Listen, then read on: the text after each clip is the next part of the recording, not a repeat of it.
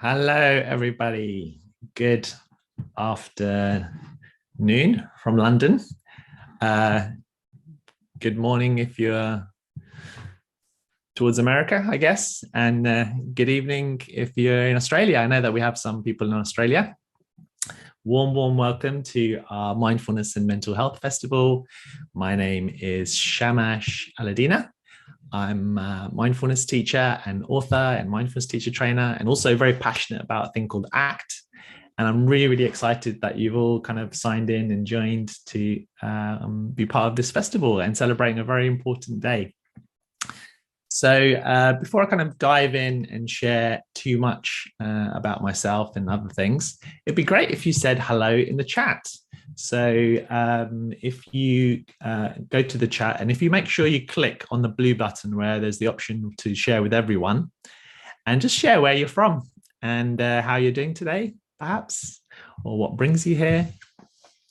I look forward to seeing some of those answers coming through.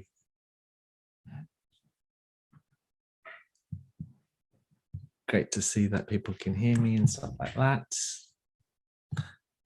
Hello from Perth, Australia. Great, Larissa. You sent me a message earlier, so I'm glad it's come through. Huddersfield, Prague. Oh, this is so fun. Manila in the Philippines. Good evening. What else do we have? Northern Ireland, Kent. Remember to share with everyone, not just with the panelists and hosts. Click on the blue button so it shares with everyone. Hi, Clayton from Malta. We have a few people from Malta who've done our training. Lisa from Nottingham. My friend Flo, who'll be speaking later, from Netherlands. Wonderful. Ziggy from London. Bordeaux, sunny Bordeaux. Ah, good for you. Barbara from Wisconsin, who will also be sharing. Christine. This is always fun. And a few people, and Singapore, Peak District. I've been there, a long time ago. In Belfast. Well, warm welcome. I'm glad to see that there's no borders when it comes to things like Zoom. As long as you've got a connection, you can join from anywhere in the world, and you're especially welcome to be here. So let me just tell you a little bit about today and what to expect. So today's World Mental Health Day, and I think it may have been initiated by the United Nations. They're certainly celebrating it and highlighting it. And since our community focuses on mindfulness, we thought it'd be quite nice if we came together and shared some ideas about mindfulness and mental health in a kind of a very relaxed and laid back kind of a way, so you can enjoy the day and enjoy how it unfolds. Now, another fun thing that we can do, let me see if I can get this working, is we've got a poll just to find out what you hope to get from the day. So let's see if we can get this working. I'm going to launch the poll now, and you can click on as many of the buttons as you wish, and let's see what answers we get. The questions are, what do you hope to get from today? And the answers include maybe some tips for your mental health, and how you can use mindfulness to manage your mental health. Maybe you want to learn from and meet some new teachers. Maybe you want to just have a mindful day and do some of the meditations that will be unfolding. I've asked for many of our mindfulness teachers to share at least a little mindful exercise so that we can get into the mindful spirit and perhaps meditate a little bit. Some of you may want to practice self-care today, so that's one of the options. You might just want to celebrate the fact that it's World Mental Health Day and help to reduce the stigma around mental health and make sure that it's something that we look after as much as or as equal to our physical well-being, and also to raise awareness about the importance of mental health.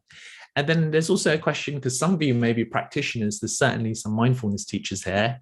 There may be counselors, psychologists, teachers, nurses, doctors, I don't know, all sorts.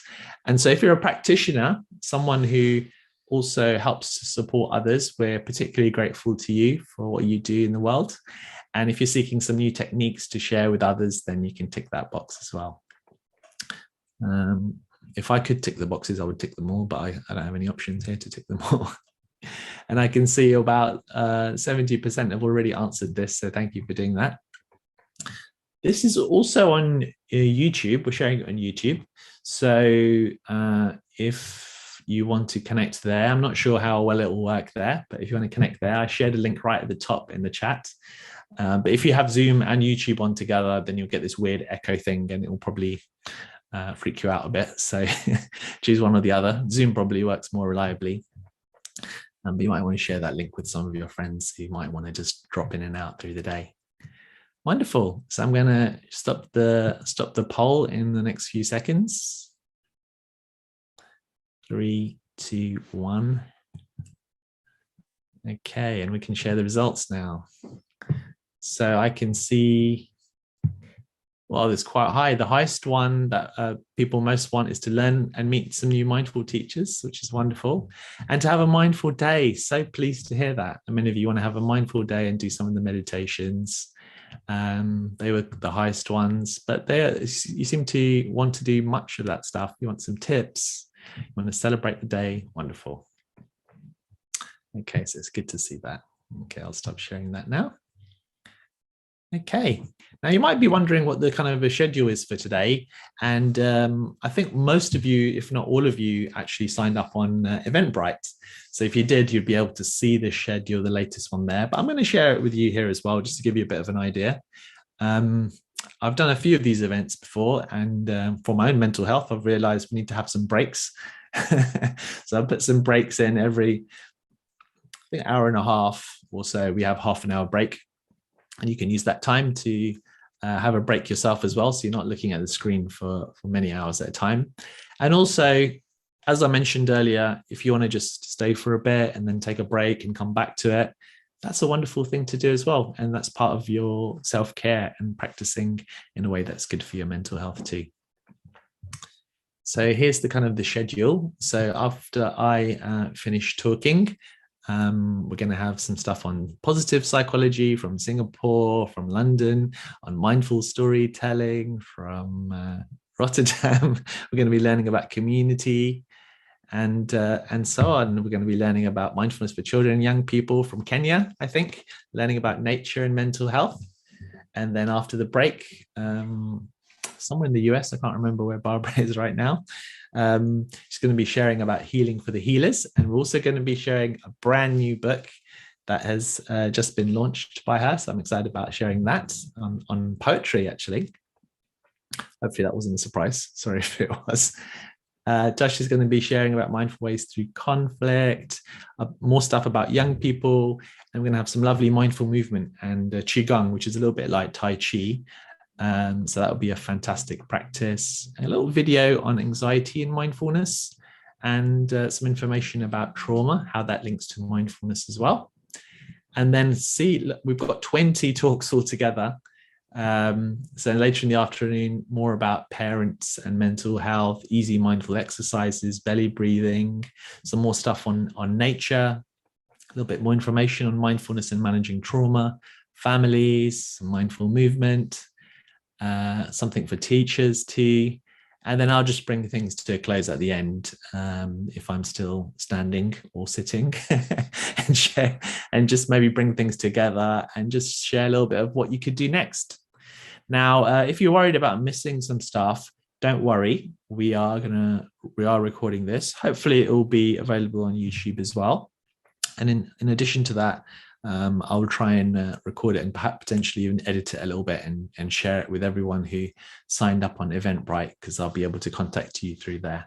So we'll do that as well. So that's the idea. Wonderful stuff. So what do I want to share? Now, before I start talking about a little bit about ACT, just for a few minutes, just think a little bit about your own, what your intention is for the day, what you hope to get from this. You know, we've done the poll, yes, but maybe even think a little bit deeper and reflect within yourself, thinking about your own physical and mental health right now. What would be the best thing for you? Would it be to, keep listening from talk to talk, or would it be to maybe go for a walk as you're listening? Because you could put this on your phone and your headphones as well. Would that be helpful? And if there's any talk where you feel, oh, this doesn't feel right, or the meditation doesn't feel right, then please look after your own well-being, prioritize that. We're not all counselors and therapists here. We're just sharing some ideas and little practices that we found helpful ourselves. And so if there's something else that you need to do that might be better for your health, then we want you to prioritize that. And I've spoken to the mindfulness teachers who've done our program, who will be sharing with you as well. So they may mention that too. But just overall, just get a sense of what's best for you. Wonderful. So I want to share a little bit about my great passion, and that is a thing called ACT. And some of you have heard about this, and I'll just try and explain it in a different way to kind of keep it interesting. But ACT, ACT is pronounced ACT. It stands for Acceptance and Commitment Therapy, but it also stands for Acceptance and Commitment Training. And the reason for that is that it's not just a therapy, because of what they've discovered through research in this thing called ACT, is that these kind of techniques and practices and approaches that I'm going to be sharing with you are the kind of things that help everyone, whether you're a young person or old, whether you're going through loads of really difficult mental health challenges, really struggling, or maybe you've just got a little bit of anxiety, or maybe you don't really have much challenge at all. You're actually doing quite well and you want to continue to flourish in your life and grow and develop. So it kind of works and is good for people across the spectrum, because the way it's been developed is that they've kind of discovered the underlying processes that create a healthy mind. And that's why I was particularly excited to share this on World Mental Health Day. Now I'm not going to share too much about it. I'm just going to give you a flavor for it because I've only got a few minutes. But one of my favorite books is by the guy who developed ACT, and it's called The Liberated Mind. Oh, you probably can't see that because of my background. The book's called The Liberated Mind. And just to give you a sense of the beautiful studies that they've done and the things that they've discovered. So he says, I've studied a small set of skills. It's actually 6 skills, which I will share with you. Over the last 35 years, my colleagues and I have studied a small set of skills that say more about how human lives will unfold than any other single set of mental and behavioral processes before known to science. This is not an exaggeration. In over 1,000 studies, I think it's approaching 3,000 studies now, we have found that these skills help determine why some people thrive after life challenges and some people don't. Why some people experience many positive emotions, joy, gratitude, compassion, curiosity, and others very few. They predict who is going to develop a mental health problem, such as anxiety, depression, trauma, substance abuse, and how severe and long-lasting the problem will be. These skills predict who will be effective at work, who will have healthy relationships, who will succeed in dieting and exercise, who will rise to the challenges of physical disease, how people will do an athletic competition, and how they will perform in many other aspects of human endeavor. These skills are called cultivating the skills of psychological flexibility. So they all come together in one. Okay, psychological flexibility.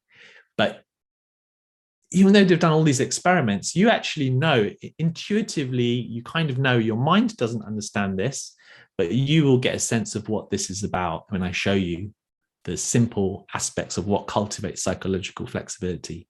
You can say it in just 3 elements, and I'll show you a slide next to show you this. It's just about doing 3 things. First of all, it's about learning to be present to what's going on, to be in the moment. That's what people normally think about mindfulness, but be present with a sense of being aware of the fact that you're there and you're watching. So it's not like, you're watching a TV program and you're very present and it's just caught your attention, or playing a computer game. You're consciously and flexibly present, and it's a skill you can cultivate. The second one, which we often make the mistake, is to open up, particularly to open up to difficulties and challenges, the difficult emotions that all us humans go through, anxiety and low mood and shame and guilt, to open up and allow them to be there. to create space within us to step back from our thoughts rather than forcing positive thinking, to make space for the whole range of thoughts and realize thoughts for what they are, just sounds and images that are in our head. And the fact that we that are an observer of that, this is what Eckhart Tolle even wrote a lot about. And many spiritual traditions, we're the observer of these experiences. We don't have to be them. And in addition to that, to do things that are meaningful for us, to do what matters. So to find out what is it that's meaningful. What is it to do things creatively or kindly or curiously or compassionately, which are some of my kind of values, what yours are, and to take that action, even if those difficult feelings and thoughts come up. So that's a little summary of ACT. I'm not going to say much more than that. I could show you kind of in the triangle diagram for that same thing too. But this is one of the things that I kind of run courses and I have free videos and all this kind of stuff about. So do check it out, acceptance and commitment training, if you want to know more. Okay, I'm going to stop there because I want to make space for our next speaker. And let me see if I can get them up. So this is going to be the interesting part for me. Bring each speaker up.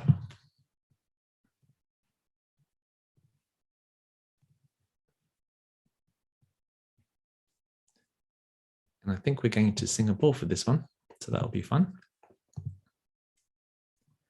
Kathirasan. I'm not sure if I've pronounced that right, actually. Panelists. There we go. Wonderful. How are you doing? You need to. I'm good, Shamash. Wonderful. How are you doing? And you're in Singapore, right? Yes, I am. Wonderful, wonderful. So if you could just briefly introduce yourself, and yeah, we look forward to learning from you. Right. So as you know, my name is Kathirasan. K is easier to call me as just KK or Kadir. And I'm very happy to be here. And I'm the founder of the Center for Mindfulness, Singapore.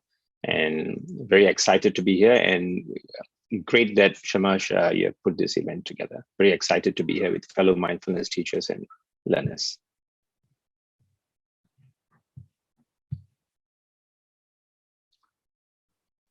All right. Shamash, can I go ahead and present? Yes, please do. Yeah. Okay, great. I'm going to share my slides as well so that it's a little more focused. All right, great. So I'm going to talk to you about this topic, which is basically mindfulness and positive psychology.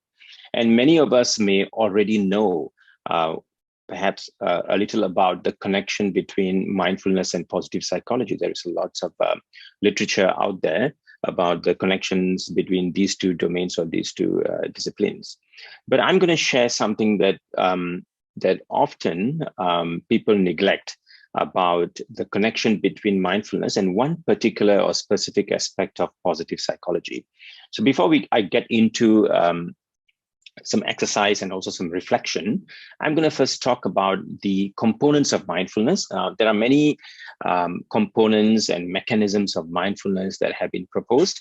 At our center, we use this model, another triangle, quite similar with what Shamash has shared earlier about ACT, but there's another triangle that we use to uncover and also unfold what mindfulness can be, possibly among the many other components. So the first component of mindfulness, or the triangle in the triangle of mindfulness, is the component of attention. As many of us may already know, all mindfulness practices revolve around the deployment of attention, where we bring our attention to thoughts, emotions, bodily sensations, etc., or even behaviors. Now, the second component, which is a very important one in mindfulness, is the component of acceptance. And here, after we bring attention to thoughts, emotions, bodily sensations, or behaviors, we then cultivate acceptance with regard to what's happening in the present moment. So attention and acceptance are built into the scripts of mindfulness, as you may already know, or some of you may probably see this right now. So you can see through the instructions, we bring attention, and then we bring attention to whatever that's happening in the present moment. Now, with this practice of attention and acceptance, now a third component emerges, which is awareness. Now, by saying that awareness emerges could be a little too far-fetched, because in fact, awareness is always there with us all the time. It is always available to a practitioner or every one of us. However, what we see from research evidence as well as experience is that slowly with the practice of mindfulness, awareness gets enhanced. So we see that there's an improved self-awareness as well as awareness of in situations, sometimes called even situational awareness. Now, so with these three A's, as you can see, as you would have noticed by now, so the components of mindfulness in this model would mean that mindfulness is primarily about attention, acceptance, and awareness. Now, when these three come together, and over time, when a person sustains mindfulness practices, there are specific outcomes that we see. And as we know, the first generation mindfulness programs such as MBSR, MBCT, and then more second generational programs out there. Now, all of them aim to contribute, or rather create, these outcomes that you're going to see right in the center. So you can see that the outcomes of mindfulness actually allow us to discover. I'm very conscious here, I'm using the word discover because it's always available within us, right? The wisdom, and also it enhances self-understanding, which would mean that we now get, we better appreciate the nature of ourselves. And lastly, it leads to psychological freedom, which is sometimes also popularly termed as stress reduction, or reducing depression relapse, maybe even enhancing happiness. So from this perspective now, if we could bring these three A's and the outcomes into the domain of positive psychology, which is primarily about happiness and well-being. So what we see from research evidence, and also the work that we've done at our center here in Singapore, Malaysia, and India, and quite a bit of work, we see something very interesting. Now, when we bring specific didactic exercises or didactic segments into mindfulness programs, there is a great potential for people to discover happiness. People report being happier when people enhance their awareness levels. Now, somehow, the mindfulness leads them to discover more about themselves and their nature.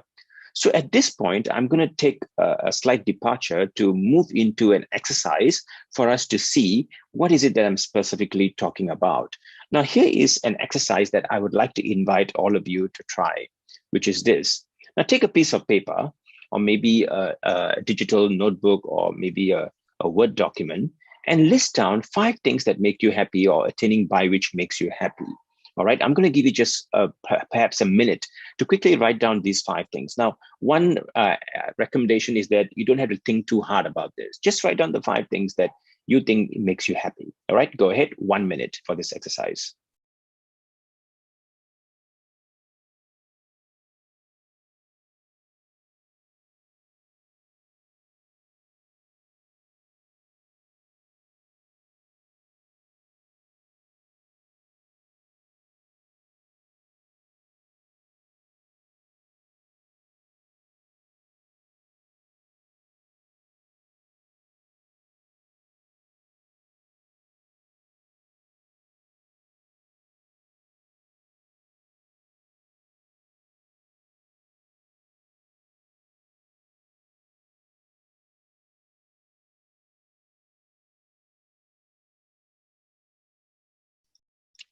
You've got 15 seconds left, 15 seconds left.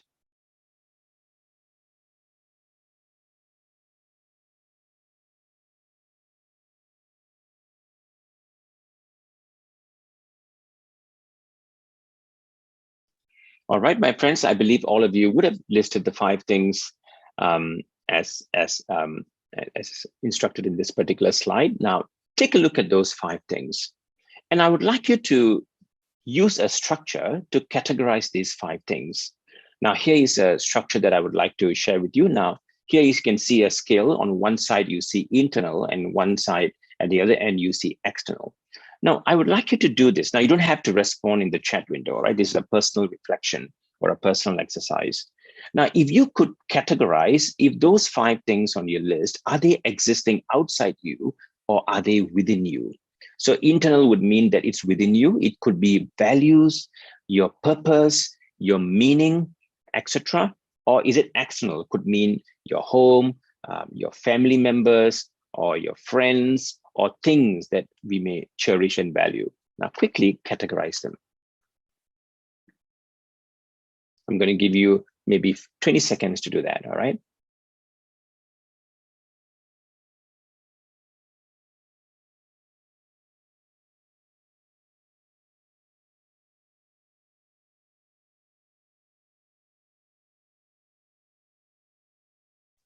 All right, so I believe you'd have done that. Now, this would reveal something very interesting about what we say. We talk quite a bit in the mindfulness program that we offer here, which is the 2 types of happiness.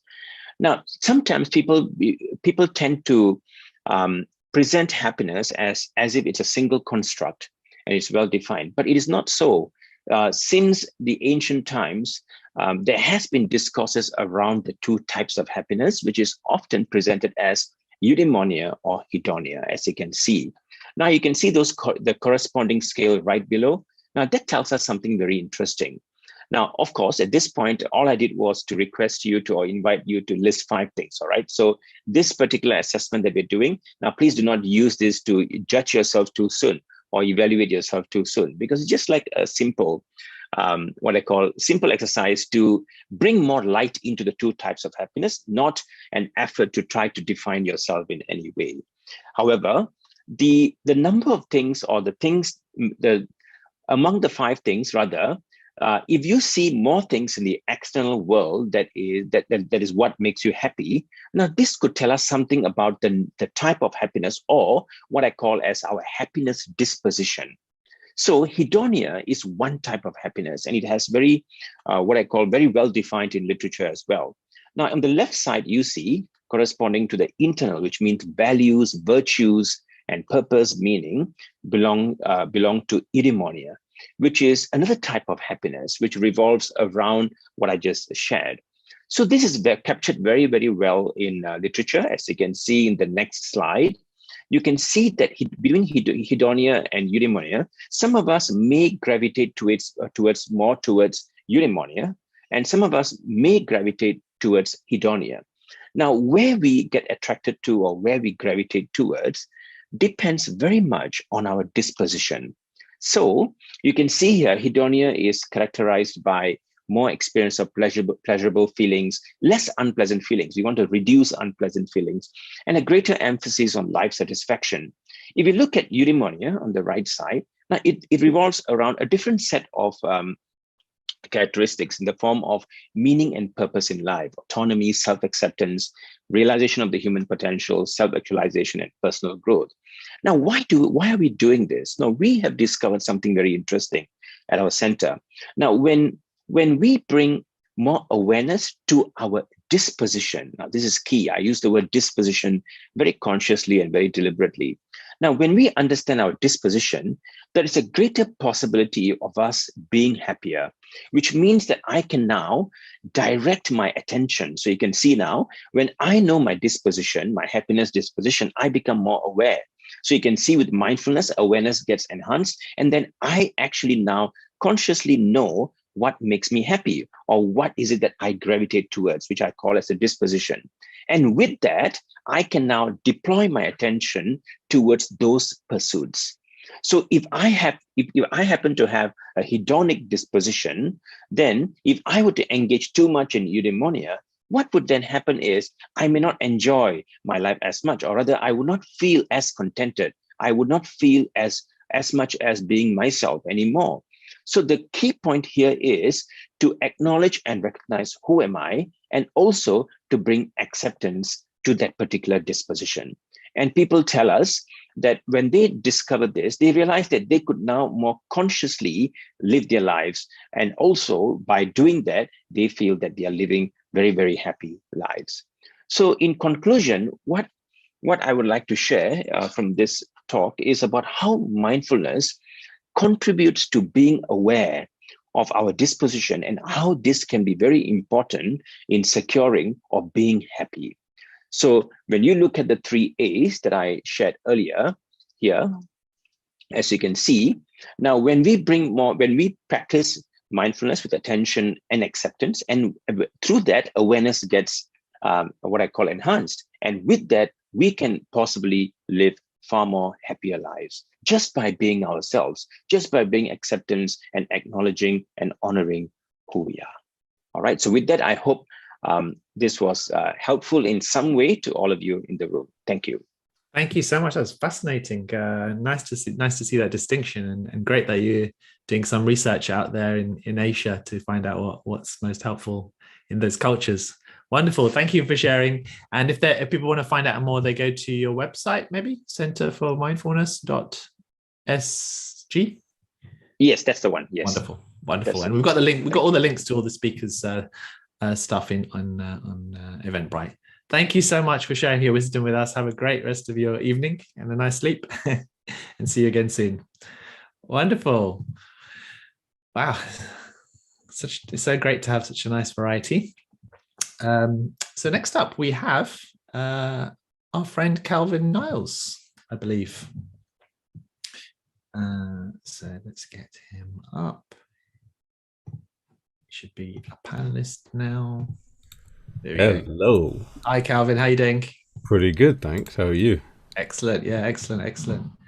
So Calvin's been, you did the Teach Mindfulness program quite a long time ago, didn't you? About 7 years ago.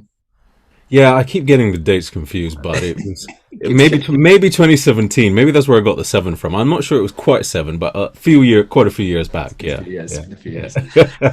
So Calvin's been helping out our community a lot, and he's been running trainings on mindful storytelling, and I've been doing some work with him as well. So yeah, pass it over to you, Calvin. Thank you so much. Thanks, Shamash. Yeah, it's great to be talking about my favorite subject, which is mindful storytelling. I'd like to talk today about, of course, mindful storytelling and how that can help us with our mental health, our mental well-being, our overall well-being. But I just wanted to actually start by saying, that mindful storytelling is a fusion, if you like, between something very common in the storytelling world that you may have heard called the hero's journey, and how we can bring mindfulness and acceptance to our journey of our lives. So the awareness that we get from the mindfulness and the sort of model of storytelling or template of the hero's journey that is commonly used in storytelling helps us to see where we are, where we might be stuck, how we can become unstuck, and how we can use some of these principles of mindfulness and acceptance to overcome these different phases. So I'm going to talk a little bit about what the hero's journey is, and really I really want to explain that there is a hero inside of all of us. So that's what's mindful storytelling. But I want to talk a little bit about Everest, Mount Everest. What is Mount Everest teaching us about the journey of the hero? Well, I was looking at, I can't remember how many years ago it was, but I remember reading, it was a fascinating biography by someone called Bear Grylls, and you might know him. And he was a soldier, a special services soldier who then became popular on TV for his survival programs. And someone gave me his book and said, you need to read this book. So I read his book, at first reluctantly, because it wasn't really my thing. And he talked about his journey climbing Everest. And, one of the things I've learned is that, thousands of people attempt to climb Everest. Thousands and thousands. Maybe something like 800 to 1,000 people per year. But of course, nobody really actually got to the peak of Everest until Edmund Hillary and his Sherpa guide who scaled it in the 50s. I think it was 1952 or 3. But only 4,000 people have actually scaled Everest since then. And one of the questions I've always asked is, well, why? And what's the big differentiator between the people who are able to successfully get to the top of Everest and the people who aren't, right? So let's look at Everest as this mountain of our lives and this big sort of challenge that we want to overcome. One of the things that Bear Grylls said in his book is that the difference between those who succeed and those who don't is the ones who do move from base camp to base camp. They move from base camp, from their setting off point straight to base camp 1. Then that's all they focus on. So despite the fact that there's this big, huge mountain, the biggest mountain in the world that is sitting before them, they only break their journey down into tiny chunks. And why does that really matter on the hero's journey? Is because in our lives, if we see the mountain as this big journey that we're going on, we have a tendency to look at the entire mountain in its totality, and sometimes actually that becomes a big psychological too big of a psychological challenge, too big of, trying to eat an elephant all at one go.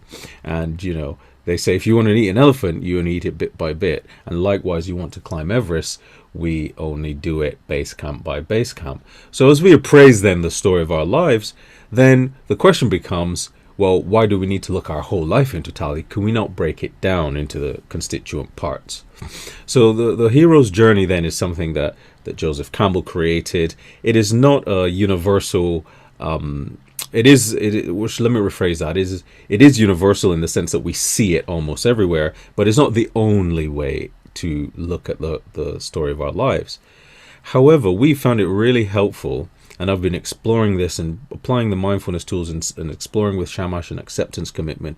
How can we break the journey of our lives down and bring those qualities to the challenges that we face? So in the hero's journey, the most recent model, most well-known model, has 12 stages. And in those 12 stages, there are 3 broader phases. One is the departure, the next one is the initiation, and the next one is the return. So in the departure phase, where are you in your life right now? And then what is it that's calling you to take a journey? What is it that creates that spark to get you going? And I would invite you to maybe consider that, wherever you are now, there may be something you need to do. There may be an invitation to take an activity or to address a challenge in your life. And then that is what we call the call to adventure. And in that beginning phase, we start to face the challenge. We start to look at this mountain and go, well, do I really want to climb this mountain? And how do I go about doing that? Do I need help? When do I actually take the first step? When do I actually cross this threshold into this journey of the mountain? And then once you decide to cross that threshold to make your journey up Everest, then you're moving into a big trial phase, which we call initiation. In that phase, you've got your help. And in Hillary's case, it was the Sherpa. Of course, he would have had his resources. His resources would have helped him to keep warm. It would have given him his food. He'd have his emergency kit and first aid and so on. And likewise, we can rely on some of the mindfulness tools that we've already heard being mentioned just before when we talk about opening up to the challenge. And we talk about looking at our values. We heard about the internal dimensions of happiness. And we can look at a lot of resources available to us to help us on that journey. But invariably, a challenge will arise when we're taking this journey. And this brings me to the second point, which is that the journey is continuous. It is a continuous journey. When we get to the top of Everest, the journey doesn't end there. There becomes, I guess, an opening of other journeys that we pursue in our lives. And so the journey then becomes more of a cyclical, continuous journey through departure after we've left our ordinary world and decided to take on this challenge, through the challenge of actually climbing it, getting our resources together, dealing with the challenges that come, figuring out what our values might be and appraising and opening ourselves to those challenges. And then, of course, when we're on that part of the initiation, we discover something inside of us. Which actually reminds me of a very, very quick story of an example of a very quick hero's journey, which is I was 11 before I had probably one of my first big challenges that I can remember. And my best friend from school, his parents were going through some really tumultuous times. They were having a divorce, and he basically ended his life very sadly. But an 11-year-old boy, how does an 11-year-old boy cope or even understand such, I guess, challenges? And it didn't take much longer after that. I think it was actually the same summer. My mother sat me down and she says, "Look, son, I need to talk to you about something." And she said, "I'll be leaving and moving away from the home." And I remember sitting there thinking, what has happened to my life? Things couldn't get any worse. But actually, what I've actually began to learn is that I look back over the journeys of my life ever since, having gone through those challenges, facing loss, seeing what it is like to feel abandoned, and to grow out of that even within a small cycle of life, there is actually another journey happening right there. So we can compare those to the fractals, which we see in nature, which is this infinite recurring pattern that happens in our lives, and we see it in snowflakes. And if you zoom in close enough, the snowflake looks like another snowflake growing on the edge of it, and you just keep zooming in, and we realize that even for a given area, the object of observation is growing infinitely at a smaller infinitesimal scale. So we know that this hero's journey takes us through, like Russian dolls, microscopic layers of going from departure, initiation, return. Waking up in the morning is a new hero's journey. 5 minutes of your day is a new hero's journey. Showing up for this talk is a hero's journey. Coming from wherever I was beforehand, which was right here, and then moving into the talk I'm about to give, the invitation, and then actually delivering the whole journey of the challenge, and then the summary, of course, is when I return. And in the hero's journey, the third phase is when we return. So what happens in the return journey? Things we have to consider. We have to consider our values again. We have to consider discovering a higher version of ourselves that the challenge has allowed us to face as we've come across to the top of Everest and now about to descend. But the journey isn't over, and it is still cold, and it is still biting, and there are still crevices that we may fall in, and there may still be other threats that the mountain poses, that we still have to dig deep and rely on the resilience that resides in us. So finally then, find your treasure within. And this is the whole point about the hero's journey, is that we move from victim to hero. We discover that there's something greater inside of us. And I think that, of course, the mindful elements and the stuff that we've started to hear so far gives us a way to explore that. So I'd just like to do a quick 2-minute exercise with you. It's actually a very short meditation, which is an invitation to find that internal power that resides in all of us, that we can take with us on our hero's journey when the challenges arise, when we have to face those dark nights of the soul, so to speak, and how we can find that actually there is a power inside of us greater than we have ever known, if we really know how to find it, and gives us the resolve to go through the challenges that we face. So for the next minute, I'd like to invite you to just get comfortable wherever you're doing, noticing your posture. And I'd like to invite you to close your eyes, gently bringing your attention to whatever you can hear. Any sounds.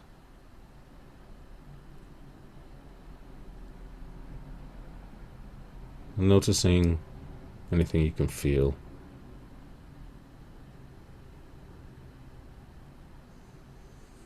your body in contact with the surface, temperature of the room, maybe your own heart beating.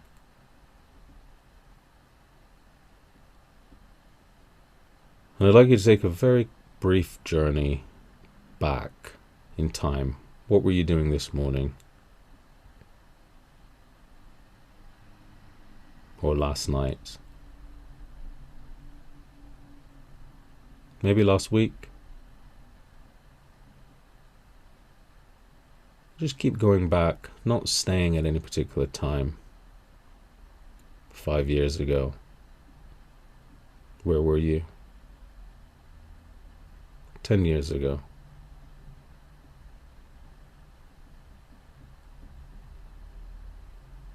All the way back to you were a child in school, going back until you were a toddler, learning how to walk, crawling, all the way till you become a newborn baby. What was it like to be in your mother's womb? That warm and cozy, comfortable place. What was it like to be the spark that created you?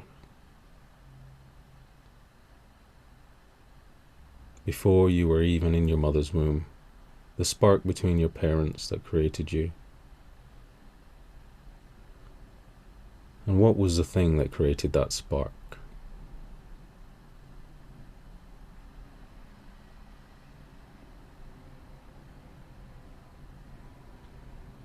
In these last few seconds, I'd like you to just connect with that feeling, whatever it is that's present, noticing the power that is around you.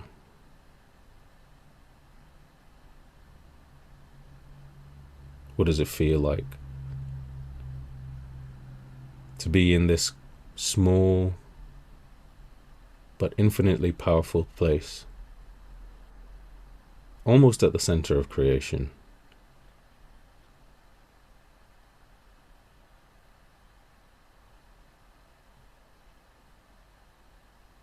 Filling yourselves up with strength, resilience, determination, and all those qualities that you know you need to be the hero of your journey.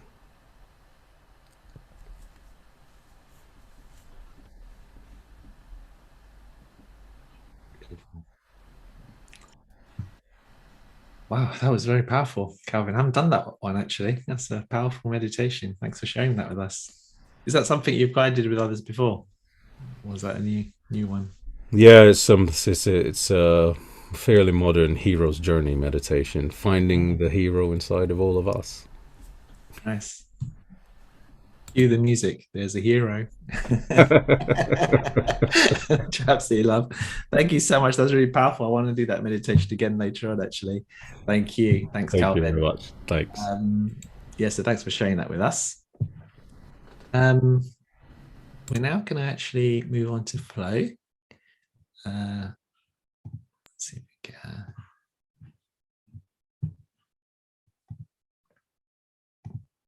Let's do a little practice as well. Okay, let's see if we can get this. There we go. So good to see you, Flo. How are you? You too. Lovely to see you, Shamash. Yeah, I'm well, thanks. I'm really enjoying the day so far. Oh, wonderful, wonderful. And you're in Rotterdam, yeah? I am, yeah. I'm joining from my house in Rotterdam. Yeah, and you'll be talking about community, and you do loads of community work actually. So this is perfect. Yeah, and I'm really excited to just share with you guys and connect and be part of this day. So thank you. Wonderful. Yeah, so over to you. Yeah, cheers, Clay. Thank you. So hi everyone. Lovely to be here, like I say. What a beautiful practice from Calvin, and what wonderful talk so far. I would really like, my talk is going to be around like Shamash said, community. So the title of my talk is Mindfulness and Community in Challenging Times. So I really want to emphasize that I see this as a community, you know, even though of course we're kind of separated by screens. This is such a beautiful way to come together, to connect with each other. I know that lots of those that have done the Teach Mindfulness program with Shamash has such a kind of warm and supportive community of teachers that want to help each other out. So I love to be a part of it. And yeah, I thought to emphasize that kind of connection between us. Before I share any more of my talk or presentation, I'd like to ask you guys, how often, well, if community is a part of your mindfulness practice, so do you practice often in community? Is that something that you see as part of your practice? Just an open question for the chat box, really, just to kind of get you thinking about the topic that we're going to explore. And whilst you're reflecting and sharing, I'm just going to share, I guess, what mindfulness in community means for me is having that sense of deeper connection. It really gives me like a strength in practice, and really, yeah, really, I think a community can look so many different ways. So it can be just like one other person that you sit with, or it can be a big group, or it can be people that you regularly check in with, or only now and again. So yeah, I really think of community as a broad brush term. And I see some people are saying, so Christine says, yes, she practices daily in community, wonderful. Caroline says, not enough under the present climate. Indeed, Caroline. And of course, I think online isn't the same as in person, but it is a wonderful gift that we have, that it's possible to practice online. Most days not enough, Judith says, and yes, regularly. Miss practicing in person with others, says Helen. Yeah, so thank you so much for sharing some of your experiences, and please do feel free to continue sharing with each other in the chat. I'm just going to share my screen so I can share my presentation with you. So what we're going to do together in this short time that we have as part of this bigger day is just get to know each other a bit. So that's what I was hoping to hear some of your guys' experiences and reflections, and also just explore community in a little bit more detail. So what does that mean in relation to mindfulness? I'm going to share a bit of a personal story from my own experiences with this, and then we're going to do a short practice together at the end. So briefly, to introduce myself, I work at the Network of Wellbeing, which is a small charity based in the UK. I do communications and events. It's a lovely team, and we focus on how kind of personal well-being really relates to how we connect in community, how we connect in wider society, how we connect with the natural world. So if that's of interest to you, definitely recommend checking out Network of Wellbeing. Me personally, I have trained to teach mindfulness, and that's a really big part of my life. I often kind of go to and support retreats. I actually know Shamash for many years, and this is a picture of us. We made a trip together in Bhutan, which was also a really lovely, technical issues, a really lovely community experience. And I'm also a parent to a small daughter, my daughter Lily, and I live together with her and my partner in the Netherlands. So that's just a bit to get to know me. And now I want to share, of course, like has been said about this day, it's World Mental Health Day. It's so important to acknowledge that we all have mental health. It's been so amazing to see the progression of the discussion around mental health over recent years, that to some extent, the stigma around mental health is being challenged and broken down. There's still a long way to go, but I do think it's amazing to see the work of organisations like the Mental Health Foundation really making clear that we all have mental health, and that it's so important to be kind to each other, to accept and support each other, because you don't know, what other people are going through, and it's not always clear, of course, on the surface of things. So I think it's really important to come together around this day. I would say that often in relation to mental health, we get the message of self-care a lot, and I do think self-care is important, but I also think that a vital aspect of our own taking care of our own personal well-being is about connection to others. there's lots of research that shows, you know, human relationships are key to how well we feel. And so I think that this is such a vital aspect of caring for your own mental health, to be able to connect. And like I said in the opening, communities look different to everyone. So it could be a very small communities, your family, your friends, it's things through shared interests, through mindfulness. But I really think that having that sense of deeper connection with others is so vital for our mental health. And also a part of this is making sure that you have people around that you can ask for help from, or that you can lean on, or that can look out for you. You know, that it's really important to acknowledge that we're interrelated beings, you know, and that, yeah, often, especially when we're going through challenging times, we just can't do everything on our own, and that's nothing to be ashamed of. In fact, that's a very, very human quality. So I just want to share very briefly how this kind of really came home for me after I had my daughter Lily, because I really struggled after I first had her with postnatal depression, and I had quite I felt isolated, and I felt ashamed, and I felt scared because I hadn't had that kind of experience in my life before.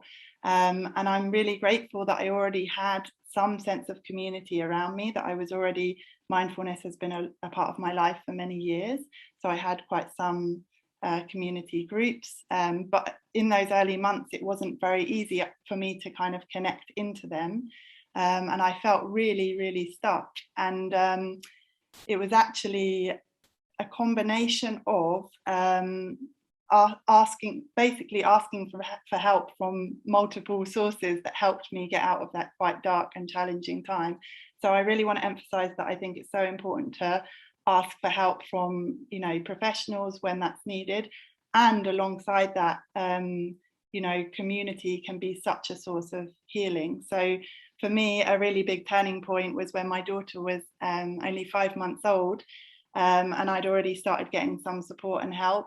And I managed to take her away with me on a mindfulness retreat. And it was so incredible that I had like friends around that were helping out with her, but also that were there to listen to the challenges that I'd experienced, that were there to listen with acceptance and with love, and were able to give that loving voice that I wasn't able to give to myself from the inside at the time.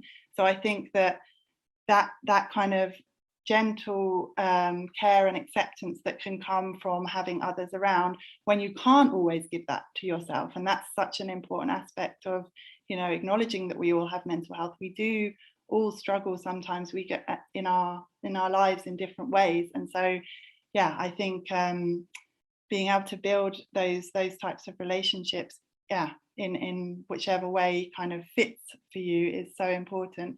And then following kind of feeling better in myself, I really had a kind of, especially when COVID hit, I had a kind of passion to support others. So I started running kind of mindfulness for mums groups, and I do that regularly still now. They're really small sessions with lovely group of women that we just connect, and we have our kids with us, and it's all chaos. But you know, that's how kind of daily mindfulness practice can be. Sometimes it can't always be in retreat or having 45 minutes in the morning to practice. Sometimes it is, you know, 2 minutes alongside like the chaos of your daily life, and that's also something to celebrate and support each other in and be okay in. So yeah, I've really learned the power of that community connection, and also how challenging it can be for different groups, like when you're a new mum, for example, and yet that how it's still so important to try and find ways to make those connections. So I'm aware of time, but I just want to pause for a very, very brief practice together. So I'll just invite you to just take a little moment to focus on how you're sitting. And if you would like to, you can briefly close your eyes or just soften your gaze.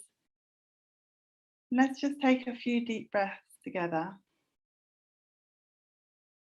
And whilst we're just taking this little mindful pause, just being aware that you are connected to the other people that are joining this event today. That you've all come here to experience mindfulness and to connect and support each other in one way or another. And just really feel the kind of beauty and the appreciation for that.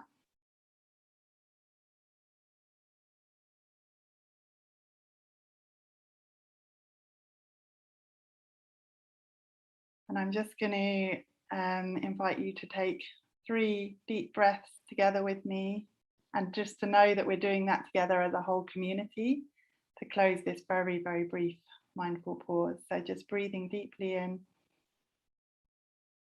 perhaps holding for a second and releasing and relaxing out, feeling your body soften a little. And again, breathing really deeply in and releasing out. And just one final time, breathing in together and releasing, relaxing out together. And then just, if your eyes have been closed, gently opening your eyes, coming back to the group. That was a very brief mindful pause, but it's in line with what I'm saying, that sometimes you don't have time for a longer practice, but doing something together, even if it's short, can have an amazingly powerful effect. So I'm just going to close by saying that some days it feels like everything's on top of you and it's all a bit too much, and other days you can feel like things are lighter. That's totally okay and normal. I guess the message I want to leave you with is connect, reach out to others, build those strong relationships in your life. It's something that really helped my mental health, something that I've done through my mindfulness practice, and something that I would deeply recommend. And you're welcome to stay in touch, but like Shamash said, those links will be in the email anyway. So I will stop there and hand back to Shamash. Great, thank you so much. I love, I forgot about the self-care and community care. I think you've shared about that in the network of well-being, and it makes a lot of sense, actually. We do hear a lot about self-care and it is important, but you care for the community can care for you as well. So, and it's a powerful support as well. So wonderful, thanks so much. And I've forgotten about the work you did with mums as well. So is you still doing that? Oh, so if there is any mums listening, feel free to get in touch. You're welcome to join. It's a really small informal group, but I love it. It's really brilliant. Thank you so much, Flo. Have a great day. Okay, thanks Shamash. Have a good one. Bye for now. Bye. Wonderful. Wow. Okay, so next up we have Kelly, who's going to be sharing with us, I think it's about mindfulness in parents. It kind of links in quite nicely. Children and young people, actually. Children and young people. Hi, how are you doing, Kelly? Hi, I'm great, thank you. Thanks for having me on. And Flo, that was really inspiring, that talk. It does connect quite well. I love the network of wellbeing for the community. I'd love to speak to you about that. Because we feel a bit behind here. We're kind of out in the sticks down in Somerset, and we just need to get more mindfulness, a bit more of a community feel. So that's great. Well, actually, the network of wellbeing, the headquarters actually might be in Somerset or close by. Actually, it's not far from you. So perfect. And I think it's near Totnes. Is that in Somerset? Devon. Devon. Okay, around the corner. Okay, perfect. And also to take your little one on a retreat. How amazing is that? Brilliant, isn't it? Brilliant. Right. Okay. Well, I'm really excited to share with you today. And I want you to try and recall a time in your life when you felt that someone really focused on you. They were truly present with the authentic you, and you felt heard and listened to, understood, valued and accepted. And this feels pretty good, doesn't it? Now, this may be in form of a counsel, a handmade card, a shared quote, or even a handwritten letter stamped and posted to your address, to know that someone sat there and felt the essence of you and given you that precious time by writing to you. Now, I teach mindfulness in schools and within my own private practice at home, alongside my holistic therapies.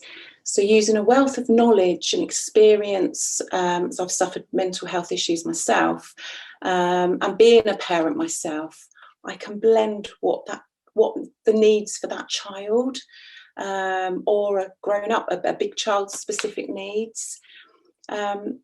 So my job is to help children and their families connect to their emotions with curiosity and empathy, but to see each child rather than the label that they may have been given due to the challenges that they're possibly facing. So, for example, children get called lazy, forgetful, they're troublemakers, can't focus, fidgets in circle time, interrupts, never listens. But think about that child. No one seems to have really focused on them to the level of that handwritten letter, that real time and feeling that essence of that child. And when children are given labels like this from school or family or friends, they believe it. They often stay in this role as they haven't been heard. No one's helped them to light up, to inspire them, and to help them view life from a completely different perspective with the foundations of what mindfulness teaches us. Mindfulness is always the anchor. And I believe mindfulness wakes up our senses, it turns on the lights to life. And along with some creativity, fun, and a sprinkle of mayhem, the children I work with, they feel valued, they feel appreciated, they feel heard, they feel respected and acknowledged.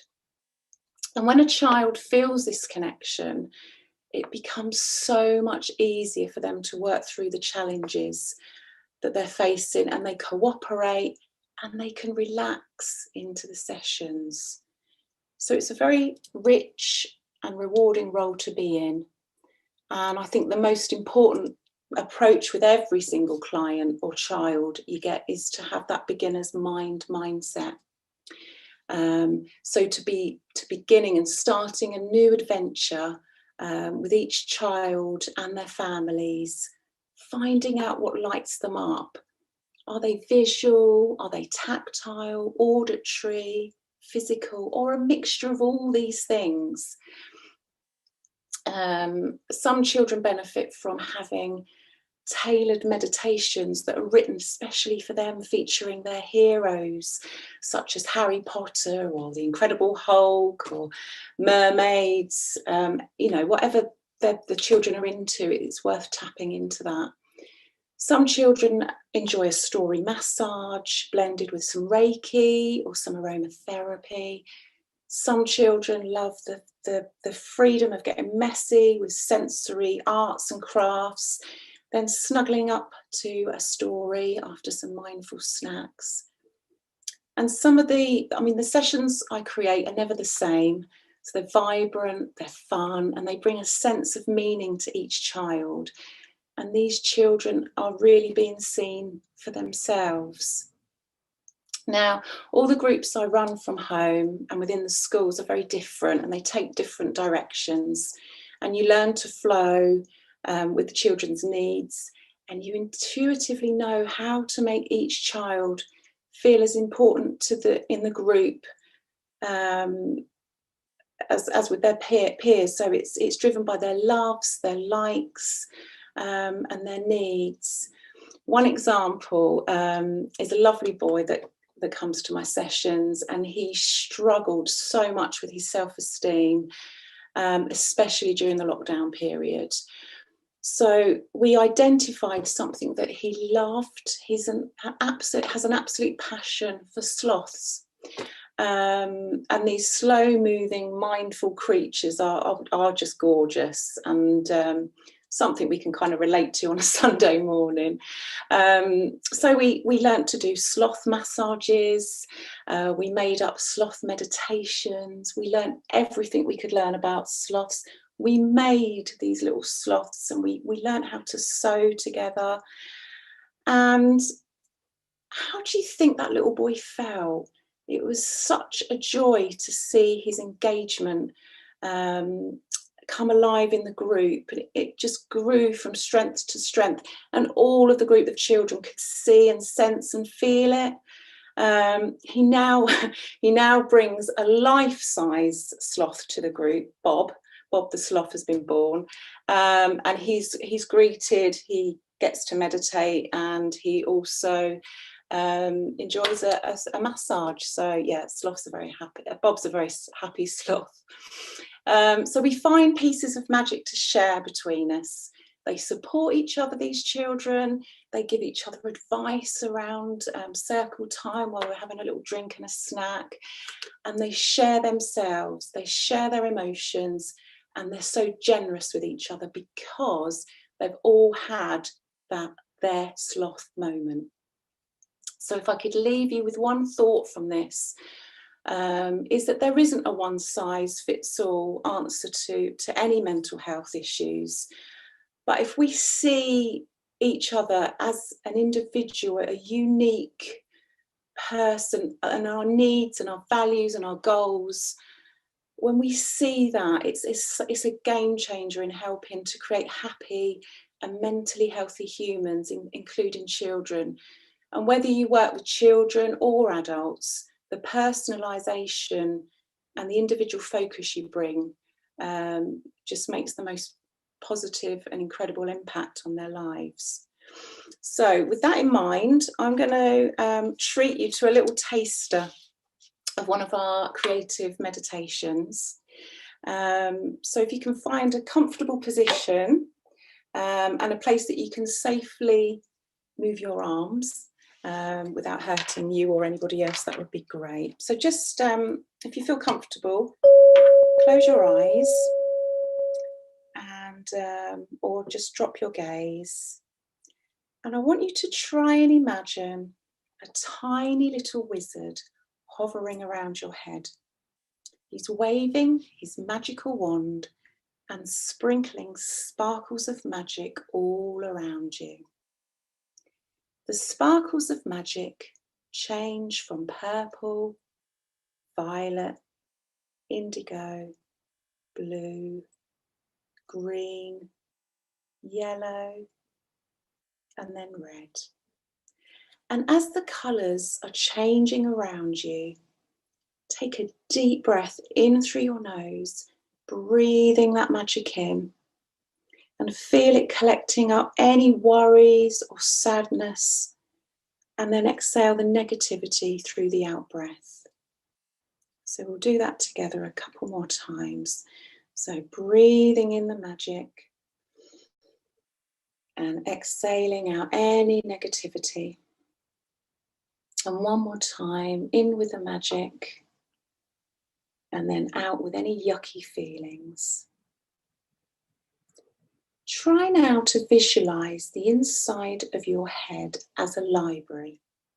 Shelves upon shelves, stacked with volumes of books, all full of memories and achievements, experiences, and all the information you've learned over the years. It's all stored here.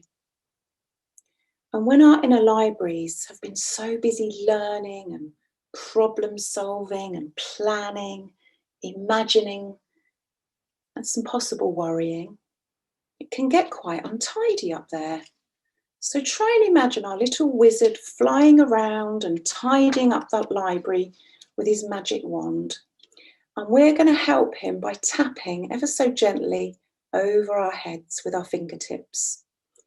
And this will help the wizard file all the notes and photos and papers into their correct books. Some are filed under past, some are filed under future.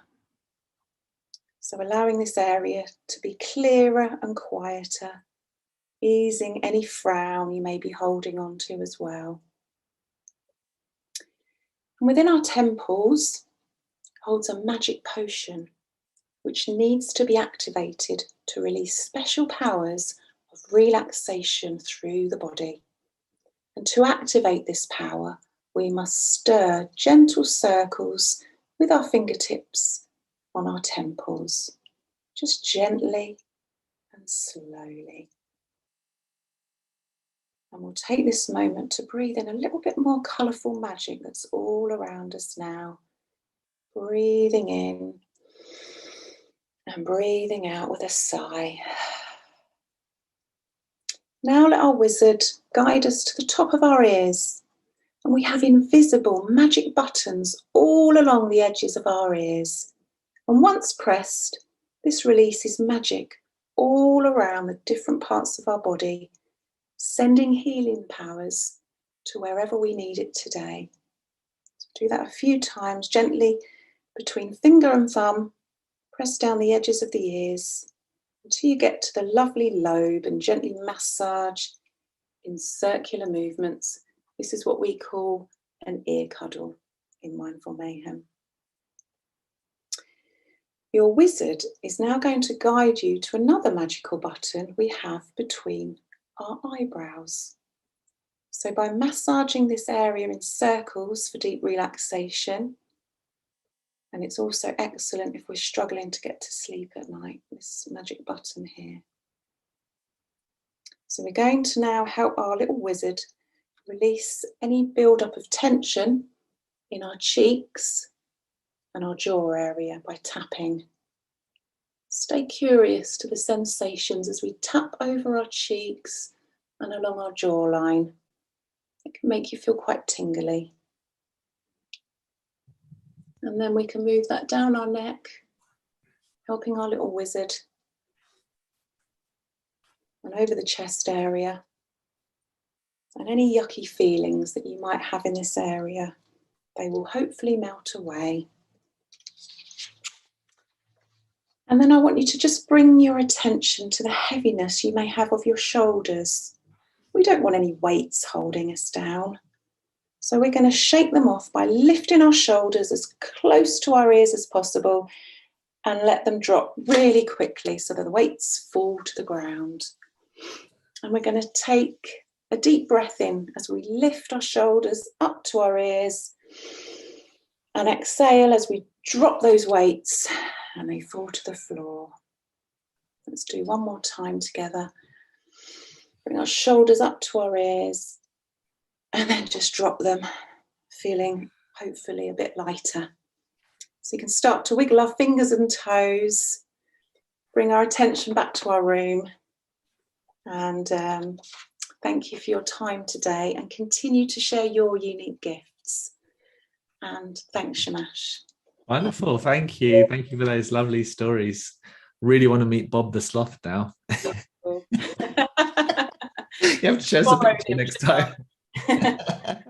Thank you so much. Really appreciated how you shared that. It was really enjoyable, and for the very creative meditations as well. It's so nice to have the variety because like you said, different things work for different people. So yeah, wonderful. Thank you, Kelly. Thank you. Wonderful. So next up we have Aleema. Let's see if I can get her up. How easy is the first on the list?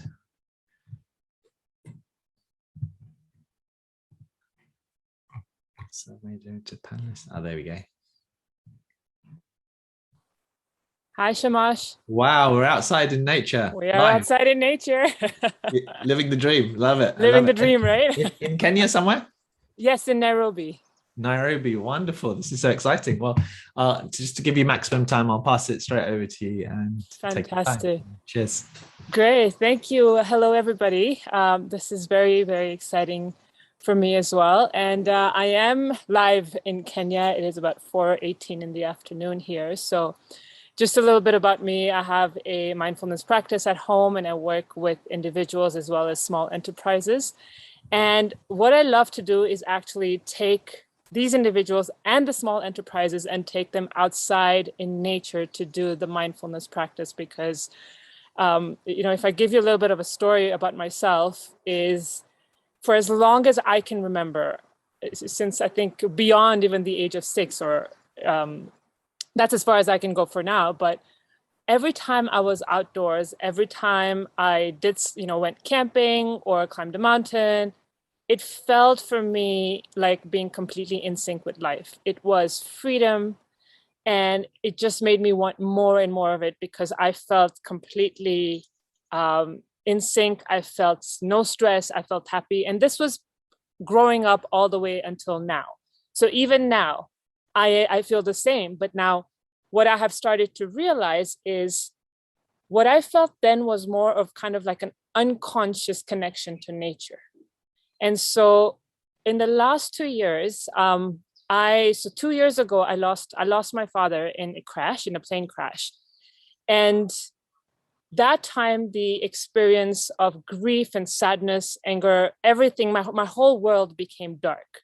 I didn't know how to handle anything. I had just had a baby girl, and my world literally shut down on me. And the only thing I can definitely say that kept me going was my baby girl. And a year later, I actually traveled to the crash site to commemorate his first year anniversary. And the crash had to be, for me, I guess it was meant, this was why it was an awakening for me. It was out in nature. It was out in the middle of a field. It was mountains. And so when I got there, I got there with a very heavy heart. I got there really ready to just break down. But when I stepped out onto the site and I looked around, everything just dropped for me. I looked around, and there were mountains just in the distance. There were trees, there were tall trees, short trees, they were swaying in the wind. There was even a little bit of a crowd that had gathered, but even they were just kind of there, part of the scenery. They fitted in right in the scenery. And the more I looked around, the more I took in that moment, I even started to smell the air. I started to smell the desert. I started to taste the sand in my mouth. My senses were so heightened. It was unbelievable. And I honestly felt like that was meant, my dad was, that location was meant for me to come into the realization because of my connection to nature, so that to realize that the space that I'm continuously accessing unconsciously, I could now actually fall right into it with a conscious awareness.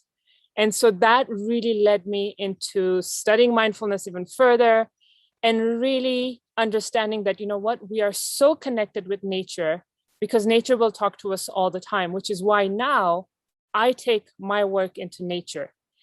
And what that experience also did for me was it gave me clarity and gave me a path to choose. It told me, do you want to live a life without your dad? Because that was my new normal, life without dad. Do you want to live a path of grief, or do you want to live a path of love? Do you want to choose pain and suffering and still remember him? Or do you want to choose a path of peace and connection and also remember him?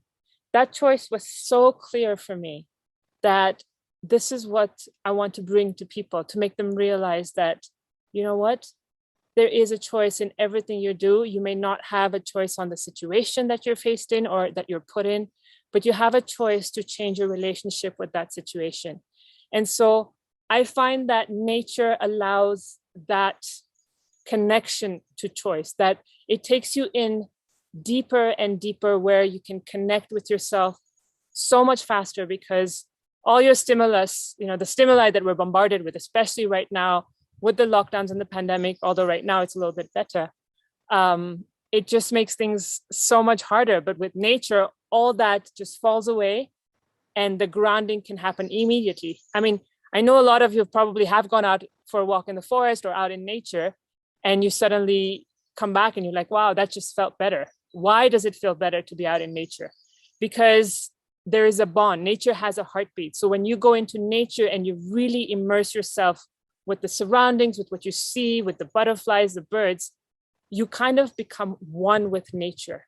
And in that union, you can hear it talk to you. Just the way I heard nature talk to me in the mountains, nature talks to you if you allow yourself to just be a part of it. So again, I'm aware of time, so I want to take you through a short guided visualization. So if you could just get comfortable wherever you are, and you can close your eyes. And take a deep breath in and release. Let's take another deep breath in. Let it go. And one more deep breath in. And exhale. Now just imagine you're standing in a forest. You can see yourself standing, or you can hear the forest, maybe even feel the forest, whatever it is that works for you. Your bare feet, and just begin to walk slowly. And start to look around you. Notice the trees around you. Notice the leaves, the shapes, the different shades of the leaves. And just continue to walk wherever it is that your feet are guiding you.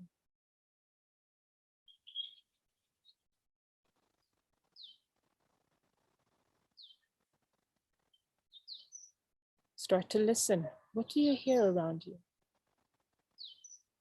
Do you hear the birds in the distance?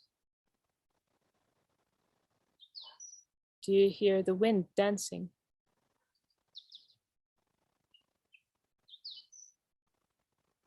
You might hear the little animals scuttering away.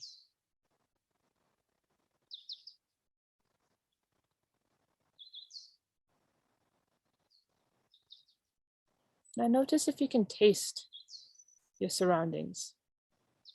What does the forest taste like?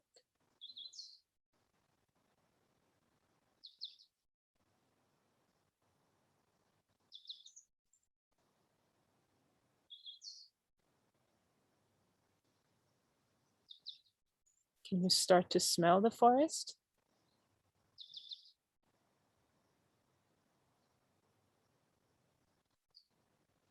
Maybe you can smell the eucalyptus or pine, whichever forest you're in.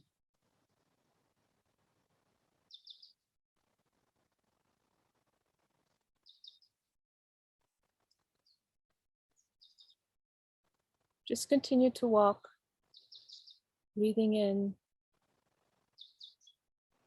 feeling the nature, feeling the forest.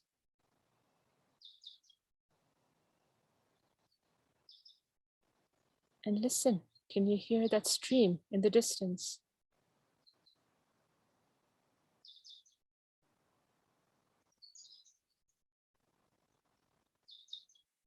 Now you see a piece of wood or a piece of log that you can sit on. So just take a moment and sit down.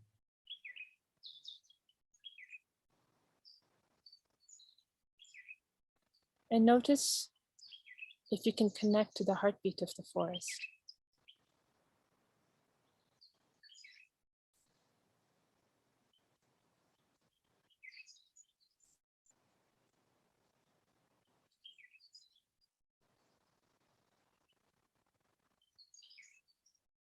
What is the forest telling you in this moment?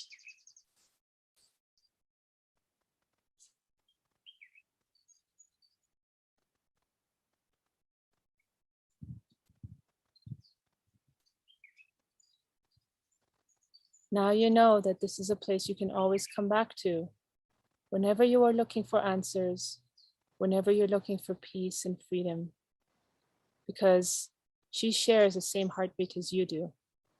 We are connected to the nature. We are connected to the forest. You can now get up and make your way back.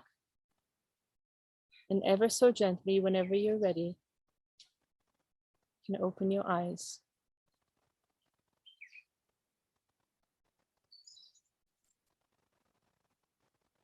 And the beauty about our minds actually is we can go into places like that, places in nature, just by closing our eyes, imagining it. And the same thing you would feel in nature, you can feel that in your mind as you access that space. So I just want to close by letting you know that for me, I know nature grounds me, and I know it grounds a lot of people. So take the time to spend it outside, especially now. We are so plugged in with technology. It is very important for us to unplug from technology and just plug into nature, because that is where the healing power is. And this is exactly why I do a lot of my mindfulness work in the forest. And in fact, the previous speaker, Kelly, you've been so inspiring, because I've just started my work with kids in the forest as well. And I loved what you're doing with children. And, it's allowed me to think outside the box further as to what I will be able to do with them. So this was me. And Shamash, thank you so much. I will hand it back to you. Thank you. I'm so glad you did it out in nature, because I could hear the birds there actually, and the weather's different here, so it's nice. And we actually, this is perfect timing as well, because we have a break, so this could be a good opportunity for people to go outside and speak to nature, as you said, connect, not just looking at it in a passive way, but maybe that's what part of what mindfulness with nature means, to actually communicate with nature. And absolutely. And maybe even hug a tree or two, who knows? Yes. But you know what? I want to let people know, if you want to go hug a tree, ask for permission. Oh, really ask for permission. Nice. Yes. Because you'll actually feel a tree hug you. And just if there's a couple of more minutes, my sure. daughter is 2.5 years old. And every time I take her out in nature, I let her know, go hug a tree. And she'll look at me and she'll be like, okay, not this one, not this one. And then she finds a tree by herself and she'll be like, Mommy, I'm ready to hug this tree. It's much more. It's incredible. More meaningful, because you're really communicating and asking, just like a real person. You don't just grab them. Exactly. Exactly. So just like that. Oh, I like that. That's a good extra tip. I like that. I didn't know that one. There you go. Brilliant. And I think we will share the link, but maybe remind us for your website. So my website is idaretoexplore.com. Brilliant. What a great name. Beautiful. So that was Aleema from Kenya. And now we're going to take a break. So enjoy your break, and we'll be back in half an hour. Great stuff. So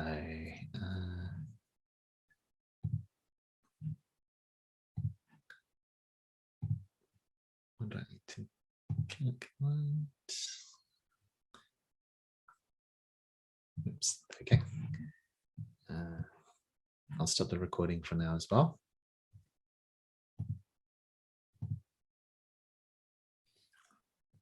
And, I'll leave a slide here or something. See you at 3 p.m. UK time, everybody. You could turn your Zoom off and come back later on if you want, or you can leave it on, whatever works for you, that's fine. See you all at 3 p.m. for lots more exciting stuff.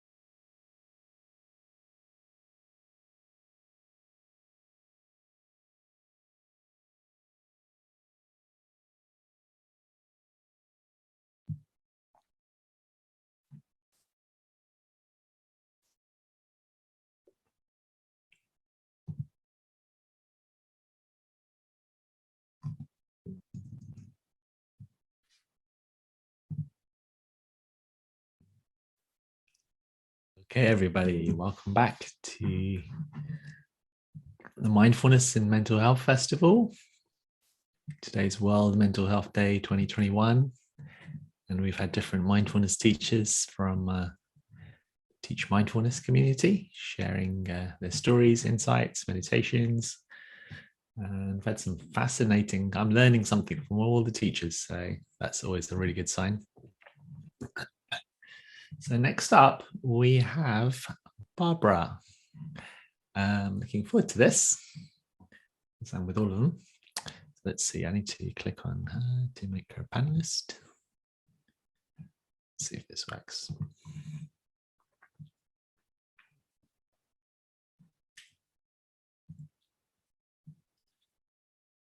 Yeah, it's working. I think you just need to unmute yourself. Oh, hi. Yeah, wow, great background. Yes, you'll find out what it's about in a few minutes. And I'm so grateful. I went out, thanks to Aleema, I went out and enjoyed some nature. Some Nice. It's so beautiful. I'm up in Wisconsin, it's a height of the color change. So it's just energizing, I feel. So good to just see those colors, actually, just to see it in your hand. Those colors are really healing. Yeah. It's just unbelievable what you can notice if you actually pay attention. Wow. So great. Well, over to you, Barbara. Thank you so much. Cheers. I've learned so much from the talks so far. And shall I proceed? Yeah, please. Yeah, over to you. Thank you so much. I'm excited to learn from you.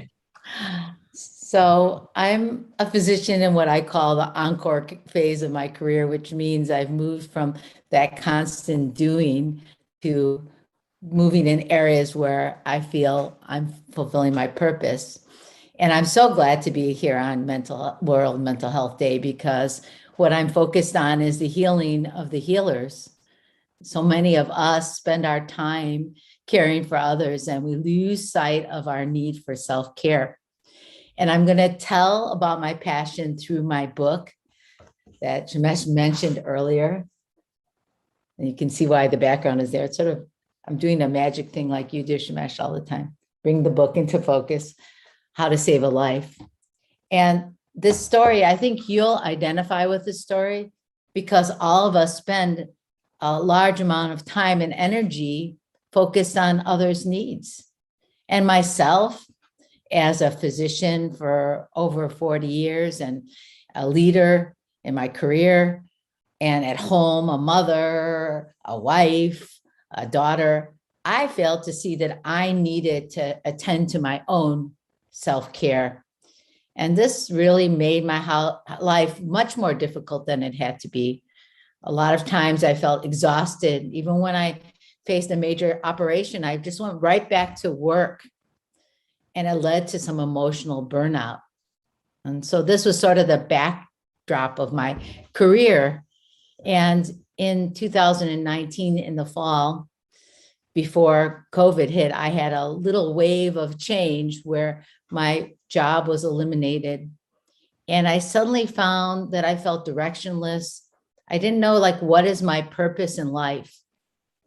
And at that time, I thought, well, let me turn back to my mindfulness practice, which I had really, honestly, only dabbled in, but I thought this might be a way to connect to myself and to the world. So I signed up for an Earth Holders retreat in Escondido, California, at Deer Park Monastery, which was founded by Thich Nhat Hanh, which I know many of you are familiar with.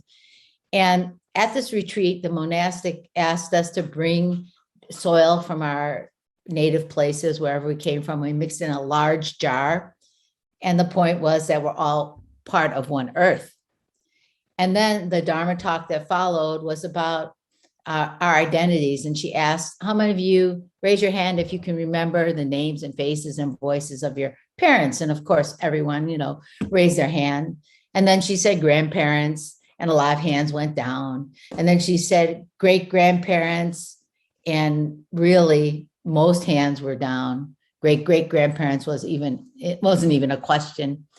And her point was that in 100 years from now, our identities, our names, our faces, our voices will really no longer exist. And all we have is the earth, which we're all part of. well, I knew this was true, but somehow I felt really unnerved by the vision of my great-grandchildren asking their parents, who is this Barbara person? And the parents looking back with a blank stare. I felt this like overwhelming urge to send a message into the future to let next generations know that even if they couldn't remember my name, didn't know my face, that I was always a part of them, inside of them, and they'd never be alone. And I wrote my first poem that's in this book. It's called To All Generations with Love, to send a message into the future that you can always find a part of the earth within yourself.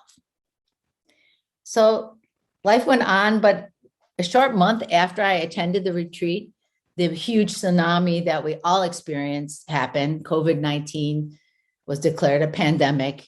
And the things that we all took for granted, like going out for a cup of coffee or tea, going to a movie, the events, the conferences, all the things that we planned, the trips, they were all no longer possible. And to add to that, I mean, just embracing our children, our grandchildren, our spouses were okay if they were in our bubble, but our friends, people that we always hugged everybody, we couldn't do that anymore. That was taboo. And to add to that, many of us, I know many of you have also experienced this, had real losses. And I had my losses. My father, who was 90, on his 90th birthday, he contracted COVID and he died alone in isolation. And my mother-in-law, who had struggled with dementia, broke her hip, got COVID, and also died.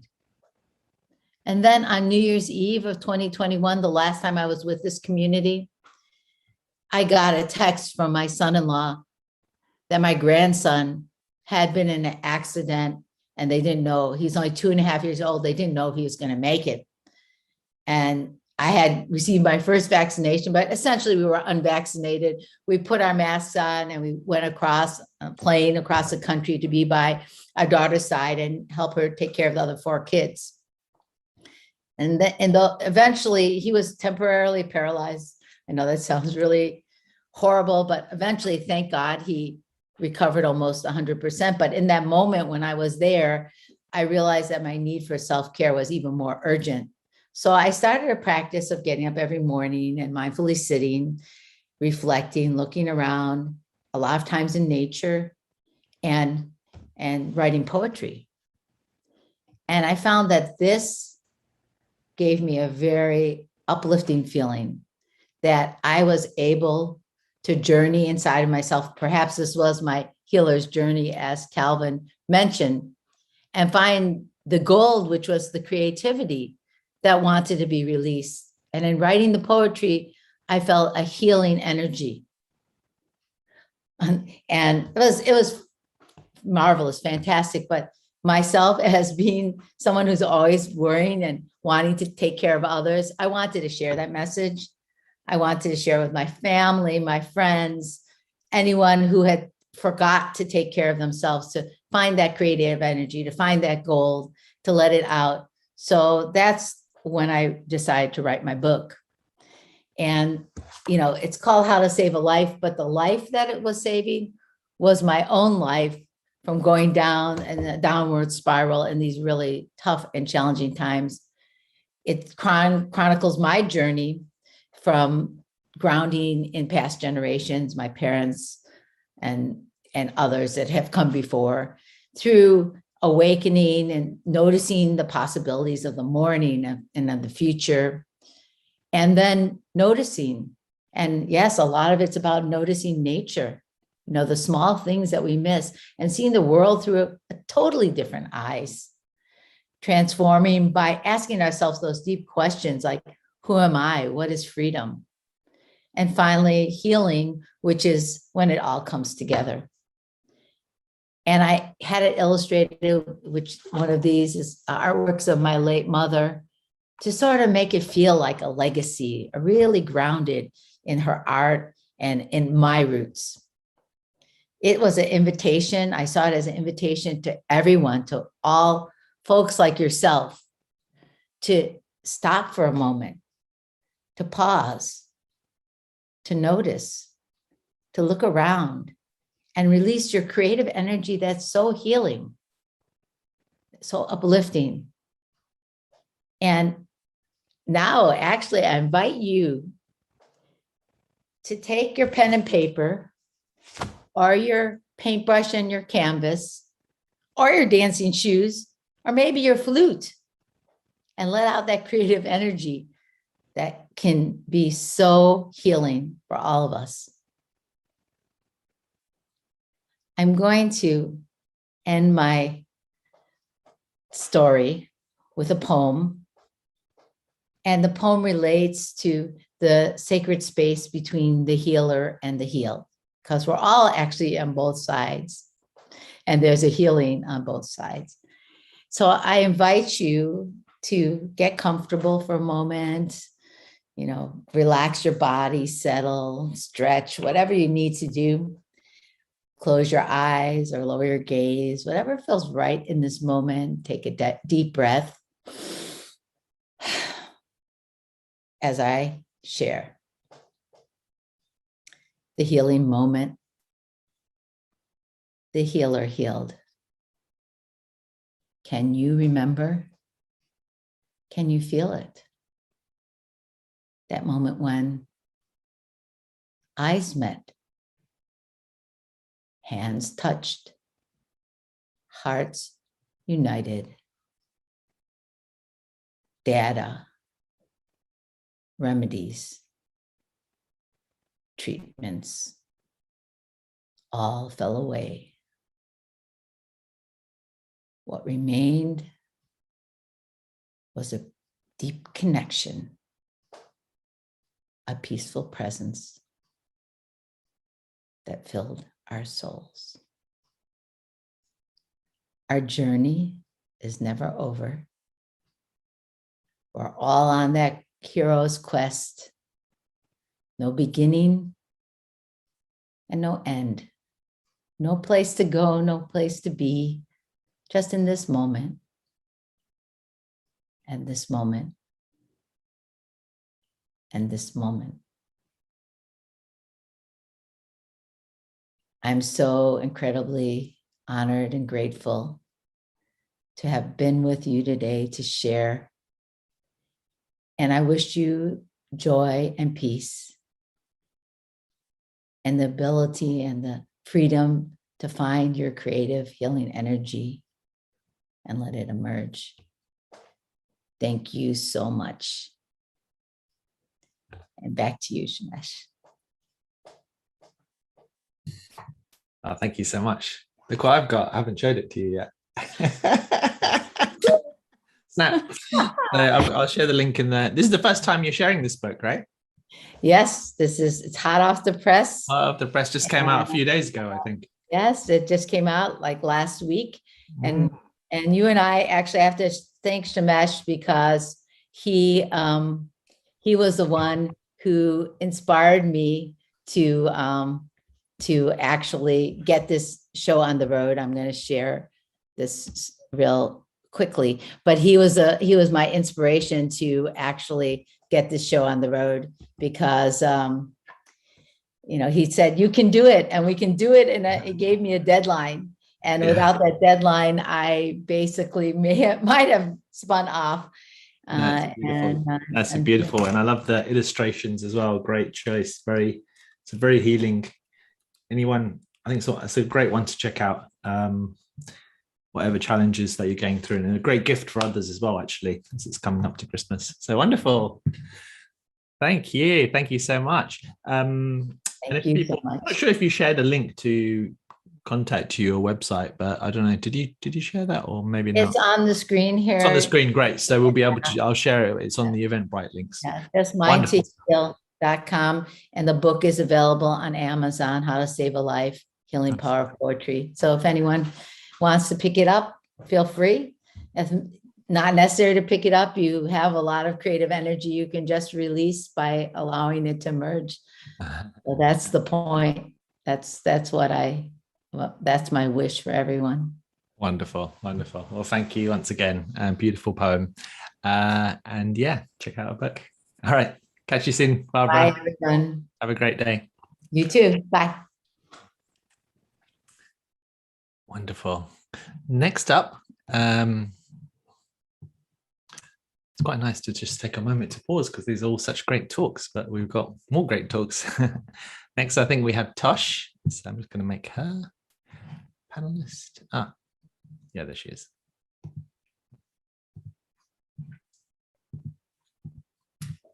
She's going to be talking about mindfulness and how to manage conflict. And it's something that she's been supporting and helping people with for quite a few years. So welcome, Tosh. Hello, how are you? Can you hear me?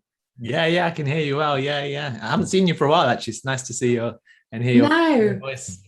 How lovely as well. I was like so excited when I got the email. So I'm just, it's, you know, as it's meant to be, and it was making me smile that I was following on from Barbara because I do a lot of healing work as well, as in energy healing work. So it was kind of making me smile when Barbara started talking. So I guess I've got the book here as well. So the chapter I wrote from Mindful Ways through conflict was in our beautiful mindfulness community book last year. And I've been blogging and podcasting for probably since about 2014, but podcasting in the last 2-3 years on a kind of divorce underneath the title Divorce Goddess. And people always go, you're the divorce goddess. And I'm like, no, everybody can be a goddess or, you know, their best self through conflict. And I kind of sort of built my business, my coaching business and healing business around the fact that we always have we always have a choice no matter what is going on. And however, you know, wherever we find ourselves and whoever is maybe being unkind to us, we're feeling is being unnecessarily unkind, is reactive rather than responsive. And you always have a choice. And just share part of my story how I came to this. My parents have been through a divorce, and 30 years later, they still don't really speak to each other at all. And I kind of made a decision. I had a sort of light bulb moment. What if I could give kindness to my divorce at every opportunity and be really present and really take ownership of how I was speaking and how I was thinking and how I was acting, and without any expectation that my ex-husband would do the same, and consciously come back to kindness. Because what I realized is that after a conversation with friends, they were saying, go after them, do this, do that, you know, and it was the whole conflict route. And I remember thinking, I remember feeling, actually, it was my body. As we all know, our bodies are our best barometer of how we're feeling. And my body just went into this sort of huge sort of rock and my stomach. And I was thinking, no, I just don't want to feel like this when we're talking about conflict or divorce or whatever people are doing in their lives. And for me, this is, you know, the whole world, I feel, is in a divorce at the moment. There just seems to be so many levels of, you know, whether it's control, anger, disappointment, grief, sadness. There are so many elements of conflict going on, and we have that choice, no matter what is happening, is to own ourselves, how we show up, how we speak, and how we act, and how we think. And one of the ways I wanted to share with everybody is that it's okay to be vulnerable. I think conflict, you know, we feel like our go-to is to be defensive, to be reactive rather than responsive. And actually, when we're talking about conflict, it's okay to be wrong as well. And I wrote something down here. It's okay to be, you know, and when we're wrong and we can accept we're wrong, it's okay to be vulnerable, to say we're wrong as well. And that for me is an incredibly healing part of the process of working through conflict, working through that emotional baggage that we hold in our bodies, that those experiences we stay with us, those conversations that stay with us. And so forgiveness is a huge part as well of, you know, how I teach people to move on from conflict or to reduce conflict in their lives as well. And I wanted to say, to, you know, to being vulnerable, it's to actually say, saying you're wrong is actually, it's all about the learning. So it's seeing those conflictual situations as, you know, a learning opportunity. What can I learn from this? Can I learn I can be my biggest self? Can I learn that actually I don't know what's happening in somebody else's life for them to be angry with me, to be reactive? And to give you an example as well, I was on my bicycle the other day because I love going around on my bicycle, and I have the perfect opportunity with the fuel crisis going on. And that is this lady, and I was kind of pushing off, and this lady who had all her gear on, and I didn't have my hat or my gear on. So she may have been upset about that, but she gave me this really big grimace and sort of shook her head. And I was having quite a tough day anyway. And I remember thinking, and I just kind of smiled at her, because that's kind of what I do in conflict. I just kind of smile and laugh because that works for me. And I sort of rode away feeling that sense of, you know, oh my goodness me, what did I do? And I noticed those thoughts. So when somebody does something to you, and to turn it back, you can turn around. Sorry, notifications on my phone. And to turn it back into what happened, I don't know what she was going through that day. I don't know what had happened to trigger her, for her to be cross, for her to be maybe less than patient, or to not even want to acknowledge a fellow cyclist. You know, we're all out on the road and we're all doing our thing, and that's lovely too. And I want to finish just briefly with a meditation on kindness for yourself. And ultimately, when we're going through conflict, being kind to ourselves is the biggest gift we can give ourselves. And how can we extend kindness and be more understanding and be more generous with people through difficult and sort of, you know, conflictual times, conflictual lives, conflictual events, whatever we're talking about. So I want to invite you all to just put your feet on the floor and cross your legs if they're crossed, and just to have your hands in your lap, palms up or down. And just taking a moment to close your eyes and take a lovely deep breath, sort of breathing in through your nose and just following your breath all the way down through the back of your throat, down through your chest and into your belly, so your belly expands. So that lovely expansion and contraction. Just allowing your muscles to soften in your belly.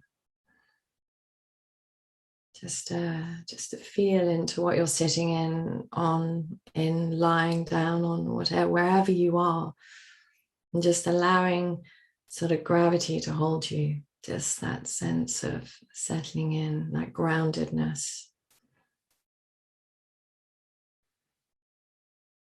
Just bringing to mind yourself. So I wanted to start with ourselves, and just imagine you have you sitting in front of you. And you might want to smile and say hello to yourself. You might want to just give yourself a big hug. And just be with looking at you. You know, what's coming up for you as you're looking at you. And if there's something that you has been you know, sort of floating around in your conscious, and you're thinking, oh, I've got to do this, or I wish I'd said that, or a situation with somebody, it might be a family member, it might be a friend, and just allow yourself to forgive yourself for the situation, for the person, and what has happened, and to maybe just feel in your body where you're feeling where you're feeling the emotions, where you're feeling the words. Just noticing that part of your body, and then perhaps just putting, if you want to invite you to put your hand on that part of your body, so it might be your belly, it might be your heart. Where's your body telling you and talking to you about conflict?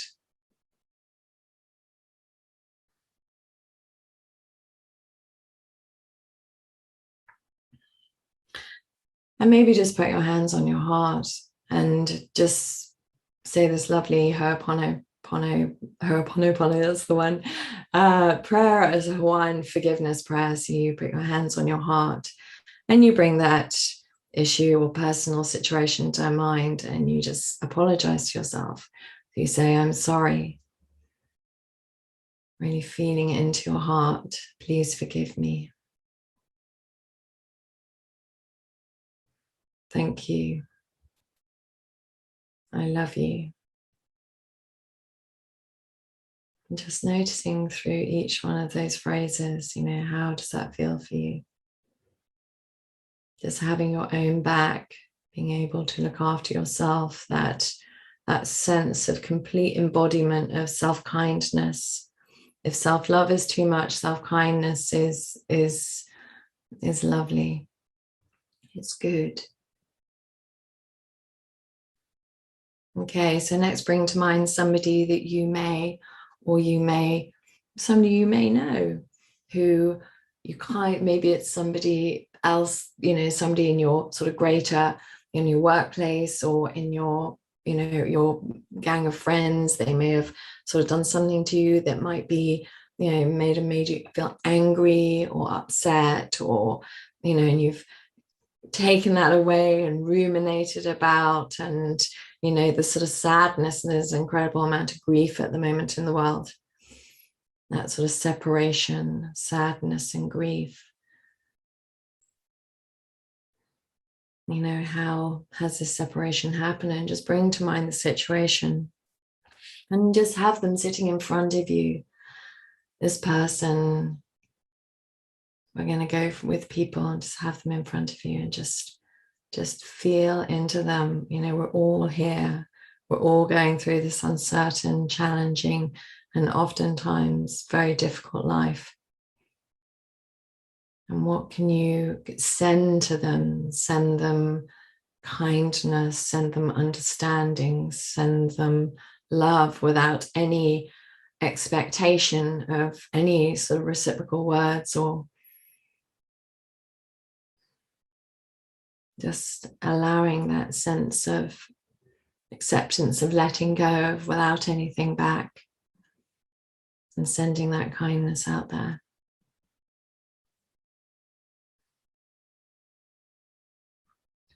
Maybe think about what you can do to mend some of the conflict, even a small bit of conflict in your life. Can you send a note? Can you send a text? Can you send something just to let somebody know, that tiny glimmer of light, that you're thinking about them and sending them love? And it lands. It may not land as we want it to, but love and kindness always lands in conflict. Okay, so coming back into the room and just opening your eyes, maybe stretching if you wish to, and setting the intention to, take something like this forward. And I think I'm probably a bit earlier. Oh, I did want to finish with something before Shamash comes back on. And I read a quote just recently.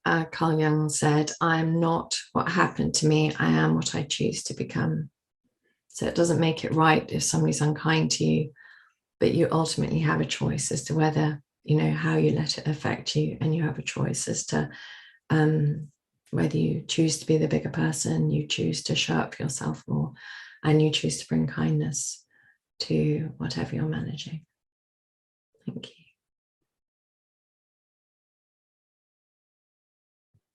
Beautiful. Thank you. Thank you for this. So nice. I could just feel the compassion and kindness coming through your voice as you guided us in these meditations, and the way you explained it with the story really brought it alive. So thank you so much, Tosh, for doing that. And I think you got a good following on places like Instagram, and your podcast is very popular. So how do people find that? How do what? How do people find your podcast and your Instagram? Okay, so just Google Divorce Goddess. It's Divorce Goddess. Okay. So yeah, my Instagram is Divorce Goddess, my podcast is Divorce Goddess Podcast, and those are my main things. And I do a lot of lives and all sorts in there as well to help people and support people and answer DMs as well if people got a certain question. So great, wonderful. Well, thanks for the really important work you're doing, and that's when the worst can come out of people, but also what you're sharing is that the best potentially can also come out, and that's why mindfulness is so powerful. So thanks for reminding us of that. Thank you. Thank you, Elspeth. Thank you, everybody. Wonderful. Thank you, Shamash, as well. Thank you to you all, and yeah, grateful for you. Thank you. Thanks a lot. Have a great afternoon. You too. Wonderful. I really enjoyed that. Yet another lovely meditation. And next up we have Amrana. Hopefully I'm pronouncing that right too. Let's see if I can get the... So I'm going to make you a panelist.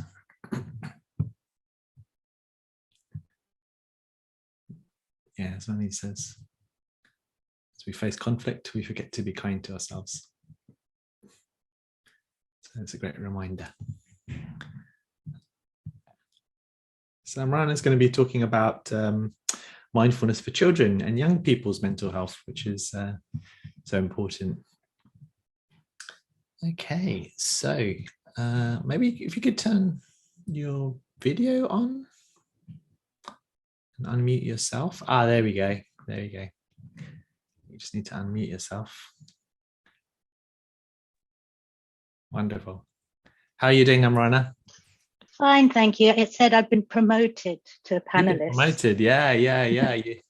So congratulations, you've had a promotion today. And whereabouts are you based? In Oxford.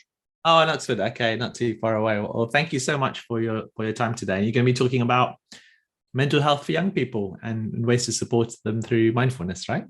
Yeah, thanks very much. Wonderful, thank you.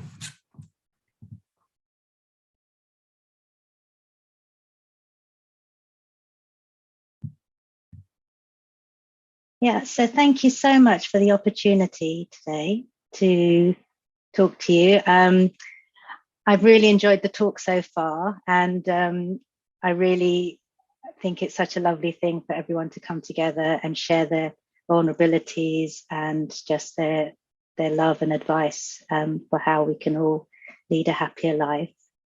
And my story is that the way I came to be here today, talking to you about mindfulness for children, is that I've been involved in mindfulness for on and off for inconsistently for many years.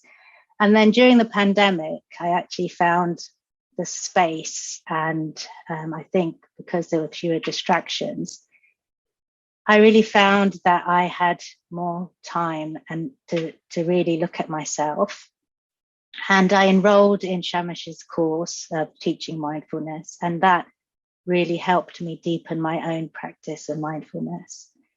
And what I found that by doing it every day and consistently, it taught me about self-acceptance and self-love and self-compassion, and to not judge myself. And actually with that, I had a lot of clarity of thought, and a lot of my anxieties sort of, stopped and melted away.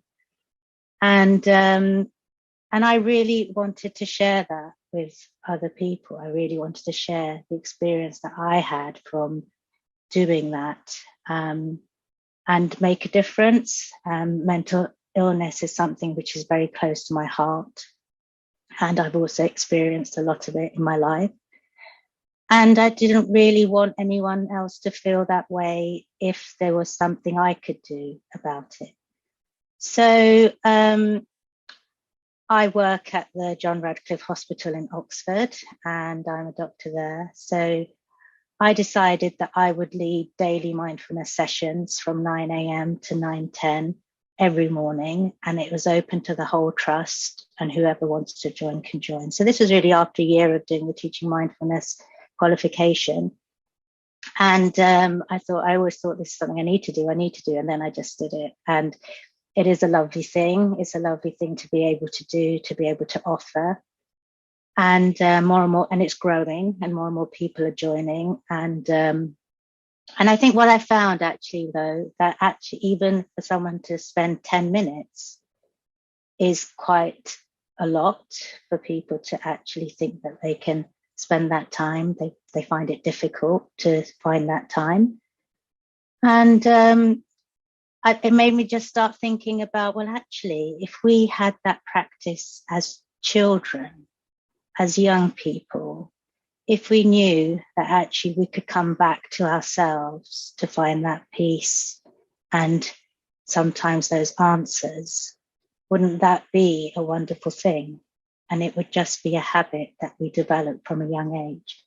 Because children are naturally mindful. You know, there is no one more mindful than the child. And that's those anxieties, where those children and young adults and adults then lose that childlike wonder. So actually, if we nourish that habit in children from a young age, then maybe it be something that they can develop and it become a natural thing as adults. Now, mental illness in children and young people is something which is very close to my heart. I am a pediatrician. I saw that in the pandemic, there was lots more mental illness in teenagers. Teenagers struggle with self-esteem and confidence anyway, but the pandemic for many was isolating and confusing. And then we had, I do think that social media does contribute to young people having poorer self-esteem. They have these images which come at speed and volume, and there's a rhetoric that comes with it. And it is bewildering and overwhelming for them. And it is a lot to take on. I think that generally mental illness manifests itself in the late teens, early 20s, when people go out into the world and they have to find their way in the world. And that's when we often struggle with the stress of finding out how we fit into that world. But that world has now come in to young people's lives, and we are seeing mental illness manifest itself at a younger age. And the other thing really that I wanted to say is that actually this is about children and young people. And you don't become an adult at 18. And I think that people often think that actually when you're 18, you're an adult. 18-year-olds think that they're adults, but actually the brain doesn't mature until you're in your mid-20s. So it's really important to acknowledge that young people are still very vulnerable. And actually, if we don't acknowledge that, then we won't be able to support them adequately. So what do we do about all of this? It's really hard, isn't it? It's really hard when young people are spending so much time on their phones. And it's an instant generation, everything happens instantly. You want it and you get it, and there's no waiting, and there's no that brain is always in the hyper alert zone. And how do we bring it back to that calm alert zone, to get away from that hyper alert, that flight and fright response that's always there? How do we get these young people to be calm and alert and not in that zone? And I think it is all of the things that everybody's spoken about. Apart from mindfulness, it's about, as Calvin was saying, affirmation, making everyone realize and acknowledge the hero within themselves, telling these young people that they are heroes. They should tell themselves that they are heroes. And then, of course, there's going into nature is so important, as Amina was saying. You need to get out of the house, outdoors. And as Florence was talking about community, that's so key to to mental health. Get out, go and play sports with your friends, go out and socialize with your friends. And all of these things together would really, really help children and young people's mental health. So I wanted to really just end what I was saying with a meditation. So I approached the headmistress of my son's school and I recorded an audio. And this is, I loved Kelly's mindfulness about wizards and magic. And I did a mindfulness audio or meditation, really simple about breathing, because I think with children, you have to lead them through it. It's not something which is natural for them to conjure up images. So I did this audio, and you can all join in if you like. And if you can just sit and then just close your eyes. And what I'd like you to do is just have your hands in your lap and just relax. And what I'd like you to do is just breathe in and out through your nose.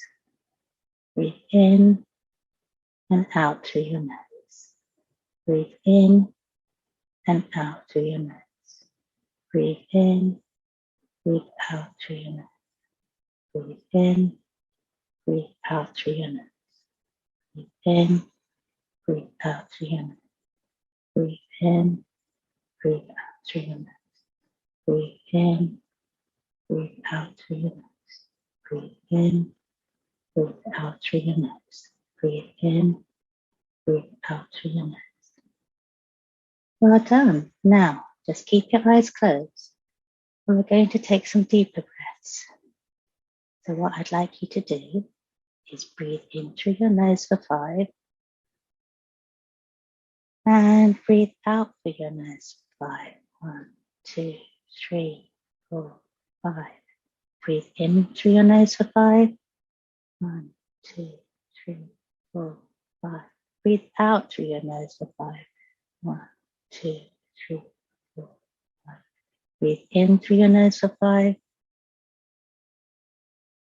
Breathe out through your nose for 5. 2, 3, 4, 5. Breathe in through your nose for 5. Breathe out through your nose for 5. 1, 2, 3, 4, 5. Breathe in through your nose for 5. 2, 3, 4, 5. Breathe out through your nose for 5. 2, 3, 4, 5. Well done.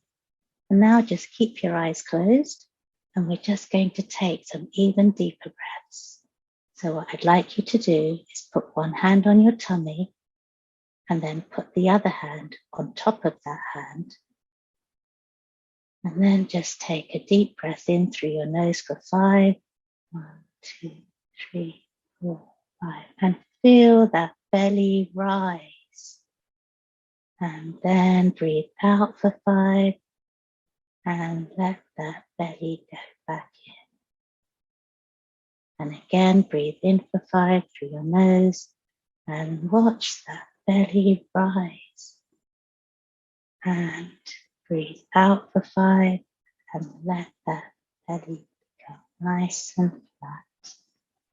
And again, just breathe in for 5 through your nose and feel that belly rise.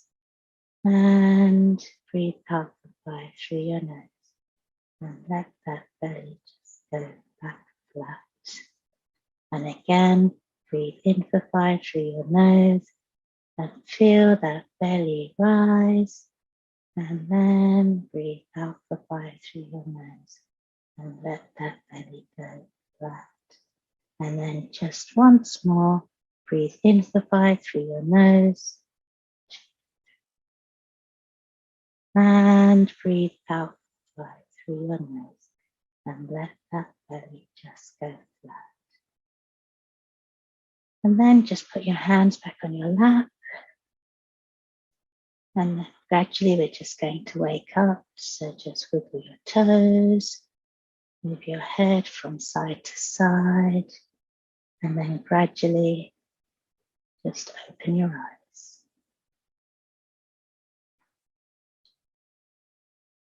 Thanks, everyone.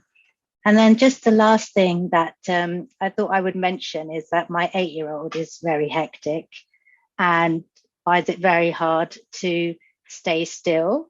So what I do with him is restrain him, but actually in a very nice way. And what we do before he leaves to school now is the 100-second cuddle. So we just hold each other and we both close our eyes and we both count to 100.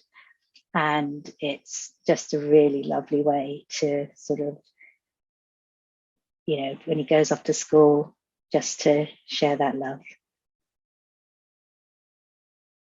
Thank you. Wow, what a great idea. 100 seconds. So does he feel quite calm after those 100 seconds? Yeah, he's quite calm. We argue about who's going to count at the beginning. But once but he loves it. He actually just sort of comes in for the cuddle now. So it's really nice. Yeah, that's so nice. And I like what Elspeth's saying here, which is thank you for the really important work you're doing, something I'm really passionate about too, helping teens. 100-second cuddle is a good technique. Love it. Well, thank you for all that you've shared and for the really important work that you're doing. Really appreciate that. And I'm so pleased that you chose to bring mindfulness into your workplace as well, to just give people the option, because you just never know. Sometimes that one-off time that they come for a few minutes could make all the difference. We never know. And it's so easy now on Teams. That's one good thing that's come out of the pandemic. Yeah, you can is that we can connect so easily. Yeah, wonderful. Thank you so much, Amrana. Have a great afternoon. I can see the sun shining in Oxford now, which is great as well. Thanks so much. Cheers. Bye. Okay, bye. Wonderful. So from 100-second cuddle, we're going to be doing the learning about mindful movement, different type of cuddle, self-care, I suppose. And we're going to be learning about mindful movement, mindful Qigong, and doing some with our friend Brian Simpson, who's been very generous in volunteering his time with our daily mindfulness club and also on Sunday mornings, live streaming from Glasgow. How you doing, Shamash? Yeah, having a really good day here. Have you had a chance to hear some of the stuff, or have you been busy? I've been busy, man. I've just popped in there, caught the last one. That was lovely. Yeah, exactly. Kids and that is brilliant. Yeah, great stuff. Wonderful. I'm gradually losing this voice. Yeah. Great. Well, so Brian's in Glasgow, and I'll pass it over to you to share whatever you want. And you're going to do some mindful movement with us. Yeah, as well. we're going to do some moves. Yeah, adapted for the Qigong. Some nice mindful movement. Something different. We'll get our bums off the seat. Okay. Yeah. We'll do I won't be able to play any music. No, I won't be able to play any music because of the YouTube thing. But that's fine. No. It's meant to be practice in silence anyway. So I'll be quiet for a change. Okay. Cheers, Shamash. Yes. Hi, everybody. Thanks for joining us today. It's a lovely Sunday afternoon. I'll just give you a wee quick story of me, and then we'll do some movement. I'm not a great talker. I like to proof of the puddings and the eating, so I'd like to show you some mindful movement. My background's in the martial arts. I've been practicing martial arts since the early 80s. And I do a martial art from the Philippines called the Screamer. I've got a grandmaster level, and also picked up Qigong back in early 1980s through some of you remember video recorders, and this guy just stood out, and I was looking for something to balance my practice because I was doing a lot of hard martial arts and something to balance some soft martial arts. So the Qigong I took on, absolutely beautiful. Done some Tai Chi, which is slightly different, for a while. Regarding mental health, I immigrated to South Africa late 80s, where I had a life-changing experience. I didn't know at the time it was going to change my life. I came back, fought against what had happened with a lot of overtraining, and it brought on some anxiety, severe anxiety, and also panic attacks. Very debilitating, terrifying. I mean, I'd rather fought about 8 guys and go through the panic attacks I was having. This was many years ago. I just kind of looked into what was causing the panics, the sympathetic, parasympathetic nervous system, and the panic switch, to call it as well, fight or flight. And I kind of tried to work it out myself. Eventually, something clicked, and I started picking up the mindfulness, firstly through John Kabat-Zinn and Sharon Salzberg. I listened to them, Eckhart Tolle as well, The Power of Now, a very powerful book. And I began a kind of transition into self-care. The self-abuse of constantly training, physically, no caring of myself, thinking I was really building myself up, but I wasn't. I was going backwards into looking into myself and all that kind of stuff. And then, very similar to the last speaker, during the pandemic, I had a lot of time in my hands. My classes were cancelled before I put them on Zoom, and I studied mindfulness for a long time, and I was looking for a decent course, and luckily I found Shamash's course, which was fantastic. Really enjoyed it. A right in-depth course. There's a lot of confidence also. So we got speaking, blah, blah, blah. Long story short, I now do classes for Shamash during the week in the mornings. We have a great group of Qigong practitioners. Some of you might be there, might be here, sorry. And also a Sunday class at 9 to 10 on Sunday morning, which is fantastic. It went really well over Zoom. So what I'm going to do now is, I've spoke too much, is show you some mindful movement developed from the Qigong. We've slightly modernised some of the moves to adapt for everyday use. The practice I put together is 12 moves, and all of the movements were guided towards helping with anxiety and stress. So I put this together especially for our morning class, and hopefully it's helped a few people. Qigong, very simple, very easy to learn, nothing complicated. If you can, when we stand up, join, and if not, you can do this seated also, and just follow the moves with me. The difference from mindful movement and other kinds of exercise is the intent. We're not trying to be the best. It's not a team sport. It's just practicing it in the present moment and going inward and feeling your own energies within yourself and outside. Okay, so I'm going to get up and start some Qigong movement. Hope you can all see me okay. Now, what I'm doing when I stand up is just get a grounded position. It's called Wu Chi. I'm not going into that. Don't really have time. And feet are grounded, moving up the feet, knees are slightly bent. Pelvic area, just turn it under slightly. So if you're sitting in a high stool, and arms will just be aside, nice and relaxed. The first move we're going to do is called awakening the Chi. This is just awakening the Chi, just energy, universal energy.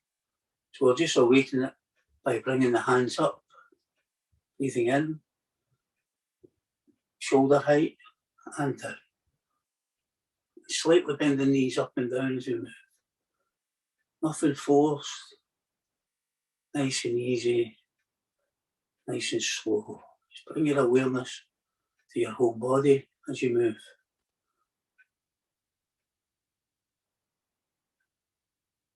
You have a saying, wherever your awareness goes, the energy flows. So nice and easy, awakening the Chi. Let's do a couple more. And nothing forced. Okay, the next one we'll do is opening the chest.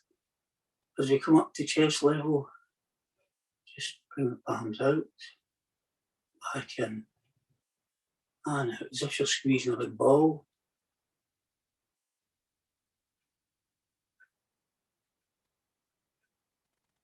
Breathe in and out.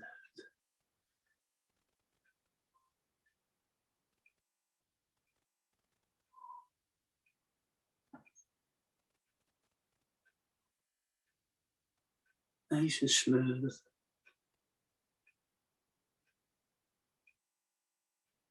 Nice and relaxed. Okay, next move. 2 hands holding up the heavens. Just bring the hands down the centre. Back up. Round in a big circle. And just link the hands. Clasp the hands nice and lightly. Bring them up the centre. Get to the chin, turn. Looking up to the hands. Nice stretch.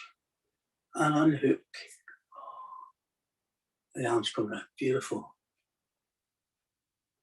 Breathing in. Looking forward. And out.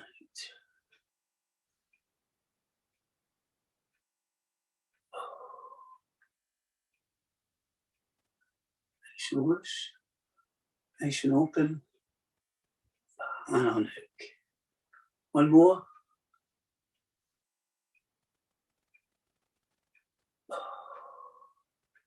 Well done. Next one is separating heaven and earth. Just bring your left hand up, right hand down, and stretch. And change hands.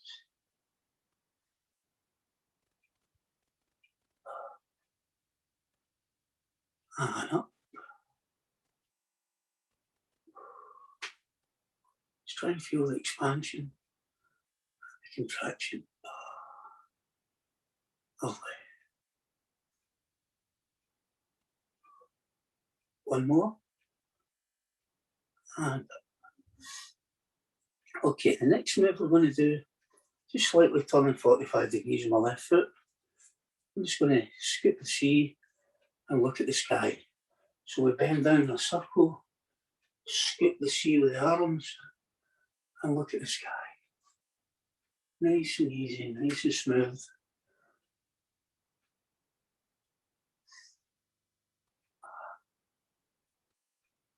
Breathe in and breathe out.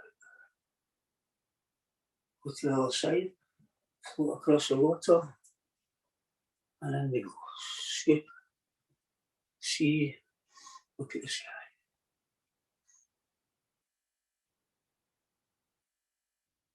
Next one, going across, just pushing the wave, and then back, push over the water.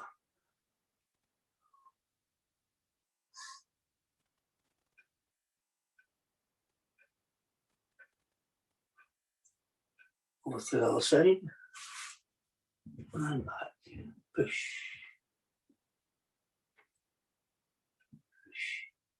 Push. And push. Okay. The last one we'll do is just rowing the boat. Just bring the hands up to shoulder level at the front, scoop into the water. See the direction you're going.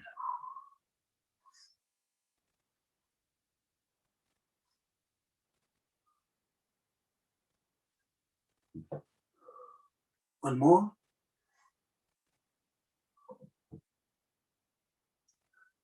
Hands to the centre. Palms up, just bring them up to the chest. Push them down, just to the waist. Balancing the chi. Just balancing your energy.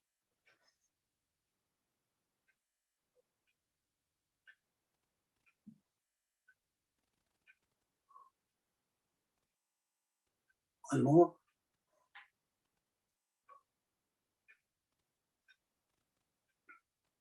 Hand round, circle, in the centre. Just closing your eyes if you wish.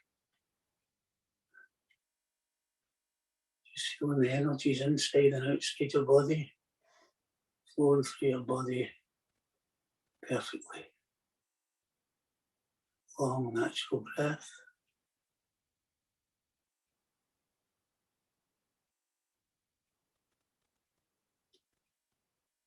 Open the eyes. We open the left hand, right hand, bring the two together. Thank you. Well done. Short and sweet. That's lovely. Thank you. Thank you so much. Thank And also, you, Mark. thanks for sharing your story. You were telling me about the, even there's a boxer at the moment, right, who's going through a lot of anxiety and stuff. He won last night, yeah. Yeah, he won last night, but he's Yeah. gone. He's become. Yeah, he came out with his mental health problems, yeah, big Tyson Fury. Yeah. Nice to hear. Nice Yeah, to hear. exactly. Yeah, Yeah. yeah. So you can't really all tell suffer. how people are going on the inside. They could be extremely strong. Absolutely. We all suffer, you know, big rich men suffer as well. Yeah. Yeah. Suffer in silence. Sometimes it's a shame, you know. That's a difficult thing. So yeah, that's why it's so great that you're sharing this to inspire Absolutely. others. Yeah, absolutely. Yeah. Cheers, Brian. Well, thank you so much. No, thanks a lot, man. Thanks, everybody. That was magic. All right. Have a good rest of your day. Cheers. You as well. Bye-bye. Wonderful. Yeah, Brian's been very generous with his time helping our community doing regular Qigong. It's been brilliant. Okay, so next up we have Vidya Krishna Swamy, and she's not able to be with us live. I remember the exact reason, but she did share it with me. But she kindly created a video which she recorded on her phone, and so I thought, let's give this a go and let's see how it goes. So she's talking about mindfulness for anxiety. Let's see what she has to say. You should be able to hear the audio. Here we go. Hello everyone. Namaste from India and welcome to these moments of mindfulness. Thank you, Shamash. Okay. I'm going to take you all through a story or an experience, an imagination where we will step into the shoes of some passers-by. Imagine a big tree, a big banyan tree, and we have come across this tree for the first time. We are just passing by this tree. So first, let's say a child passes by this tree, this huge banyan tree. She looks at the banyan tree and immediately there's a smile on her face. She thinks, this is a wonderful spot. I'm going to bring all my friends here. We are all going to gather here. We'll bring snacks. We'll play here. We will have fun. We will play with aerial roots. We'll play hide and seek, and we'll have a lot of fun. There's a big smile on her face. Now, I just want you to reflect on the emotion that the child has at this moment. Okay. Now, let's say there is another passerby, an employee who's been working very hard at completing a project. He's working under strict deadlines and he has to finish the project. This employee, very tired, he passes by this tree. He looks at the tree and he feels dwarfed. He looks at the size of the tree. The tree is so big, and he stands in front of the tree and thinks, I feel so small in front of this tree. This tree reminds me of my boss. I feel helpless in talking to my boss. He doesn't understand me. I've been working so hard. I'm never good enough for my boss. He's never happy with my work. I don't know how I'll be able to keep up this job. And he walks away. For a moment, I want you to reflect on the emotions that this person carries. Okay, now let's talk about an environmentalist who happens to pass by the tree. He looks at this tree and thinks, it's wonderful that this tree is here. The tree houses a lot of birds, many birds, and this tree keeps our environment in balance. I'm so glad that this tree is here. With these thoughts, he moves from that place. Just reflect for a minute on the emotion that this environmentalist carries. Okay, now let's step into the shoes of an adolescent who keeps to himself. He doesn't talk much to people. He looks at this tree and thinks, this tree is so inviting for the visitors. There are going to be many people who visit this place. There'll be a lot of sound. People will come here to play. People will sit here and chat. There'll be a lot of noise. How am I going to feel at home here? Someone may start engaging in a conversation with me. I don't like it. The whole place will be crowded over the weekends, and I don't know, how am I going to feel coming here? I might just want to hide behind the tree. So for a moment, reflect on the emotions that surface in the mind of this person. Now let's take let's think about another passerby. There's this person who's lost a competition in his college, and he has experienced defeat. He comes to this tree and he looks at the tree and he is reminded of his defeat that day. The moment that this defeat, the memory of this defeat surfaces, he punches the trunk of the tree.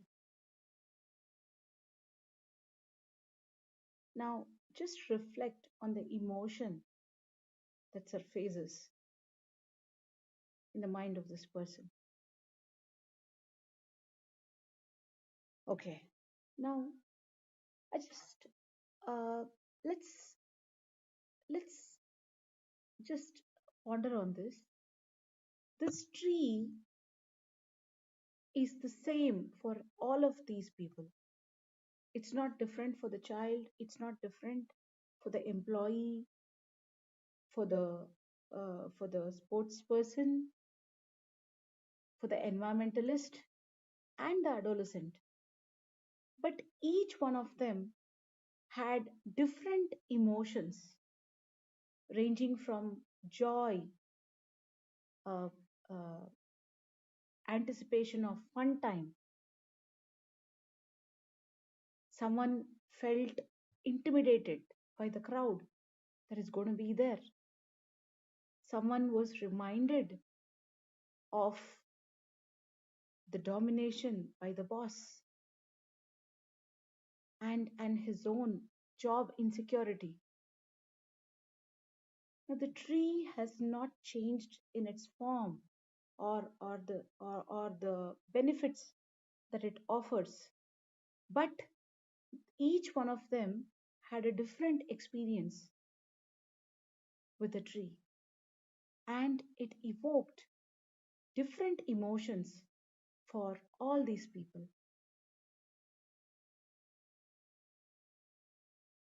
When we have unpleasant emotions like anxiety, now anxiety is a state of being uneasy, apprehensive, and worry about what might happen.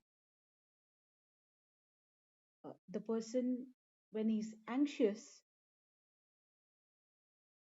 he feels he's helpless and does not feel resourceful to cope up with the demand of the situation, of the threat that he foresees, that he anticipates. So it is similar to the experience different passers-by had with the tree.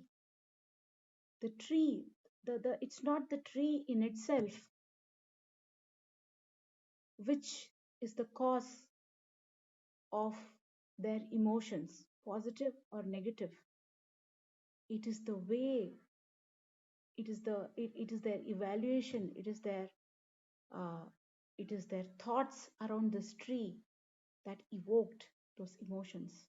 And each one of them had a subjective experience.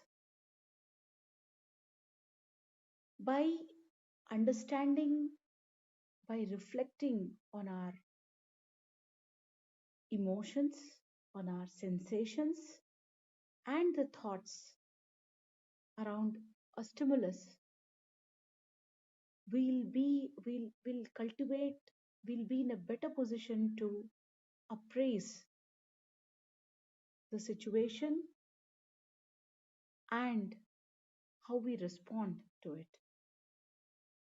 Now let's get into a short practice, mindfulness practice. Assume a comfortable position. Sit comfortably. If you wish, you may close your eyes or keep it open. And let the breathing settle down to its natural rhythm.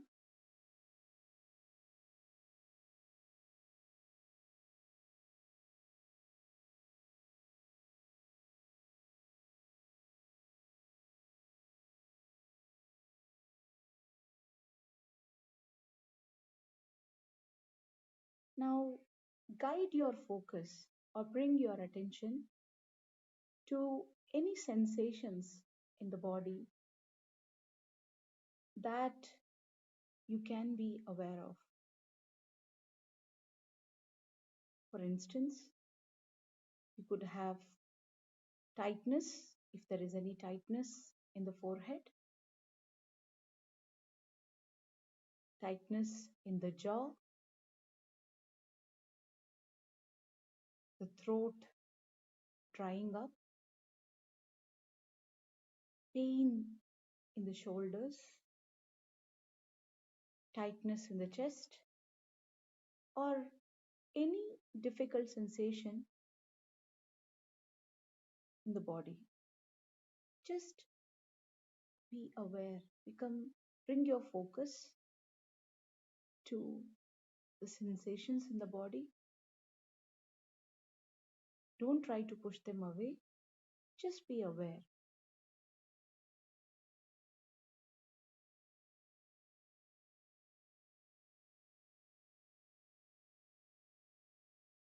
Now, guide your attention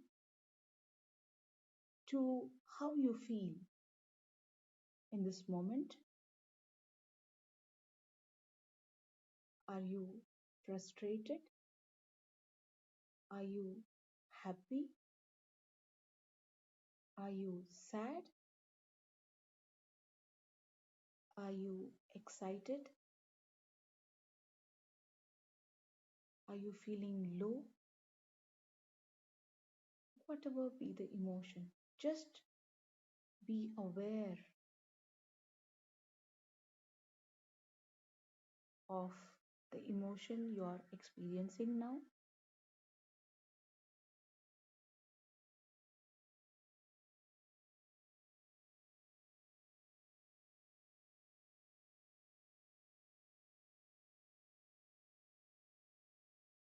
Now, bring your attention to your thoughts. What are you thinking now? Are you Are you thinking about how the exam will be? Are you thinking about the project you're working on? Are you thinking about the food you have to cook for the evening?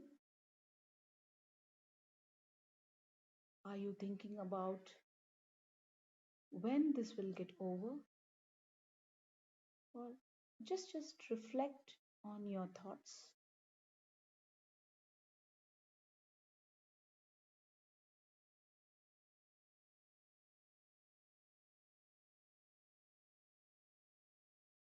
Don't try to push them away. Just be with them and slowly guide your attention to your in-breath and out-breath.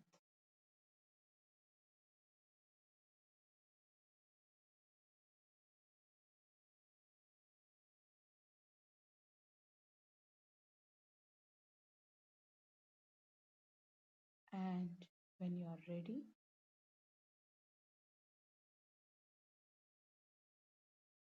open your eyes.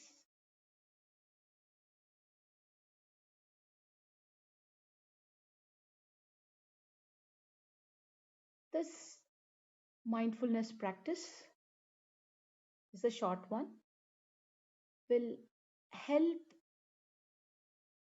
be aware, develop awareness to our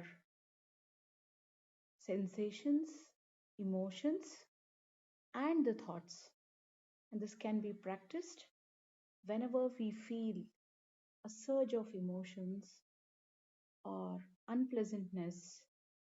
We are not able to understand what is happening, the thoughts that we are engaging in. So we can just take a few moments to get into our to be with ourselves for a few moments and reflect on the inside, on our experience. And by doing this, by practicing this regularly, we'll be in a better position to appraise the situation, the triggers, and respond appropriately. Thank you.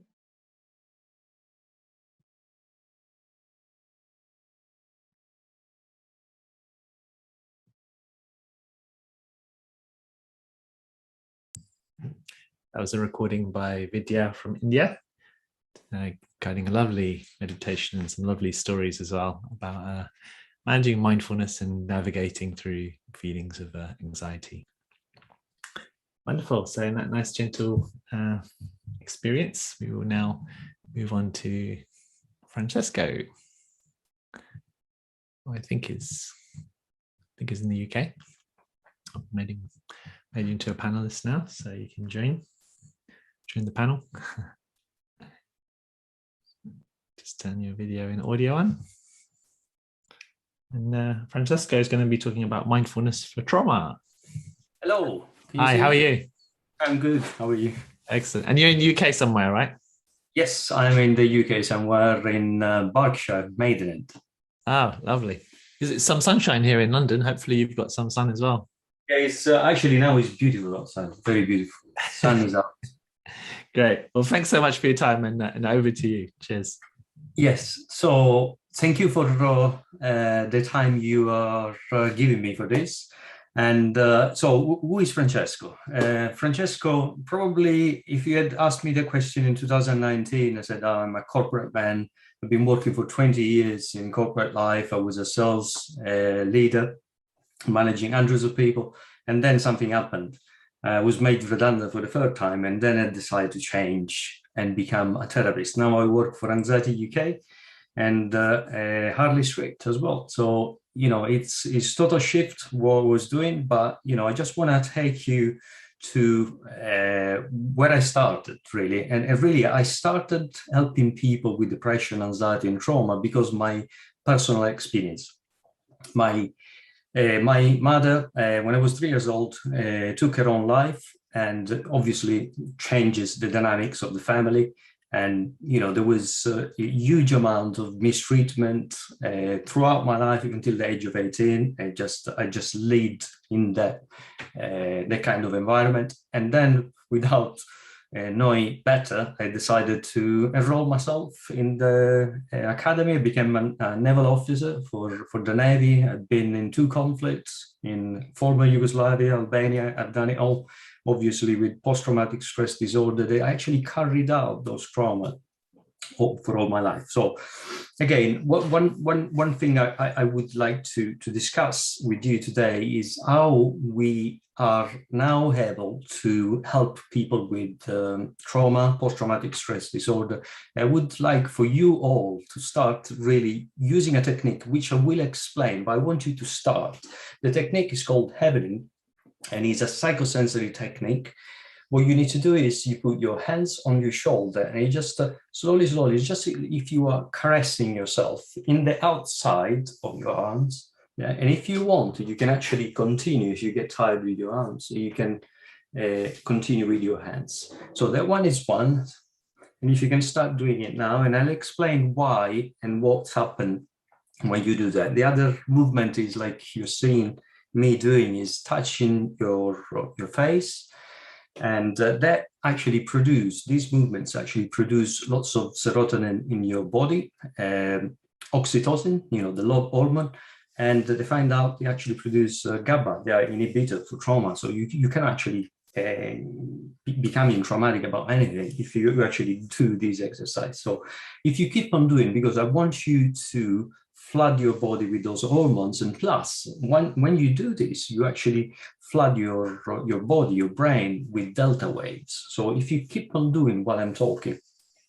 So again, I lived all my life thinking about those traumas. I was lacking self-confidence. I was unable to actually move forward with my life. And I said, there must be, except the standard therapy, there must be another way to actually get over those trauma.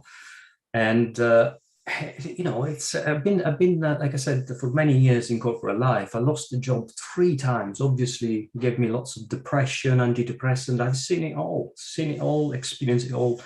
And I started understanding and study by myself how the brain works. I've done neuro-linguistic programming, and then I was able to actually manage people very easily by using the simple techniques. Then from there, with the lockdown and the loss of the job, again, I started at the UK College of Hypnosis Hypnotherapy. I became a clinical hypnotherapist, and then I met Shamash. I learned how to meditate, and that was a big shift for me.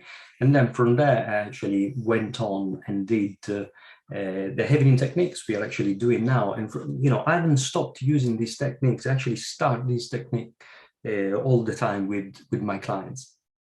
So it's very important that you understand how this technique works, because once you are you have the psychoeducation about it, you can actually see happening.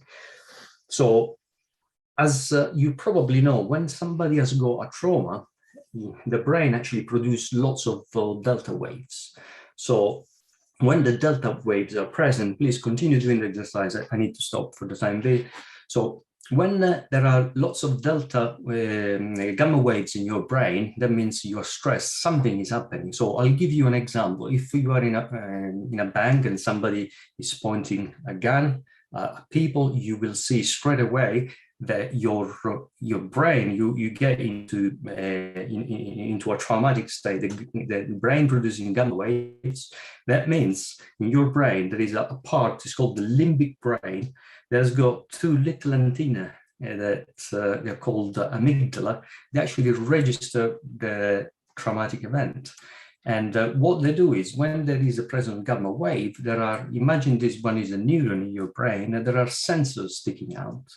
and they just check, do we need to record something? So they will make our life easier next time. We can detect that there is a threat in front of us. And they come out. But when there are gamma waves, that's how trauma is actually imprinted in your brain. Those gamma waves produce a glue that glues the sensor outside the cell, and they are unable to go in again. So therefore, they stay there for years and years, and they just go dormant for 8 to 10. After 8 to 10 minutes, you calm down. You just, I'm okay now. But those sensors now are there.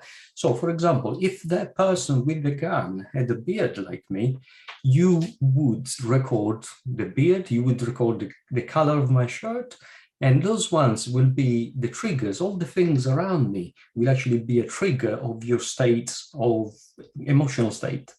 So therefore, you could trigger the trauma just by seeing people with beard. So that's the interesting things about it all. So now, when we do this exercise, and I hope you are continuing doing it, what's happened is we actually produce lots of delta waves, but they realize that those delta waves, they actually remove the glue. So after 20 years, or 30 years, or 40 years, those sensors are actually reabsorbed by the neurons, and people would say, oh, okay, I will try to connect to the event. I want to feel upset again. And I say, oh, just one second, I can't. So it just is impossible. And what's happening is if the traumatic event happened years ago, like 10, 20 years ago, that means that you were emotionally connected to that event. You could remember the face, but in the moment you are emotionally disconnected from it, automatically you will start forgetting the face. You will start forgetting the details because it was the only thing that linked you to that event. So again, it is more complicated than that. Obviously, there are techniques. There are lots of things that needs to be done to make sure that the trauma is actually removed. So I've acquired the skills. I worked on myself for months, and I managed to disconnect. And I know for certain that we can help other people out there disconnect, as I'm doing now on a daily basis. So one thing I always do with my client as well is I teach meditation. Because I find out that you doing the exercise, I hope you're still doing it, doing the exercise and plus switching from the exercise into the meditation will actually help them to go into the meditation very, very quickly. So now what I want you to do, if you can just stop doing the touch and just close your eyes for a moment. And if you can just take a few deep breaths. And while I'm talking, so what I want to do, I want you to do this. One of the simplest way of meditate is to recitate a mantra. So, for example, I give you a word. I'll give you the words Sharim, for example. If you can repeat the words Sharim aloud a few times and then do it in your mind, Sharim. And I'll explain how it works.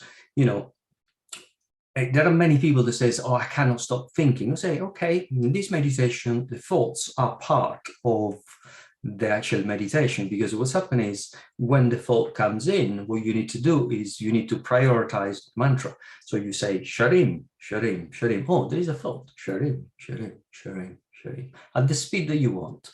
It has to be, you don't have to write it down. It's something that it becomes like, is a vibration, is a sound, is something that it has to be in your brain. You need to prioritize always the mantra. What's happening is within 1 or 2 or 3 minutes, depending on your state of mind, what is going to happen is your mind is going to quiet down and the body will follow. You will feel the body getting lighter and lighter, and it will follow the mind.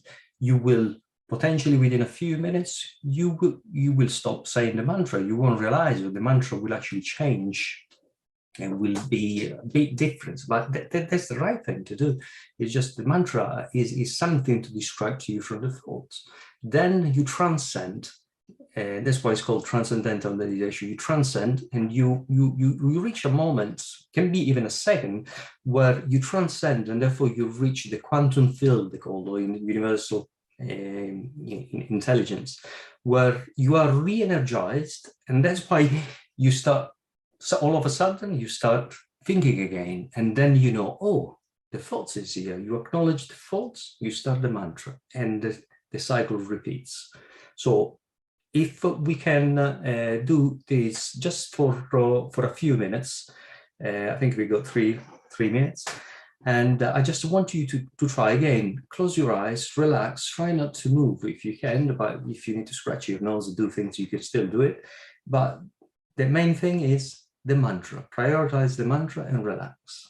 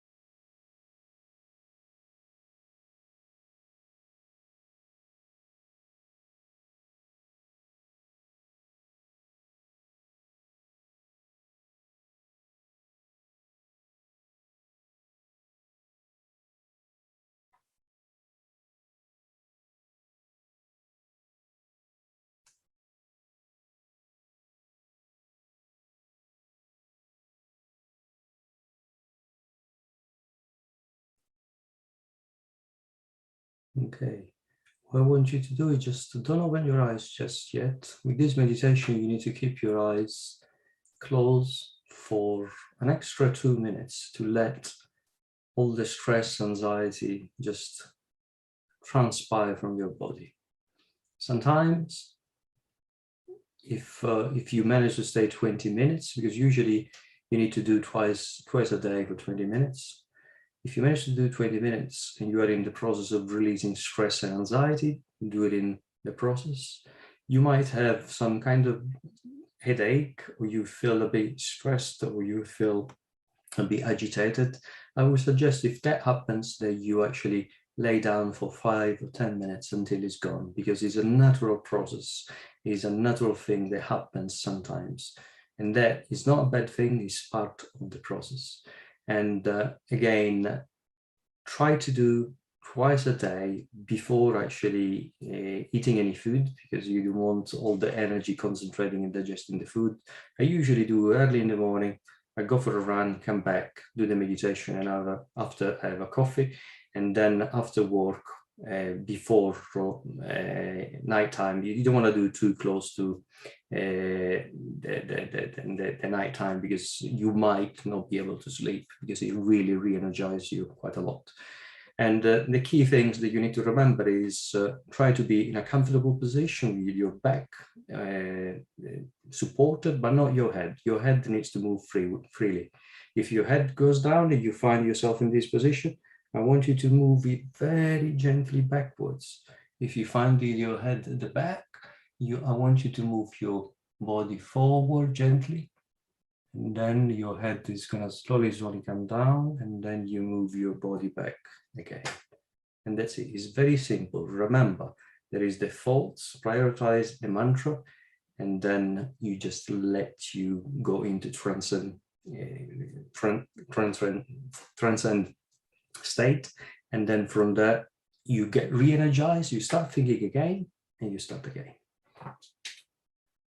Okay, Shamash, thank you. Wonderful.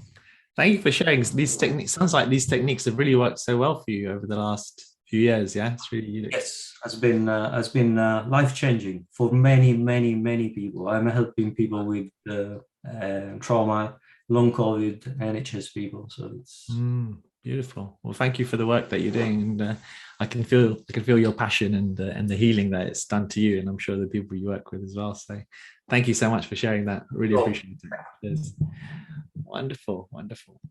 So you can check out his website. The links in the Eventbrite and there as well. Now I think it's time for our break. We have to look after our own mental health too, don't we? So we'll have a break now, and we'll come back at 5 p.m. UK time in 25 minutes, and we will continue learning from more teachers. Okay, see you soon.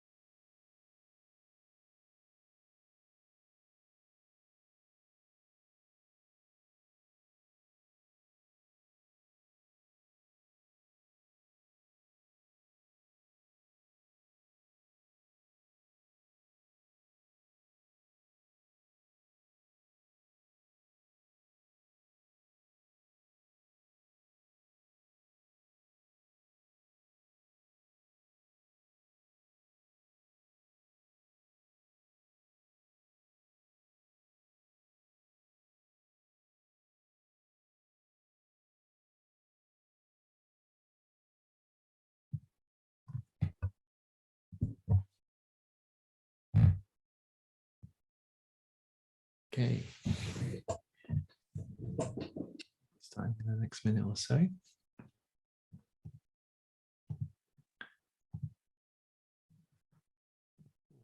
Sunny. I'm going to be learning about mindfulness for parents' mental health, which sounds good. It's going to be with Jenny.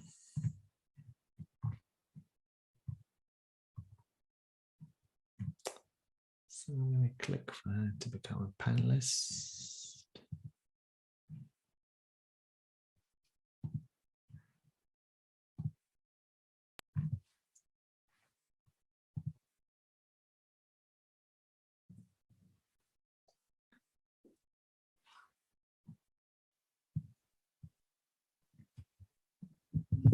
There we go. Hi there, Jenny. How are you doing? Yeah, I'm good, thank you. Thank you for having me here. It's such a nice day. I'm so happy to be part of it. Yeah, it's been lovely. Such nice, wide range of different ideas and practices. It's been wonderful. Yeah, exactly. Whereabouts are you based? So I'm in Prague. Wonderful. Czech Republic, yeah. So is it a bit cold there now? It's quite chilly. I mean, it's been a lovely autumn day today, really sunny, but yeah, it's getting quite chilly now. Yeah. So you get the leaves changing color there as well. Yeah, exactly. Yeah, it's really autumnal. Yeah, it's nice. Wonderful. Well, I'll pass it over to you. Thanks so much. Okay, thank you. So thank you to everybody who's joining. My name's Jenny. I'm a yoga and new mindfulness teacher, as well as a mum to 2 girls aged 2 and 6. And I actually started practicing mindfulness when my first child was about 1.5 years. And apart from a bit of regret that I hadn't started doing it before, it had such a positive impact on my parenting. I mean, it's still definitely a work in progress. My 6-year-old will definitely tell you that. But my own mental well-being, my ability to be a more peaceful parent and manage all the strategies that come with being a mum were so much improved. And when I was preparing for this talk, I just thought there's so much I could say, and I've only got 10 minutes. I actually reached out to a local parenting Facebook group, and I put a poll there, and I asked them what were their biggest challenges in terms of mental health. And actually it had the opposite effect. It didn't help me at all to narrow this talk down, because so many people voted. They added their own options. People commented, sent me messages, and it was, I think probably my most popular Facebook post ever. So, I mean, this just shows it's a huge issue for a lot of mums and dads out there, that parenting's really not an easy job. In this Facebook poll, the winner by far, that was seen as the biggest problem, I say winner, was a lack of time for self. Second up was sleep deprivation. No surprises there. And then came lots of various worries and anxieties over the well-being of our children, their safety, their development, this never-ending list of things to do. There was conflicting interest between home and work, strain on our partnerships, lack of support from others, and especially during the pandemic times that I live in a different country to my parents and most of my family, as do a lot of people in my community. So we're don't have the same support that we might usually do. So this is a huge list, and it's no wonder, parents often feel overwhelmed. And yet what I see really often is that when we don't enjoy our parenting role 100% of the time, we tend to feel guilty and we beat ourselves up. We feel that we're bad parents or somehow doing something wrong. But I like to remember that what is often happening is that although we might be happy with our life, we're not actually that happy in our lives. Now, I heard of this distinction between being happy with our lives and being happy in our lives from a woman called Laurie Santos, and she runs the Science of Wellbeing course at Yale University. And she says that being happy with your life is being satisfied with the big picture. So you have a sense of purpose and you're fulfilling long-held goals, whereas being happy in your life is how happy you are day to day. So how often you smile, laugh, how free you are from stress and anxiety, etc. And this is so apt when I think about my own life as a parent and the lives of the parents I know. So even if the majority of us say we love being parents and we do it again in a heartbeat, we're essentially happy with our lives, that big picture, if we go back to that list from my, Facebook parenting group, there's not enough sleep, there's too much to do, we're never alone, we feel a bit overwhelmed. It's clear that these aren't ideal conditions for promoting day-to-day happiness and mental well-being. If that list was a job description, it'd probably be reported to the authorities, not to mention we don't actually get paid for doing it. No one says thank you. And there's no sign of a day off or a holiday in the near future. So struggling with our everyday happiness doesn't mean that we're failing in any way. It just means that we're human. Parenting's hard. And I really love Kristin Neff's work on mindful self-compassion. Some of you will know her work. And she has a 3-part kind of mantra, and this helps me so much with the day-to-day stresses, big or small. And the first part is just to recognize it's hard. Whether it's a spilt drink or really overwhelming feelings or situations, we can just say to ourselves, this is a moment of suffering. This is hard right now. And then we recognize these feelings don't just belong to us. And we tell ourselves all parents have difficult moments. All parents suffer at times. So just connect that common humanity. And finally, we allow ourselves a bit of grace by saying, may I be kind and patient with myself. So the 3 steps, just taking a moment. This is a moment of suffering. But all parents suffer sometimes. May I just be kind to myself? And this just helps me so much.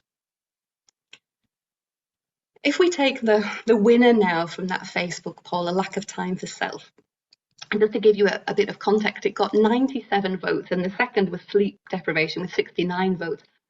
This was something that I struggled with personally a lot when my first child was a baby. Now, she was one of those babies that probably a lot of parents will recognize that she only ever wanted to sleep on me. If I tried to sneak away, there was no chance. She knew and would wake up instantly. And my husband, even though he tried his best, he just, wasn't up to her high standards. And we had a great talk by Barbara earlier, and she talked about the need of self-care, especially among caregivers, so like parents. And I think of us, we know this, but especially when our kids are young, it can just feel impossible to find this time for ourselves. And a friend said to me just last weekend that she felt so annoyed with herself because she knew self-care was important, but because of her young family, she just wasn't managing to fit it in. And I can remember some evenings, when I felt like I was held hostage by this baby, and I could hear my husband in the next room doing yoga, which is my thing. I'm a yoga teacher and I had no time for my own practice. And, I was feeling like, didn't he know I wanted to do yoga? Didn't this baby know I would be a better mother if she just, let me have some time to myself? And I felt really frustrated and angry and like I desperately wanted to have my life and myself back. Now, Ajahn Brahma, a Buddhist meditation teacher, some of you will know, he talks about some life situations being like a riptide, those really strong currents that pull us out to sea. And if we try to swim against the tide, we just wind up completely exhausted and frustrated. And that's what I was doing. And the best thing we can actually do when caught in a riptide is to go with the flow, literally. Just let it take us and save our energy for when the current slows down or stops, which it will. And then we can swim back to the shore of ourselves, or maybe we discover that the current has actually taken us somewhere even better. When my first daughter was 18 months or so, as I said, I started practicing mindfulness, and that suddenly made this possibility of going with the flow so much more available to me. And I read something back then, around 5 years ago, which has stayed with me ever since. And I come back to it kind of again and again. And it was an extract from Gary Snyder's book, The Practice of the Wilde. And I'll just read you a very small part of that. It's actually referenced in John Kabat-Zinn's book, Wherever You Go. There you are. And he writes, "It is as hard to get the children herded into the carpool and down the road to the bus as it is to chant sutras in the Buddha hall on a cold morning. One move is not better than the other. Each can be quite boring, and they both have the virtuous quality of repetition. Repetition and ritual and their good results come in many forms: changing the filter, wiping noses, going to meetings, picking up around the house, washing dishes, checking the dipstick. Don't let yourself think these are distracting you from your more serious pursuits. Such a round of chores is not a set of difficulties we hope to escape from so that we may do our practice, which will put us on a path. It is our path. So whenever I feel this frustration rising, that I have no time for me, no yoga, no meditation, and everybody else is having this time and I'm not, I try to remember that actually this is my path. That I can find teaching and the quality of meditation within the everyday craziness or monotony of parenting. And John Kabat-Zinn says he saw his children as his Zen Buddhist teachers, and this is what I try to remember, that the teaching is in the everyday moments, which are just as valid as those longer moments to ourselves. So I'm not telling you to give up your weekly yoga class or your evening out or whatever, but if alone time doesn't happen, don't beat yourself up. It's not your fault. It's okay. Just try and go with the flow as much of the time as possible. Yeah, don't fight against the riptide, but allow yourself just to stop. And there's that acronym for that mindful pause of S for stop. T, take a deep breath. O, open your senses, your mind, your heart to all that's going on. And P, to playfully proceed. I add the playful part because it's so important of us with kids to just be playful, and it can diffuse so many situations. Like if I feel myself getting angry or annoyed and then I pull a funny face at my kid, everything settles down. So I invite you to join me in a very short meditation now. It's designed for parents. I talk about, your children, but it's okay for any caregiver, or anybody who's in a role of caring, or anybody just who wants to imagine being a parent is also fine. So please choose a comfortable position wherever you are. Just let your hands relax. And if it feels okay for you, close your eyes, or you can also just drop the gaze and let your attention turn inwards. Take 2 deep breaths to anchor us in the present moment. So we inhale fully through the nose and slowly out. Again, deeply in, filling the lungs and slowly out. Just letting everything soften and release with your exhale. Then just allow the breath to return to normal. Now I'd like you to bring your child or children into your mind's eye. See if you can see their faces. Imagine their presence. And as you picture your children, bring your attention to your heart space. What feelings are present here?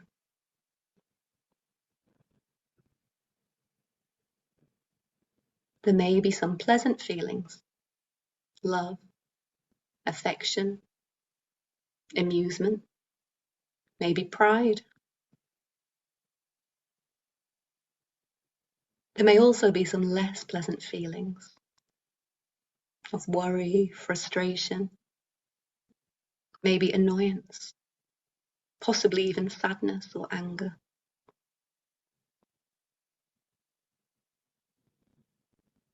Whatever feelings you find there, just let them be. Investigate them with curiosity. Those feelings are already here, and there's no wrong feelings.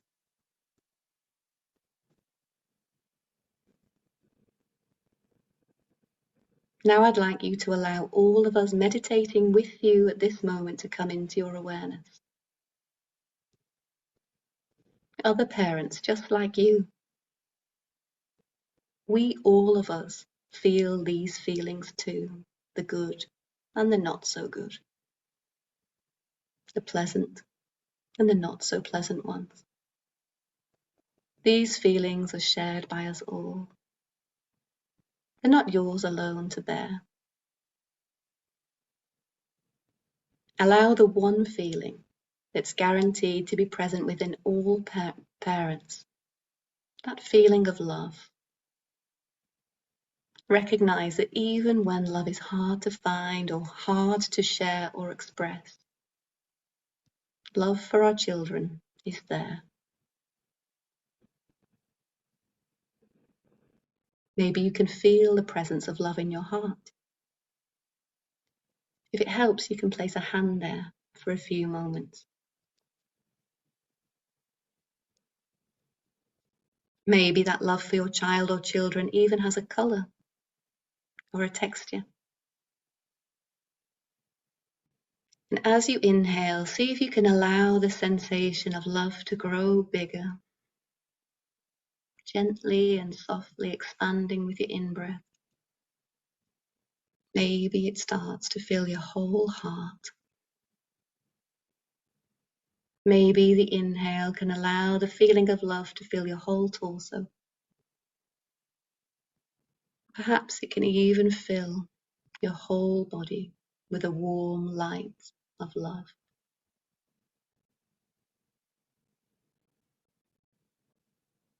Allow this love for your children to fill your whole being, knowing that this reservoir of love within you is all your children need. See if you can also send that love inwards to yourself for the amazing and difficult job you are doing. Not parenting perfectly, because that would be impossible, but parenting with love from the heart.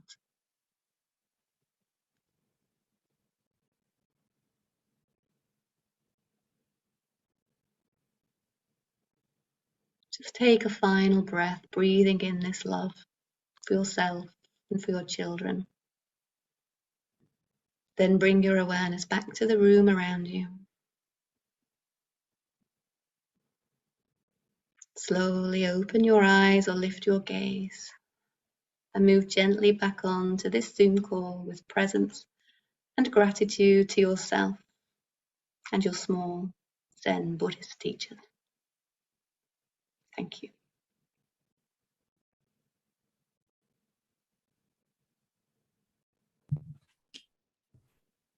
Thank you so much, Jenny. I really, really enjoyed that. It was so meaningful and so authentic. You shared it so beautifully. I'm sure many others will say the same. Did you enjoy sharing that with us? Yeah, I did. Thank you. Yeah. Thank you for finding the time. Obviously, you've got lots of other stuff happening as well. So thanks for finding the time. Yeah, I could hear one of them shouting for Mummy, and I thought she might break in, but she didn't. So we managed. And there's lots of insights there, whether you're parents or not, actually, for just dealing with the challenges of everyday life, all the different. Sometimes it's not that, maybe our work is our child almost, with all the work that we have to do, or some illness that we have, or something that we need to navigate. So it's relevant for us all, I believe, as well. Oh, thank you. Wonderful. Well, thank you, Jenny. I think your website link, I think it might be a Facebook link. It's got a Facebook page. So people can check you out there. And thank you once again. Thanks very much. All right. Bye, Shamash. Bye.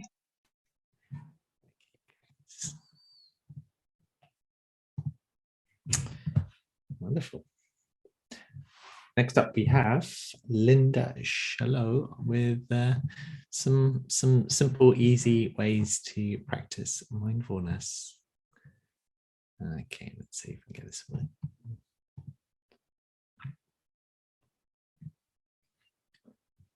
Everyday Easy Mindfulness, this one will be called.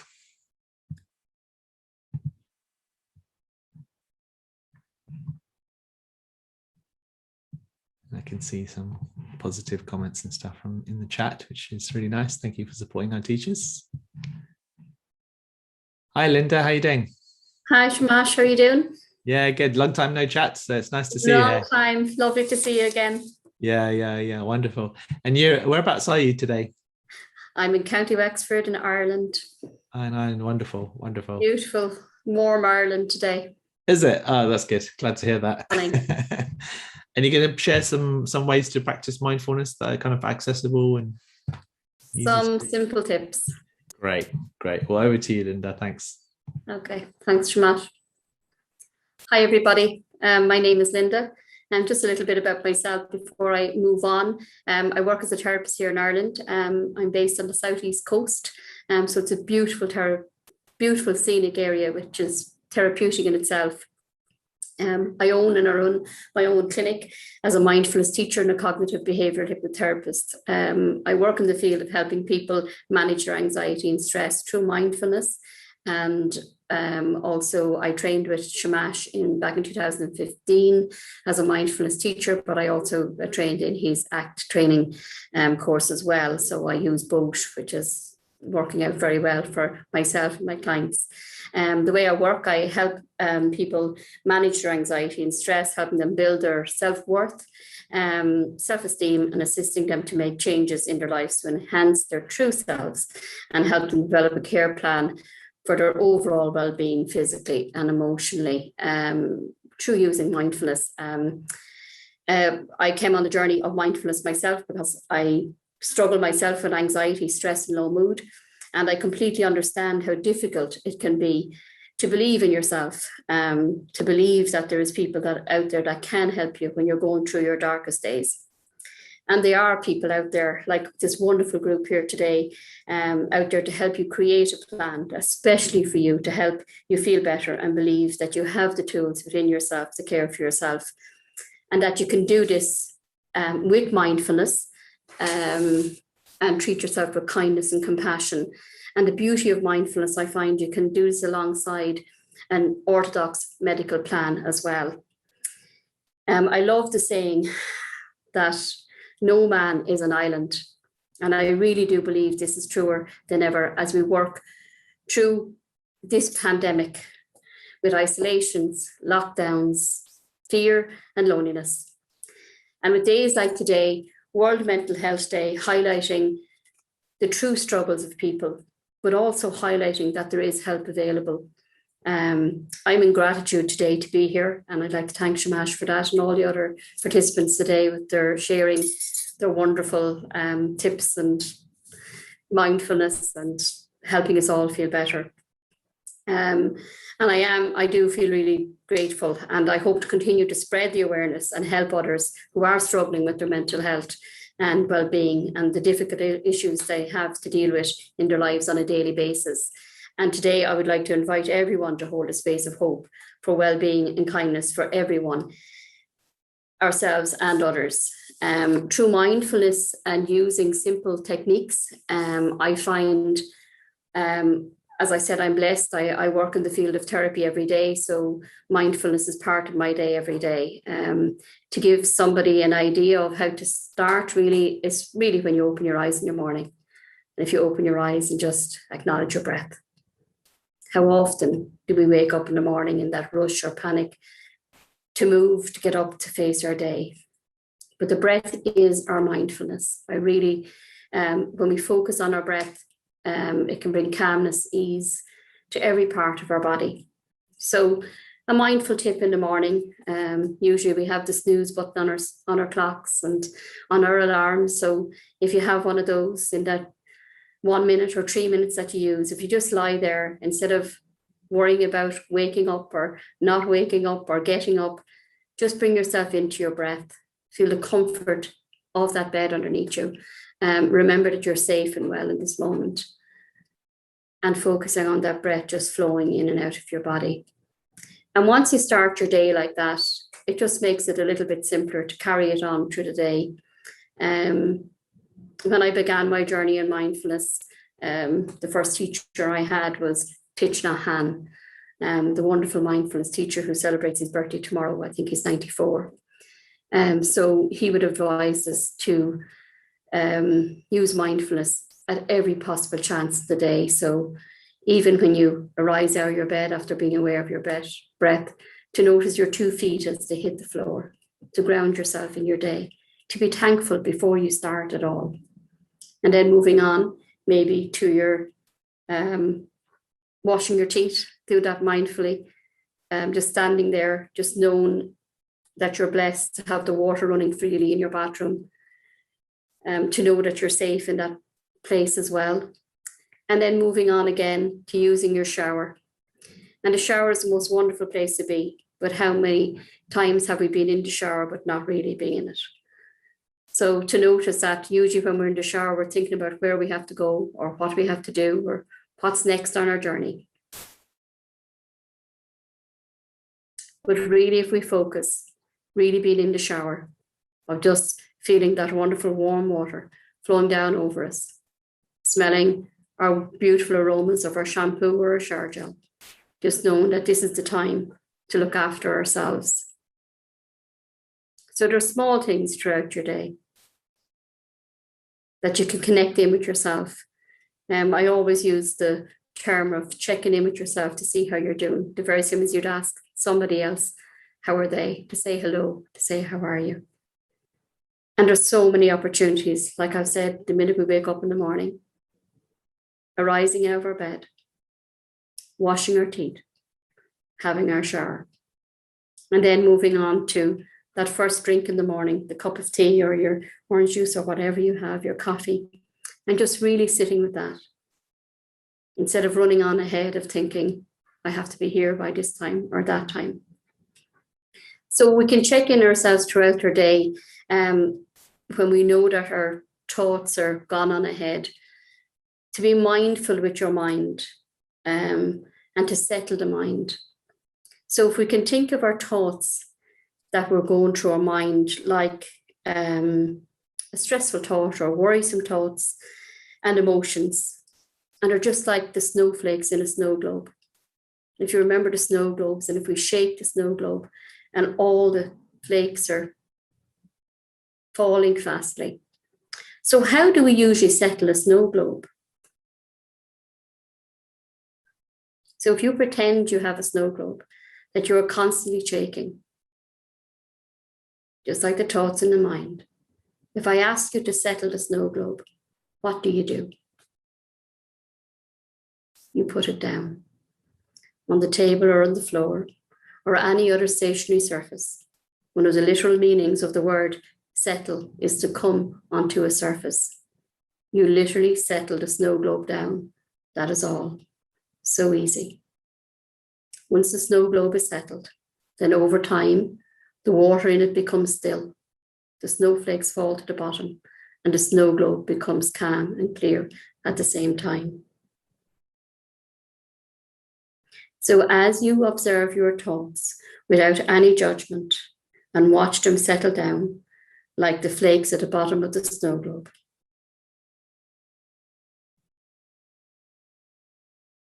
it's a good way to look.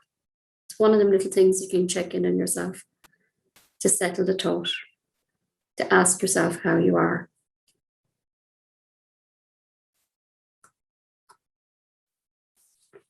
So I'm going to do a little bit of simple mindfulness now, to use other things that are available to us every day, because that's what mindfulness is, using things that are already there with us.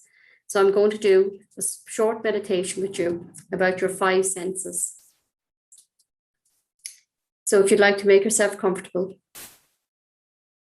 sit quietly with both feet on the ground, your hands gently in your lap. Allow yourself to feel centered in the chair. You may gently allow your eyes to close. And if you like, you may keep your eyes open and focus your attention on something in the room, whichever is most comfortable for you. I want you now to become aware of your breath. Don't try to change your breath in any way at all. Just become aware of it. The inhale, the exhale, and the space in between. Focus on breathing in relaxation and breathing out tension, worries, fears, or anxiety. Acknowledge how your body is feeling in this moment. I am now going to bring your awareness to your 5 senses, noticing how each sense is activated in that moment. Starting with what you hear. Notice the sounds around you. Try not to judge the sounds, just notice them. You might notice the unique quality of sounds that are close or far away. Some of you might hear sounds from within your body. And you may begin to notice more subtle sounds you did not hear before. Can you hear them now? Now shift your attention to notice the smell in your environment, the scent. You might smell something specific or something more neutral. It doesn't matter what you smell, as long as you stay open and be aware of your experience. If no smell comes into your awareness, you can be with your breath.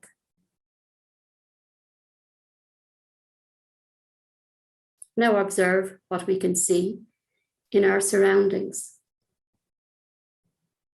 And you can do this with your eyes closed, or if you wish to open them, that's okay too. And notice the colors, shapes, and textures. And you may notice things that have gone unnoticed before.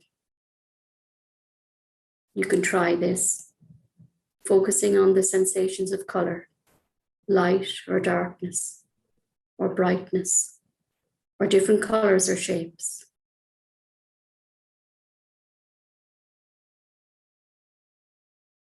Now gently move your attention to your sense of taste within your mouth, just as it is right now. You might sense sweetness or bitterness, or it could be even a neutral taste. It doesn't matter what the sensation is. Simply rest your awareness of whatever it is that you sense, even if it's a neutral one. Finally, shift your attention to your touch. Pay attention to whatever sense of contact or touch comes into your awareness. The touch of air, your body in contact with the floor, your clothes against your skin.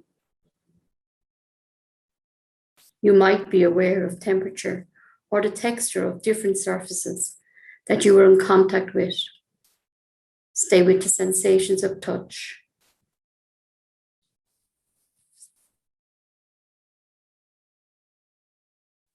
Now bring your attention back to your breath, and with one last deep breath, open your eyes. Bring your awareness back into the room, ready to continue your day with an awareness and presence in this moment, knowing that you can tap into your senses at any time during the day, one or all five, to help yourself feel better. Thank you. Thank you. That was sensational. Thank you, Shamash. Really getting the connect. I really enjoyed the connecting with the senses. Yeah. And I love the I could feel the kindfulness in your voice, and that was really lovely as well. So thank you for sharing these tips that I feel we can all do. They're very accessible from my everyday activity. So thank you so much. Thank you. Appreciate what you shared. Have a great rest of your day. You too. Enjoy the nice weather in Ireland. Thank you. Bye-bye. Bye. Oh, I turned myself off instead of the other one. Great. Okay. Next up, we have Lorraine, and she's going to be teaching us a lovely exercise, mindful belly breathing. I really like that one. So that's going to be nice and soothing. Let's see if I can find her. I think it's this one.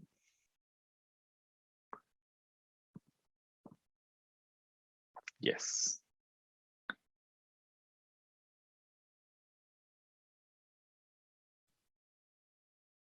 Okay, so Lorraine, if you could just, there you go. There you are. Oh, you got the balloons and everything. You're so ready for this. How are you keeping? I'm really good, thank you.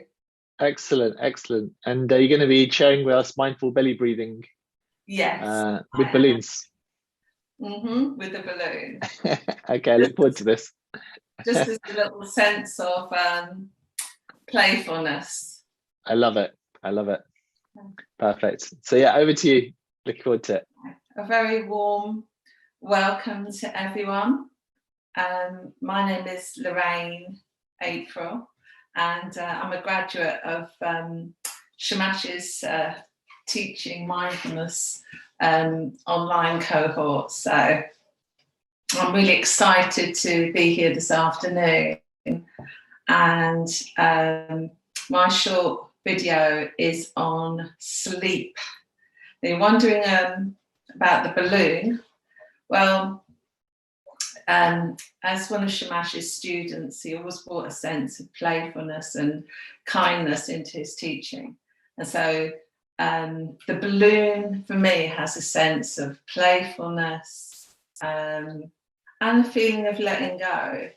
So before I begin with the belly breathing and the balloon, just like to tell you a little bit about my story.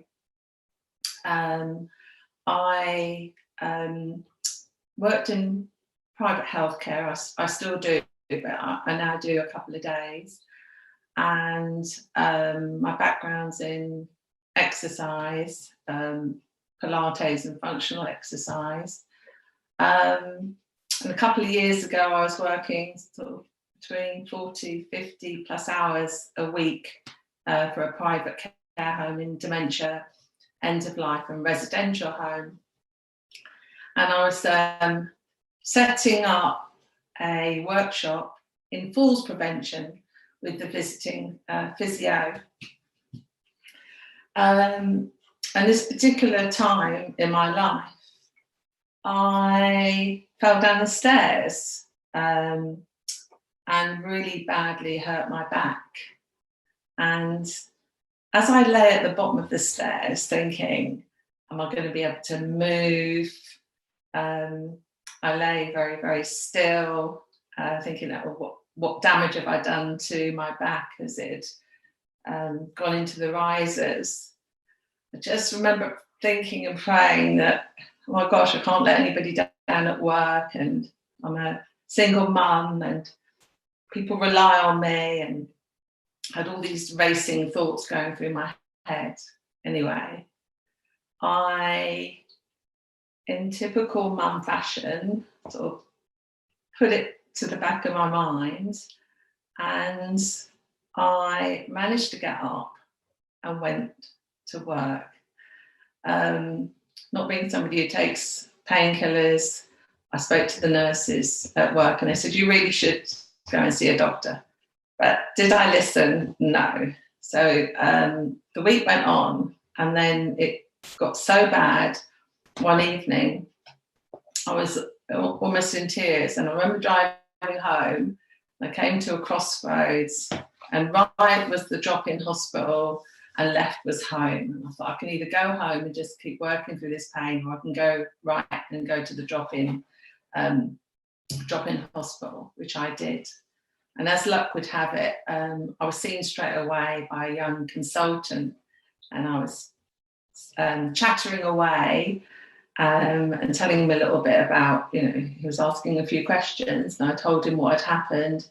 And he said, well, as a teacher, he said, I'd also certified in back care exercises and Pilates in 2003. He said, you know about exercises, Lorraine? I said, yes, I teach exercises. I teach people exercise. He said, well,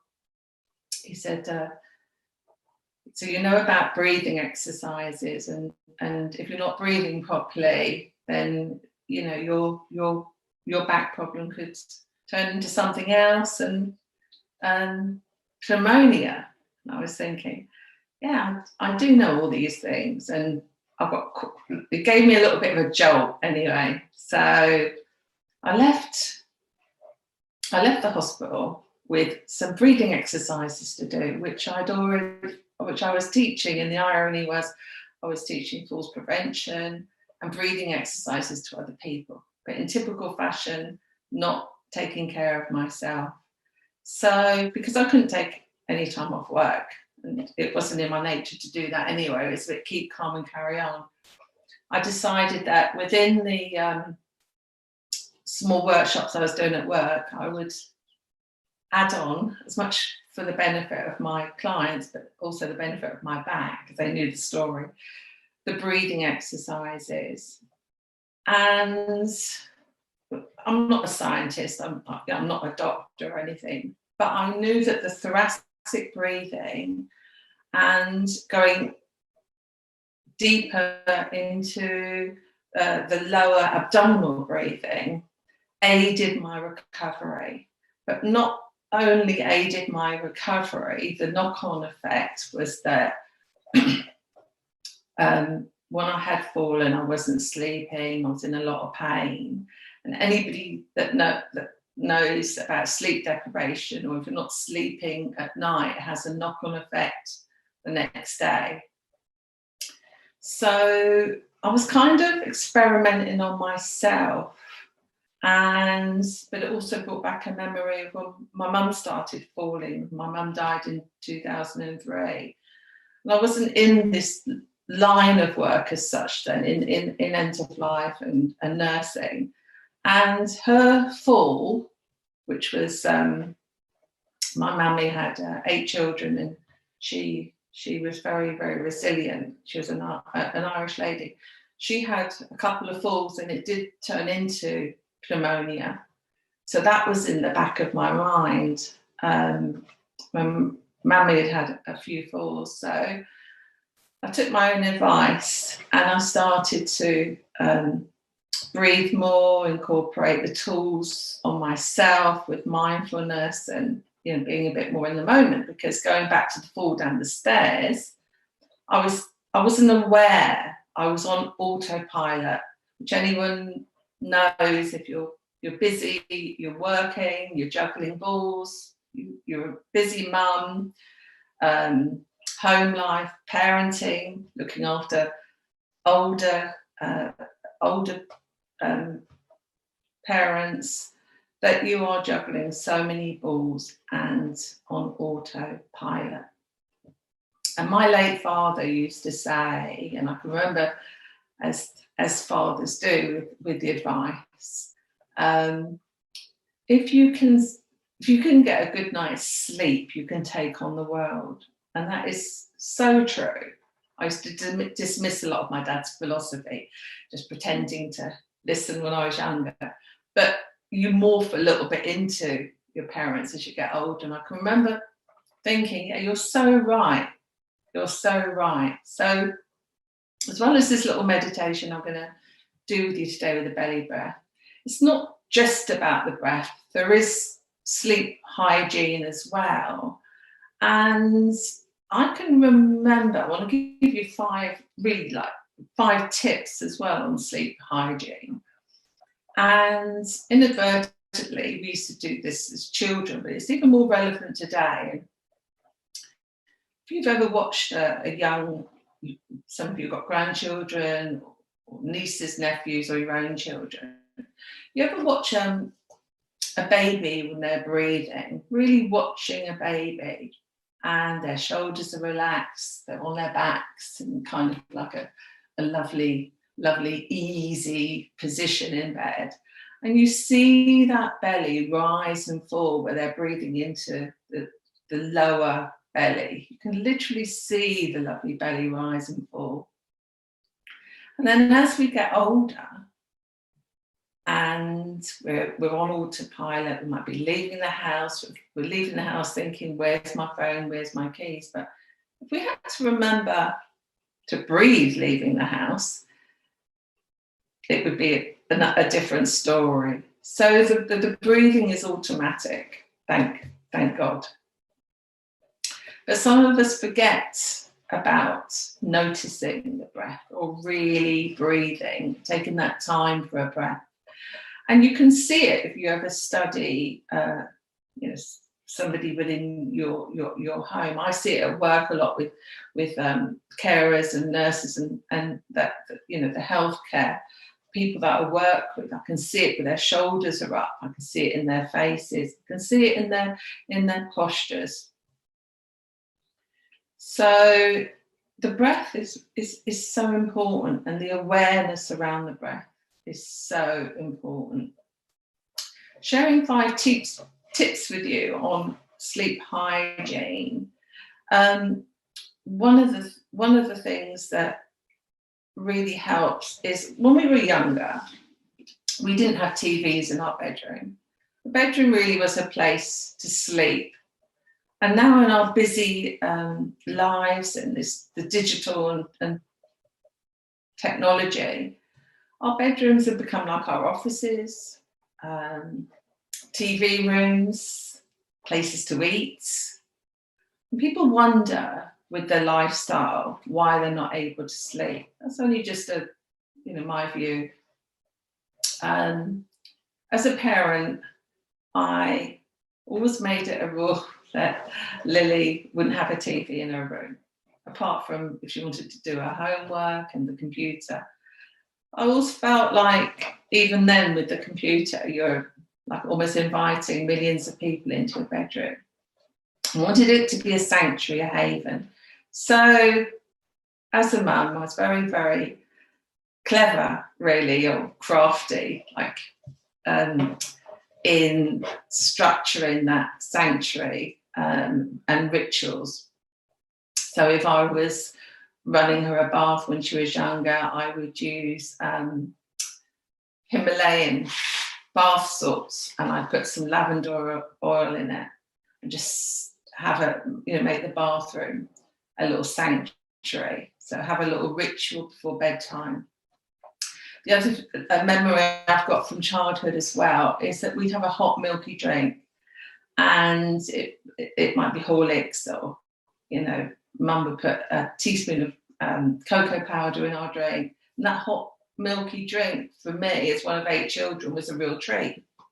I'm not going to paint a sad story here, but it was like a hug. It was like somebody giving me a hug in a cup.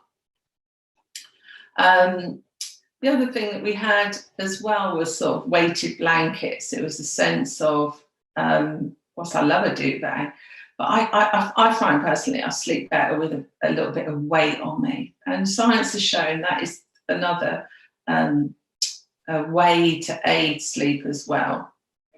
My parents were always very much into the windows open, and that has been proven in the place I work, in the private care home, and in our own homes, is to let the air circulate.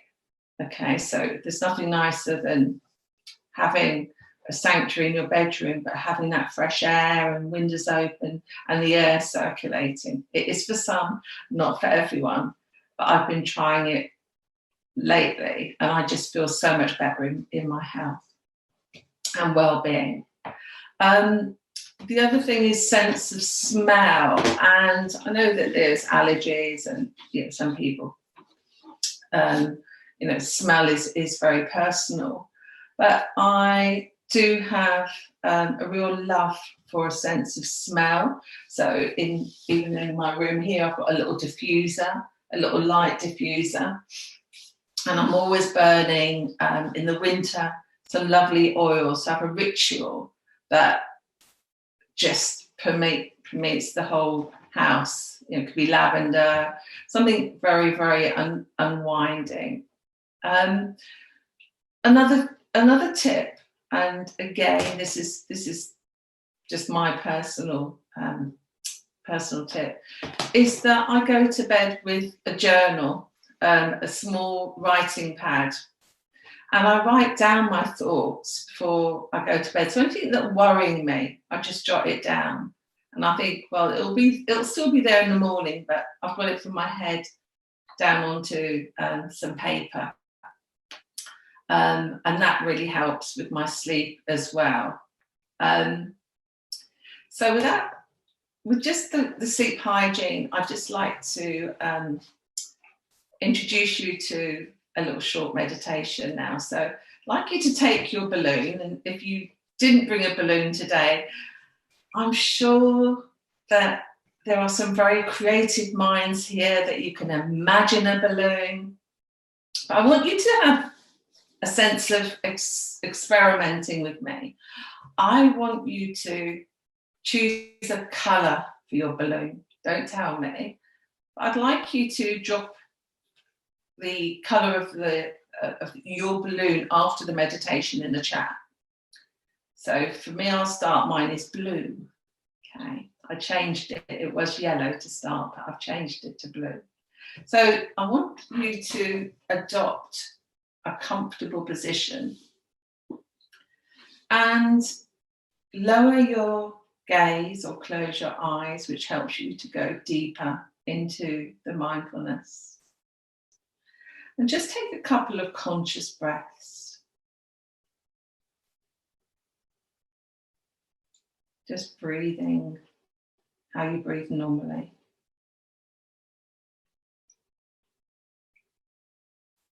Adopting a good posture for you, as long as you're comfortable. I want you just to place your hands below your belly. And bring to mind that between your belly button and your pelvis, pelvic bone at the front of your pubic bone, is a balloon just lying beneath the surface of your abdomen. This is optional, just think of a colour, anything that springs to mind. You can visualise this if you haven't got a balloon. But if you have got a little prop there, you can just pop that below and place your hands on your balloon.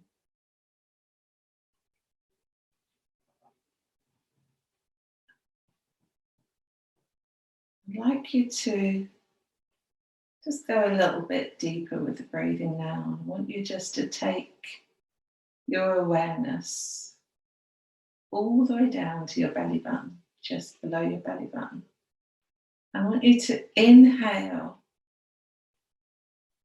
taking a nice long breath in,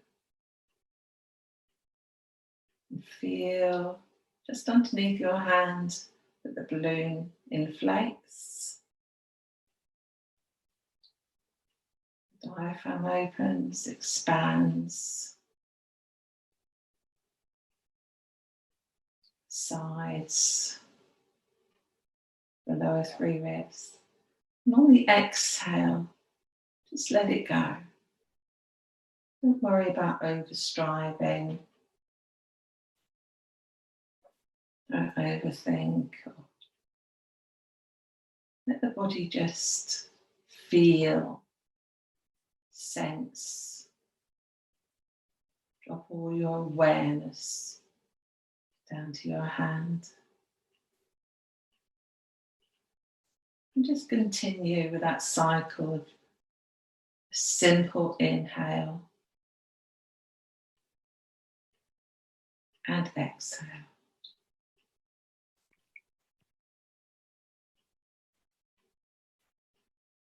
Just as you would perhaps bring to mind a sleeping child.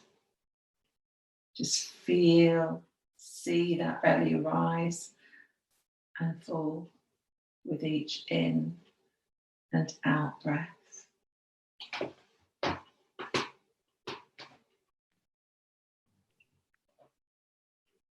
Beautiful. See if you can relax your shoulders here. If you could, maybe just one more minute and then we'll move on to the next. See if you can relax your shoulders here.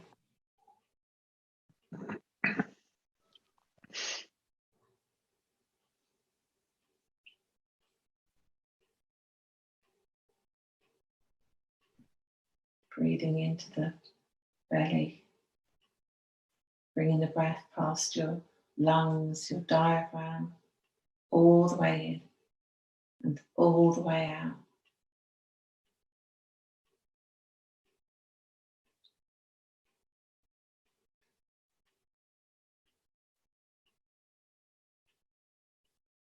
If you have any thoughts, if anything comes to mind, just remember that that's what the mind does. It's perfectly natural. But just gently escort your breath back to your belly and the belly breathing. And gently open your eyes. Just roll your shoulders. Bring your balloon up if you like. and just have that sense, even if it's just a sense of letting go of any unwanted thoughts. Just letting go, have that sense of letting go of your balloon. Thank you. Wonderful, wonderful. I love the way you linked it to the balloon. That's awesome. Wonderful. So I think now we have Thea, who's going to be sharing about nature. So thanks so much, Lorraine. Really appreciated that. It's very, very calming. And thanks for sharing your story too. Beautiful. Okay. So, there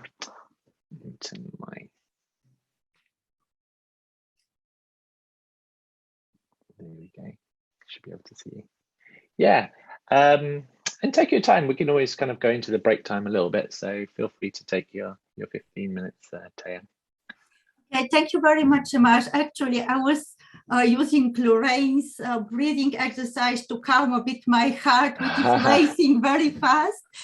Thank you so much. It's my first time that I have the opportunity to meet the mindfulness community and talk about my passion for nature. And what I would like to share with you is not only that we need nature, we already know how nature is important for us, but also then we live in a moment that nature needs us a lot. And where I see the role of mindfulness in these processes, a bit about myself and how I came to all this. As you know, yes, I'm Thea. Now I live in West London with my daughter and my husband. We have a continuously growing collection of houseplants and different wildlife friends in our garden. My background stands firmly in science. I've graduated in biology and ecology, and my PhD is in conservation biology. Since my university years, the object of my studies were the cave-dwelling bats. I was studying the behavior and especially the echolocation. We don't have this sense, or we don't know it yet. So one evening I arrived at the cave where I was doing my research, and there was nothing there. It took me a while to understand that the nearby stone quarry has blasted the whole rocky cliff. There was nothing, no rocks, no cave, no bats, no nesting birds of prey, nothing. And this was a very important moment in my life when I turned to become environmental conservationist. I left the fundamental science to become full-time conservationist. And I started working with different charities in my home country, Bulgaria. And this is when I moved my focus from nature and wildlife to humans. And I recognized that the main problem with nature conservation is our human behavior. And I started my quest to change them. I went a long way from being a protester, a rebel, being a campaigner, advocating for changes of law and policies. I even worked for a couple of years like scientific advisor for the Bulgarian government, and I didn't achieve much. So at some point, I came to the idea that the only thing that can change the situation is the education. And if people know about nature, they certainly will do something to protect it. And this is where I was when I moved 6 years ago in London. I did already have my own child, and I started my career path as an outdoor educator. I worked a couple of years with families and schools at the Wetland Center in Barnes in London. And then one day, I met a fellow Bulgarian lady, and she told me about her journey as forest school practitioner. And this clicked so much with me that the same evening I was enrolled on a training course to become forest school leader. And after finishing my training, I was very lucky to start practicing in the school of my daughter. I was there for 3 years, leading forest school session in the back garden of the school And I was working with all-year groups, starting for the kids in nursery, 4 years old, up to the kids in year 6, 11 years old. And this is where I noticed something completely astonishing, that never mind the age of the kids, and never mind their cultural background. And just to mention that my school is in Ealing, and this is one of the most ethnically diverse boroughs in London. In some classes, I have had kids that speak more than 20 different languages. All of those kids used to love forest school. They were all happy outside. They were all engaged. They were all asking where we are coming again. And the other thing that happens in front of my eyes was a huge transformation, especially regarding the kids with special education needs. I've noticed that the kids that were diagnosed autistic or having different traits of behavior disorders, they did become completely other personalities where they're outside in these forest school sessions. And I become very curious to find out where, when, and how this magic happened. I was sure that the answer is somewhere in the fact that we are outside in nature. Also, there's something in the ethos and in the concept and philosophy of the forest school, but I didn't know. And as I'm now trained psychologist or therapist, everything was new for me. So I start my journey in psychology. I enrolled on a course for children and young people mental health course. And then during the first lockdown, my intuition brought me to your mindfulness teacher training that I finished a year ago.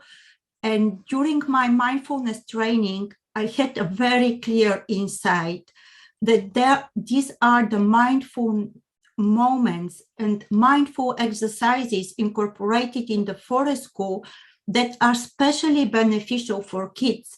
And maybe there is where the magic happened. So this is where I'm now. I'm on my way to become mindfulness guide, and I would like to continue research the potential of mindfulness practice in nature. And my belief, or my hypothesis, being more scientific, is that the mindful connection and reconnection with nature has the enormous power to transform us. And I'm looking at mindfulness as a major tool for solving even the global environmental crisis, because now I knew that we don't need only education, but we need this special connection, which is this kind of micro moments of love for nature and with nature. And this is where from our actions could start to protect it. And this is also the moment that I would like to invite you to a short exercise to make a mindful step in the direction of connection with nature. And as winter approaches, that's my favorite thing, observing birds out in the garden. But before we start observing birds, we can do something good for the birds. We can make bird feeders. So we will help birds in this more difficult season to find food. And also we will have the birds closer to us. This is what we are attempting to do. What we need for these are just plastic bottles.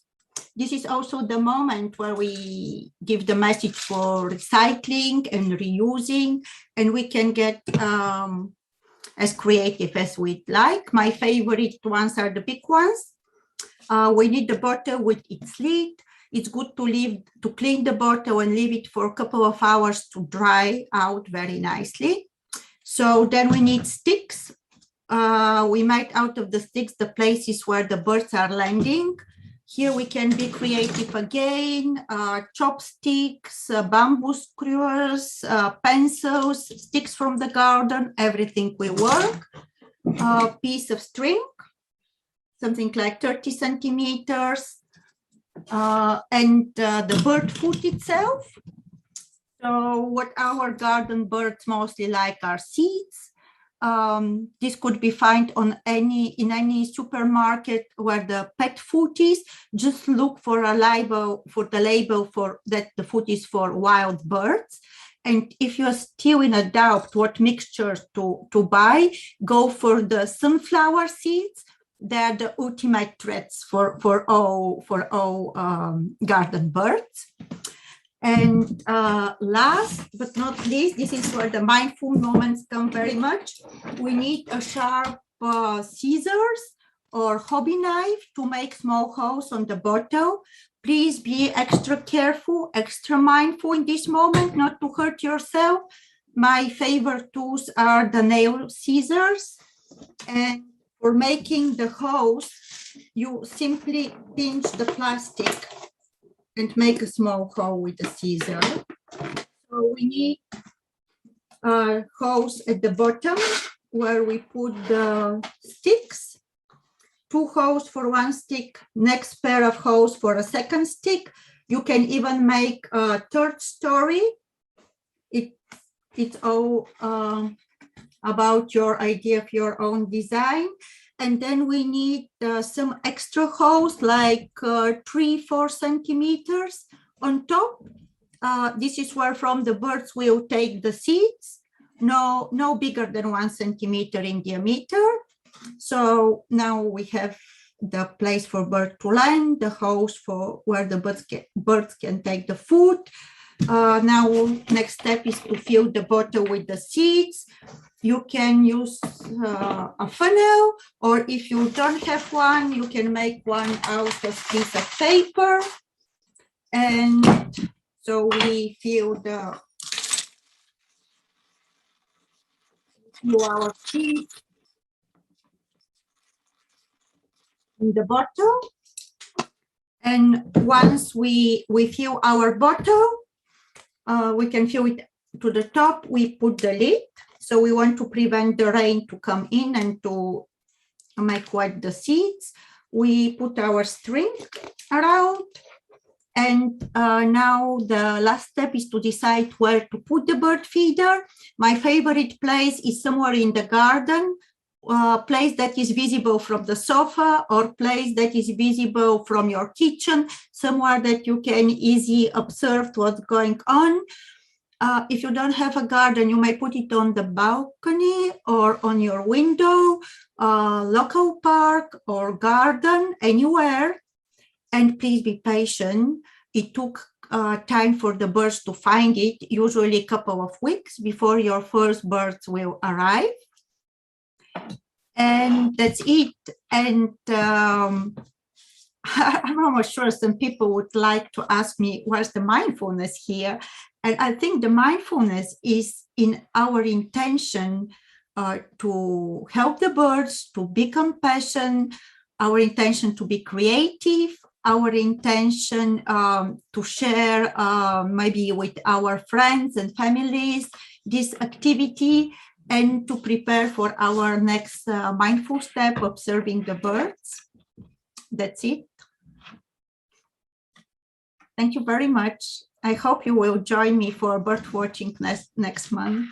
Well, we went for a mindful walk the other day as well with a few of our mindful teachers and other friends. So no, thank you so much. I loved the creativity of that. And also the fact that you're talking about nature and the environment, and your values continue to stay the same, and you're finding different ways in which to help, and that connection between the child and nature. Wow, that's so powerful.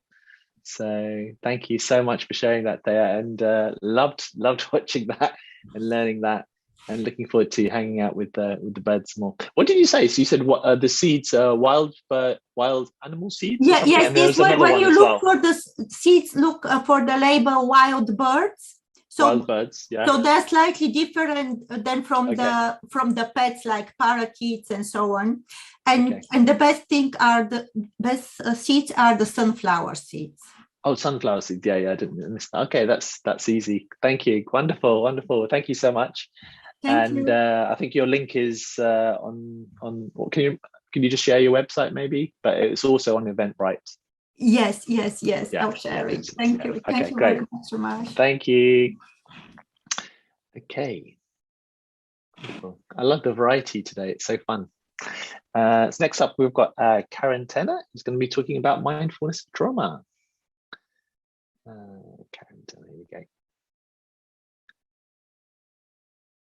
So, and I love the recycling as well. So if any other mindful teachers want to share ideas like that next time, that's really fun as well.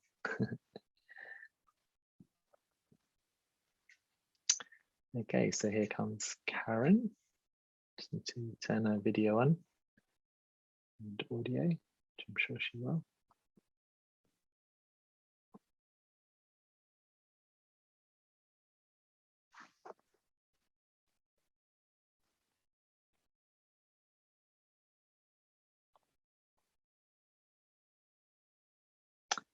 There we go. So we've got the video, we just need the audio. Aha. We're there. There we go. How are you doing, Karen? I'm fine, thank you very much. How are you? Very well, very well. Whereabouts are you? I'm in the United Arab Emirates in Dubai. Oh, wow. So a long way away. So it's quite dark. It's nighttime, is it? 10 o'clock or something? Yes, it is. It's 9 o'clock. So we come an hour further behind. I think it's 22nd or 31st of October. I can never remember when it is, but it's every year at the same time. Oh, yeah. Always get confusing. Yeah. Wonderful. And you wanted to talk about mindfulness and its application for trauma, yeah? Yes, absolutely. And I'm going to tell you a little bit about myself. And obviously, I think everybody comes to mindfulness through their own personal experience, and I'm no different to that. So the intention is to tell you a little bit about my trauma and how mindfulness helped me through trauma. So thank you very much for inviting me to join you this evening. I'm just going to pop my timer on here, if you just bear with me 1 second. So obviously, we know that I'm in the United Arab Emirates. I've been here for a long time now, and I want to take you through my own personal experience of trauma, which began as a result of the loss of my adult son, Aidan. In the early days and weeks of his transition, shall we say, I didn't know how I should feel, and I knew that I felt shattered, destroyed, broken. But I didn't have any idea where to go with my feelings or how to cope. There was no roadmap. I looked everywhere. There was no roadmap. I didn't know what I should be feeling. I just knew that I wanted the pain to stop, and I didn't think that I could actually continue living with the pain. It was physical. It was unbearable. And the Monday every week, which was the day when he had his tragic accident, was filled with anxiety, and without even thinking about it, the Mondays at a certain time every day, I would just get this terrible sense of anxiety, usually around 5 o'clock in the evening, as my subconscious was reminding me of the moment that I received the awful news of Aidan's passing. But it was probably a good 2 years later when I realised that what I was experiencing was actually trauma. I could finally understand what was happening to my body and why my mind was foggy, why I was in a constant state of angst and panic. I felt completely disembodied.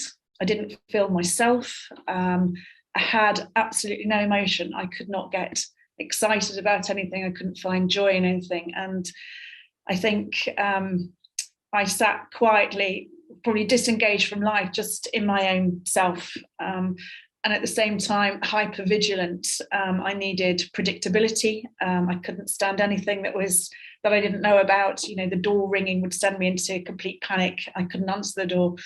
That safety and predictability saw me retreat into myself even more, and I put a defensive shield up between me and my world. So life actually just stopped dead. And I kind of stayed there for a while until, I found a fabulous book called The Unspeakable Loss, and written by a lady called Nisha Zenoff. And she talked about various modalities. She was a therapist herself. So that was a big roadmap for me. She'd lost her son 18 years previously. I was listening to lots of other books as well, just searching for peace. I just needed to find peace, whatever that felt like. And I understood trauma eventually, that trauma and that I understood that the feelings that I had, my response to this loss was trauma, and that it was an entirely normal response, entirely normal. But before I move on to how mindfulness has helped me, let me just briefly explore trauma. And for those of you who maybe need a definition or maybe don't, trauma is an emotional response to a terrible event that overwhelms an individual's ability to cope. And it disrupts, and it absolutely disrupts, the body's natural equilibrium. I'm testament to that. And freezes you in a state of arousal and fear. And again, those two feelings, emotions, I can absolutely identify with. It occurs when our ability to respond to a perceived threat is in some way overwhelmed, and we can become traumatized by anything that is perceived on a conscious and unconscious level as life-threatening. And even to watching other people going through traumatic experiences, we can absorb that, and it can become trauma watching people going through that. It's the perception of the threat and the incapacity to deal with it. So in simple terms, the threat to our existence is just too much to deal with, and the body's reaction to that is to protect, detach. Again, I can resonate with that, and it's a perfectly normal physiological reaction. So the trauma of losing my son, as I've already explained, sent me into complete shutdown, and I didn't see anyone or talk to anyone unless it was accidental. They were coming to the door, apart from my immediate family for 3 months. And when I did surface and I took tentative steps out into the wide world, I just wanted to be in disguise. I didn't want to really to see anybody. But those people that I did see, unfortunately, everybody wants to fix you when they see that they feel that you're broken. So I was, constantly being told to let it go. You need to move on, Karen. I sat reading a book one day, and a friend sent somebody down to see me just for what I thought was a chat and a bit of company. And that individual decided that I needed to set some goals. And it was then I discovered that he was a coach, and I had to say, please don't coach me. This is my journey, and I don't need to be fixed. Others, needed to persuade me to go and see a doctor, and I never went. I'm not saying don't ever go to a doctor, and these things, are useful for other people. For me, I just needed to work through this myself. The guidance was endless. A lot of people can quote Kubler-Ross's 5 stages of grief when they see somebody in a state of grief, and actually Kubler-Ross, I did read her book, was all about going through acceptance of a diagnosis of terminal illness. And so, yes, the model can be adapted to individuals going through grief. But for me, a lot of people seem to think that Kubler-Ross is a linear process, and it's not. And even for those people going through terminal illness, I believe it's probably not a linear process. But, a lot of people have seen Kubler-Ross and the 5 stages of grief, and automatically applies to you. So I was feeling probably that I wasn't allowed to be with my feelings. I was becoming really, really aware, because it was so painful, and I do tend to reflect quite a lot.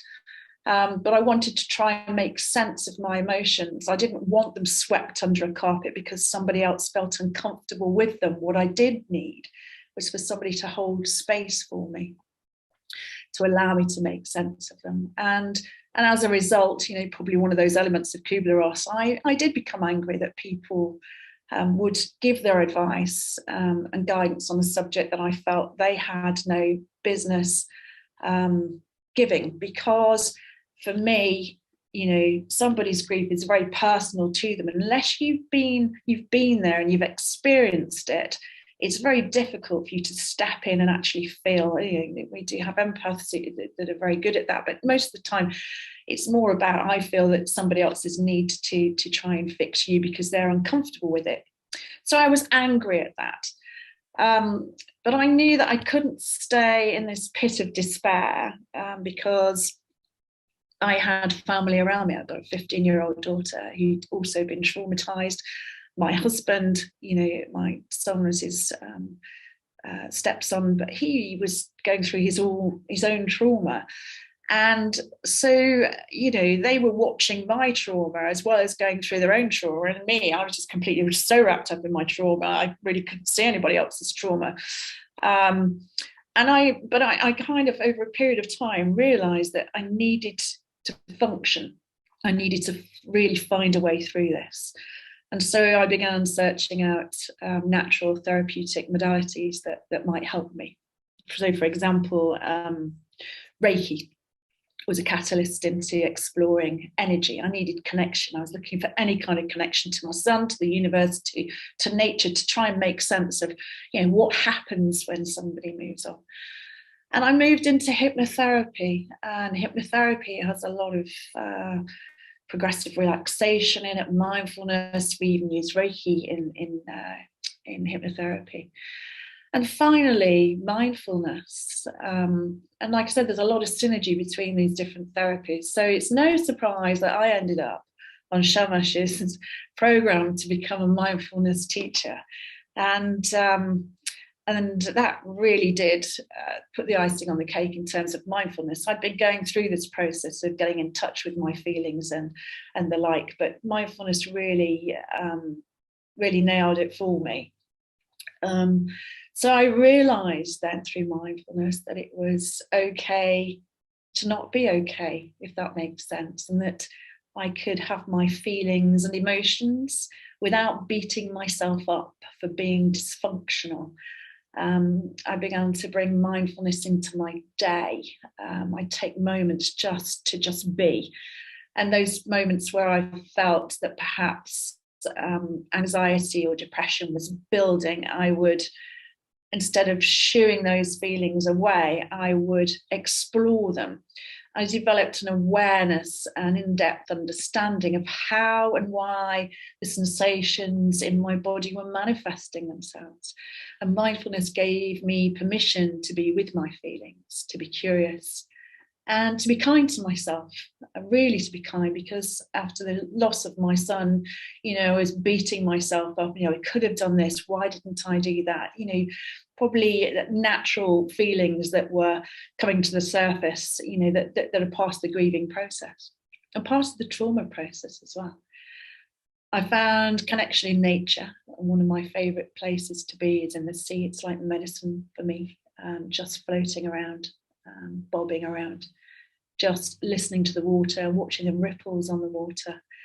And I eventually learned to be compassionate to those individuals who, through their own kindfulness, had tried so hard to help me move through my pain. At that time, I saw it as, gosh, if you're uncomfortable with this, and I'm sure there's an element of being uncomfortable with this. So, how many parents don't want to put themselves in the position of ever having to think about the possibility of losing a child. So I accepted and understood how they couldn't be in my space, and then perhaps why some of my friends just disappeared, only to resurface, some of them kind of, a long time later, when the decks have cleared and perhaps Karen's moved through it, and I don't have to go there because it's too painful for me.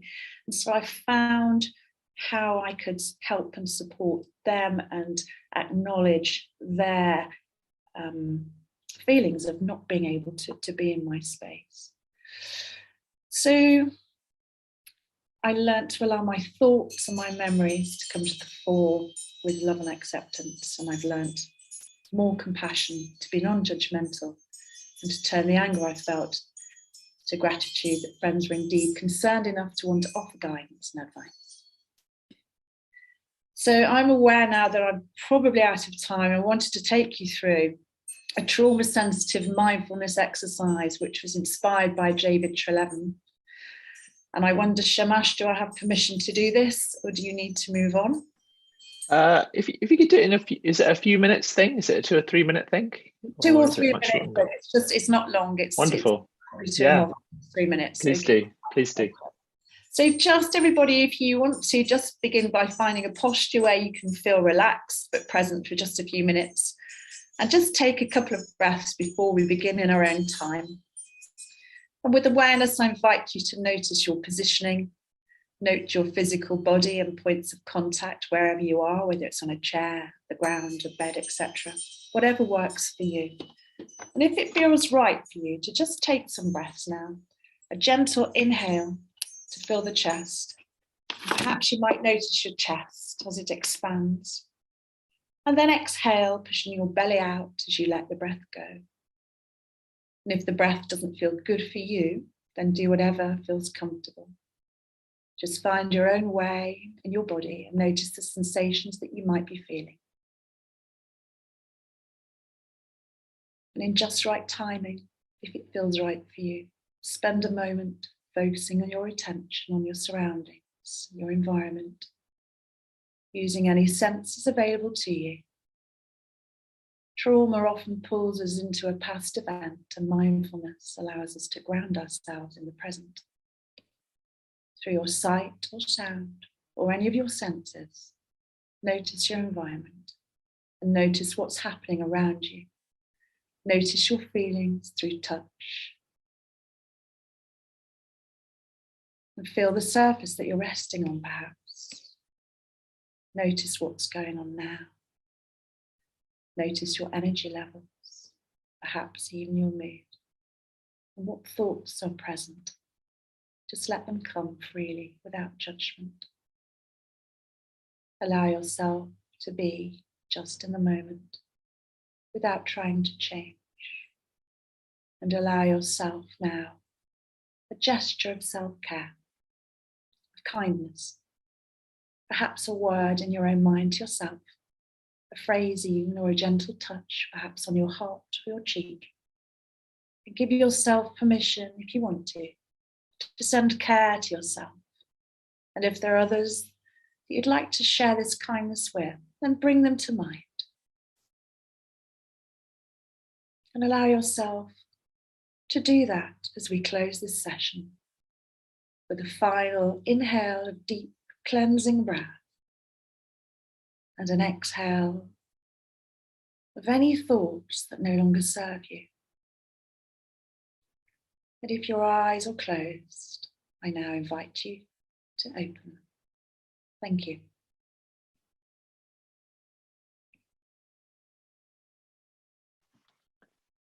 Thank you so much for your very, as Anna says, I feel you, beautiful, authentic journey. Thank you for sharing that. Really, really appreciate it. Thank you. Glad we did that little meditation at the end as well. Wonderful. Well, I'm sure it's time for you to sleep very soon. So wish you a good sleep. And thanks for sharing with us. And these are recorded, so if you want to watch the others later on, you can. Absolutely. Well, I'll linger around a bit longer anyway. So thank you very much. Great. Okay. Thank you, Karen. Thank you. Bye-bye. Bye. Okay. And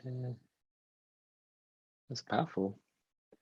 Next up, we have Julia, who's going to be sharing about mindfulness for families. And then we'll have a little break after that.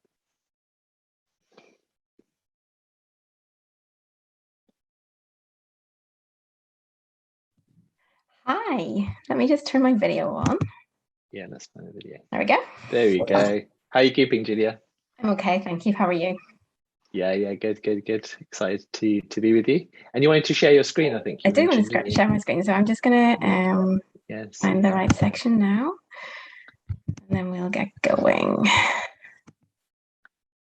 Oh, wow. So professional.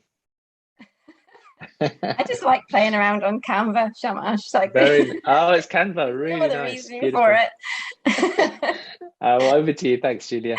Thank you. So thank you for joining me today, and also to Shamash for inviting me to talk to you all about mindfulness for families. And for those of you that don't know me, I've set up an organisation called Magpie's Mindful Magic, that specialises in delivering mindfulness to children, young people and their families.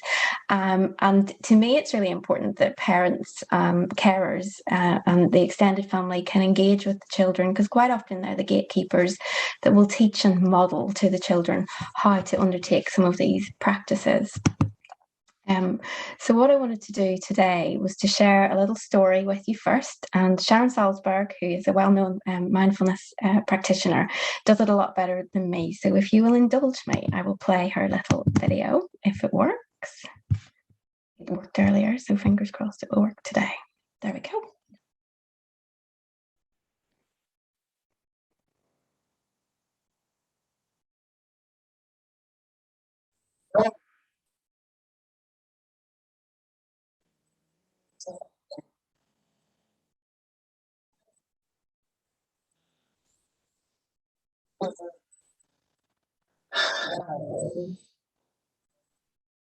Yeah, I think the audio is not coming through.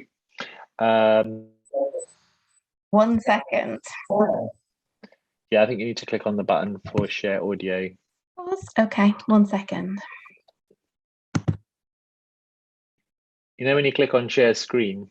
Yeah. I think there's a little button there for showing audio as well in the corner. Yep, got it. Okay, let's try again. Okay. Attributed to the Native American tradition, Beautiful. which illuminates different ways of paying attention. An elder talking to a child says, "I have 2 wolves fighting in my heart. One wolf is fearful, vengeful, envious, resentful, and deceitful. The other wolf is compassionate, loving, generous, truthful, and peaceful." The child asks, "Which wolf will win the fight?" The elder responds, "The one I feed." That doesn't mean we try to deny or hurt or kill the angry wolf.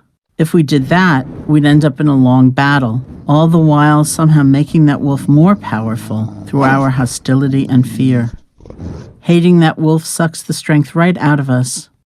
Instead, we calmly pay attention to the angry wolf and let go of believing they have the answers. If we can do that, they end up lying down next to us, no longer an enemy. We help strengthen the kind and loving wolf, giving it nourishment and support so that we can follow it. That peaceful wolf can become our steady companion and show us the way through all kinds of different life experiences. Restful or chaotic, enjoyable or disappointing experiences may come and go, but we can have a guide with us through it all. This is what mindfulness can help you do. Mindfulness allows us to see our thoughts and feelings as they are beginning. It's very powerful to know what we're feeling as we're feeling it, know what we're thinking as we're thinking it. With mindfulness, we can choose what will strengthen and bring into action, and we can choose what we will gently let go of. We don't have to be at the mercy of old habits or old ways of thinking or old ways of being. We are empowered. It just takes practice.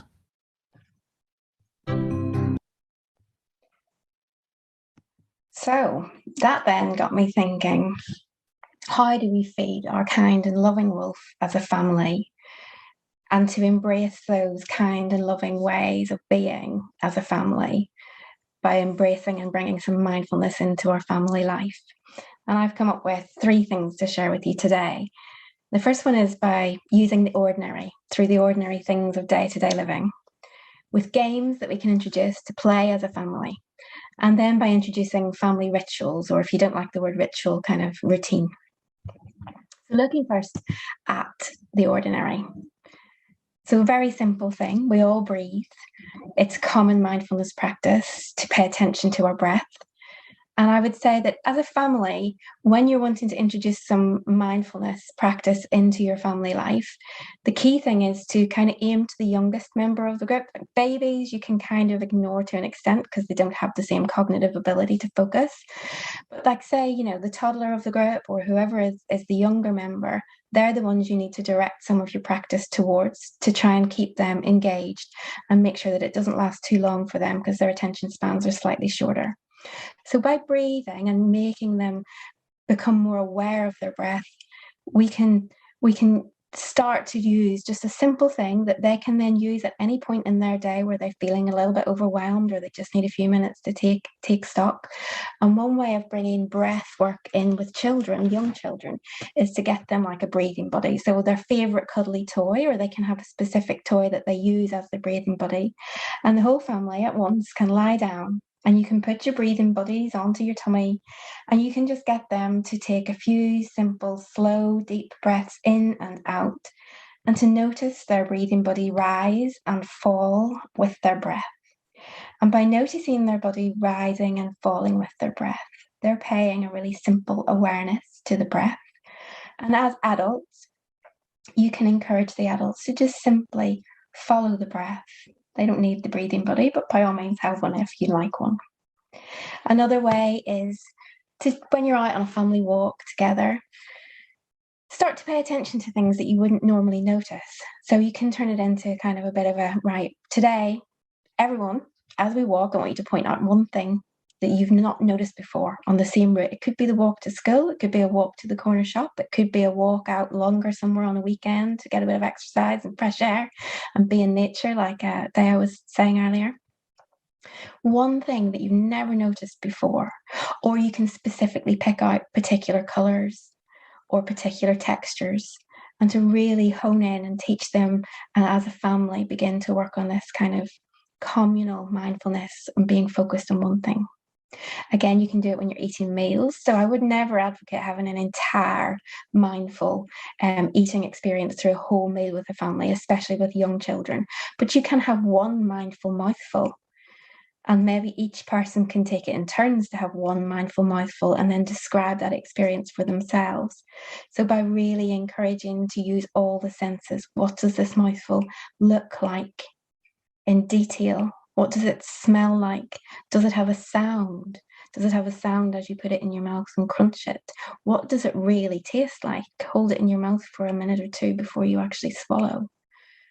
Did it evoke any emotion?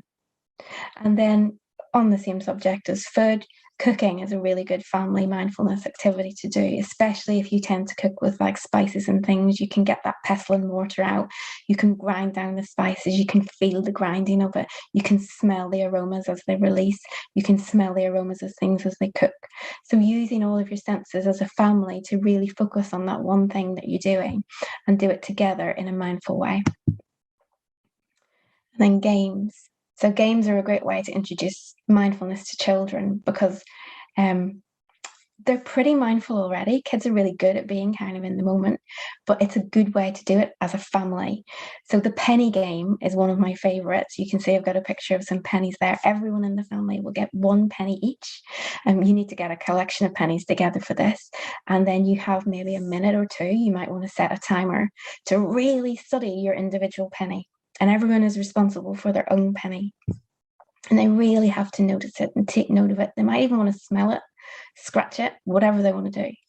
And then it goes back into the pile and they all get mixed up.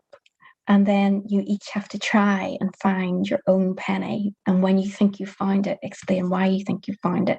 And it's for those few moments that you're being really mindful and you're doing it together.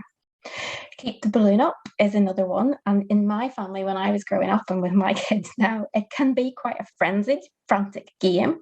But to do it in a mindful way, you can slow it right down. You can invite everyone in the family to do it in a way that's calm, that the movements are slow, that maybe there's no noise.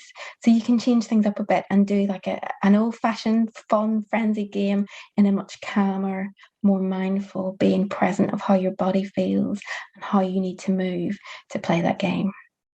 Another old-fashioned favourite that I like to turn on its head is reverse pass the parcel. So maybe good for an extended family gathering where you've maybe got cousins and grandmothers and aunts and great aunts and whoever else around. You have your little parcel wrapped as you normally would for pass the parcel, but there's no music. So you might want a whistle or a bell or a little sound bowl or something, and everyone passes it, and it's the person who hears the sound first gets to unwrap. So when you hear the sound, you get to unwrap a layer, and then you quietly explain what you can feel as you're unwrapping. You explain the noises you can hear. So you make something that's usually quite a fun, crazy game into something much slower and more mindful.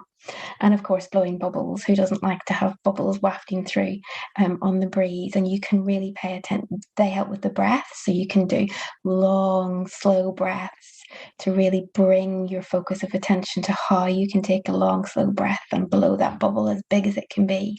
But you can also notice how the bubbles move. You can notice how they pop. You can start to associate the fact that they will move through the air just as your thoughts will move through your head.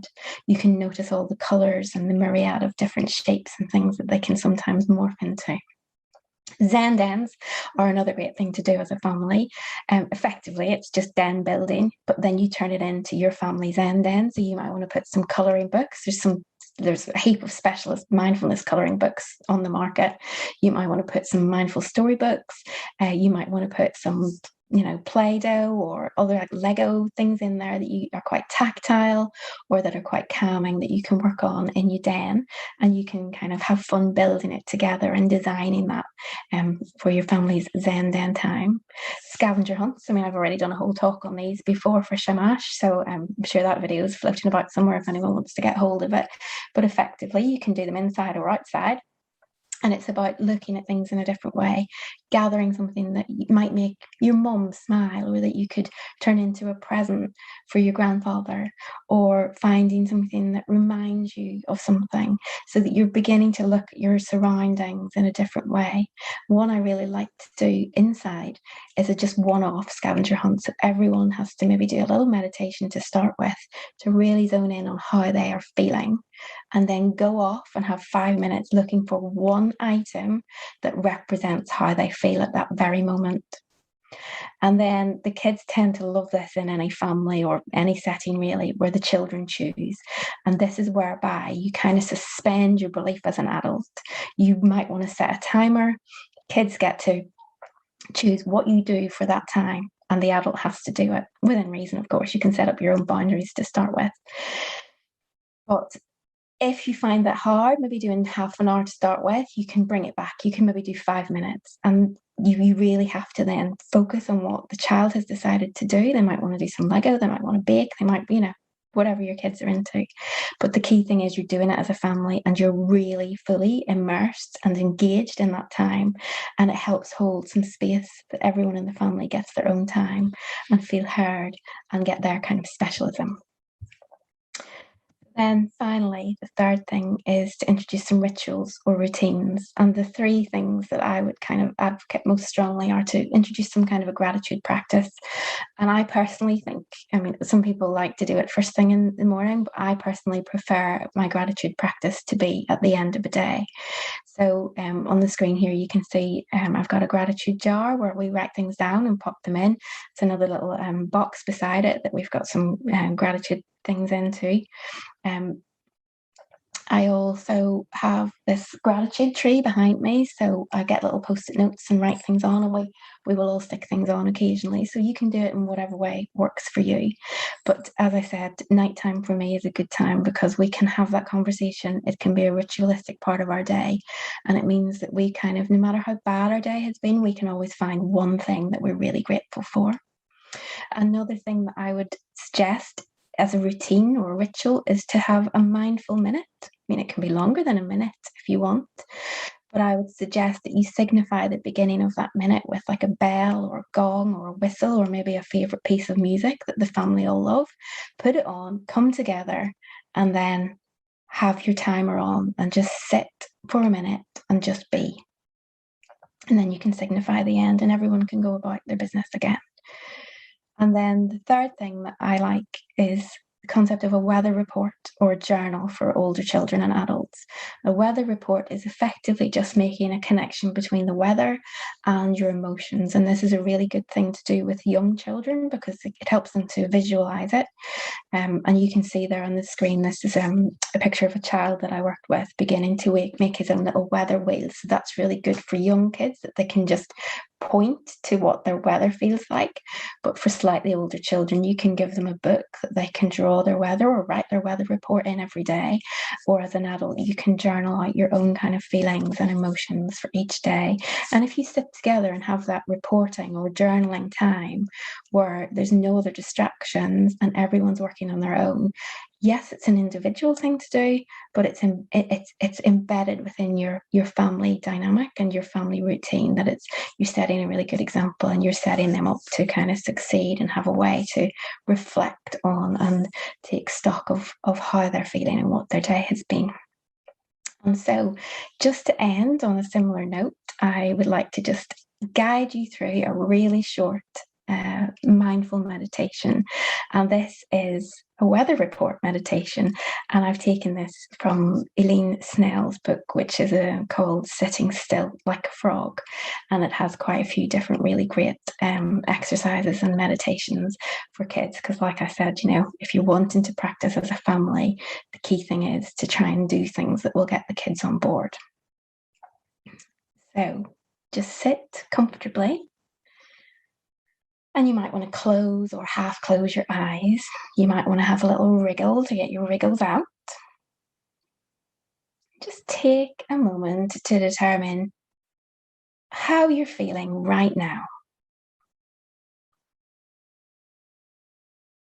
And if your feelings were weather, what weather would they be? Do you feel relaxed and sunny inside?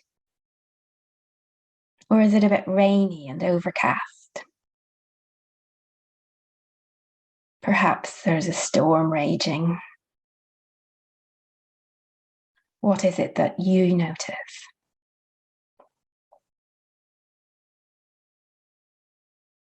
Without really thinking about it too much, just summon the weather report that best describes your feelings at this very moment. Once you know how it is that you're doing right now, just let that be. Let it be just as it is. There's no need to feel or to do anything differently. We can't change the weather outside. And we can't change our internal weather either.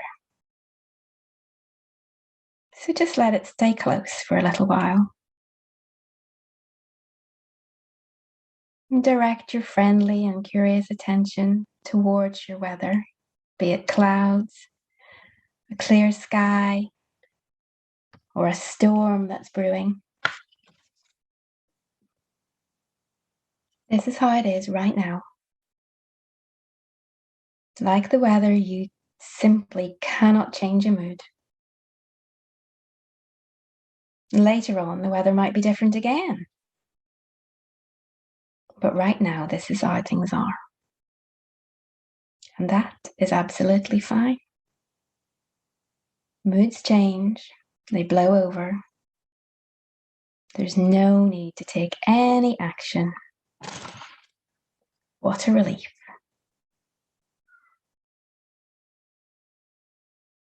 When you're ready, open your eyes again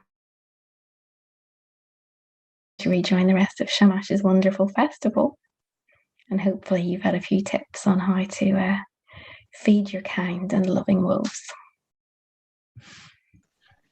Fantastic. That was so fun, those tips. And I really loved the meditation at the end. And I forgot about the internal weather report. I used to sometimes do that. So thanks for reminding me of that one. And your website is, remind us of your website again. Magpie's Mindful Magic. Yeah, that's the one. That's it. Okay, great. It's not particularly well functioning at the moment because I don't have time to keep it up to date, but there's the bare bones there, and hopefully people can get in touch with you. That was a lovely.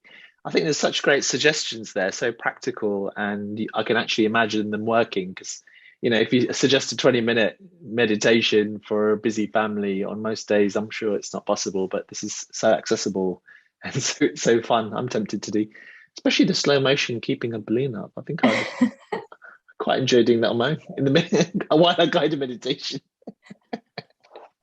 Imagine doing that. Wonderful, I'm glad wonderful. you enjoyed it.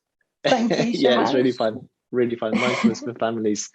I'll definitely let people watch that. Kind of, what's the word? Recommend it for lots of little tips for families. I think it's brilliant. Thank you. Thanks, Julia. Have a good evening. You too. Bye. Bye. Excellent. So I think we're going to have a little break now, and we will come back in about 12 minutes or so. And we're going to, not much more now, we've got some mindful movement that we're going to do with a bit of music with Anna. And then we're going to go to, I think we're going to go to Asia, maybe Philippines, something like that, for our final little talk, and then we'll finish things up. So yeah, have a little break, and we'll come back in 12 minutes at 7 p.m. UK time.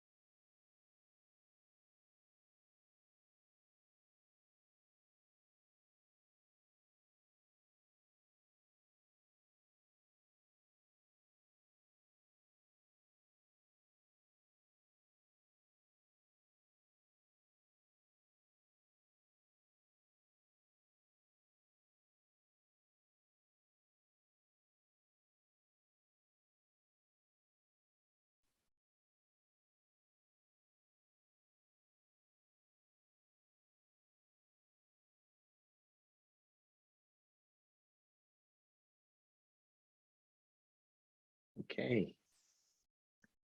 Time flies when you're having a break.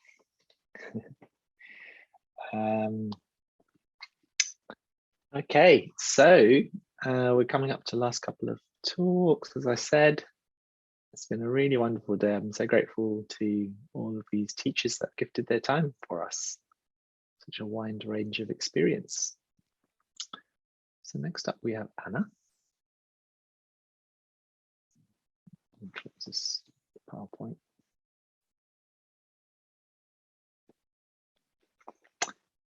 Okay, that's some organic music as well, I think, potentially. I was just listening to it. It's really good, actually. Don't know if Anna actually created it.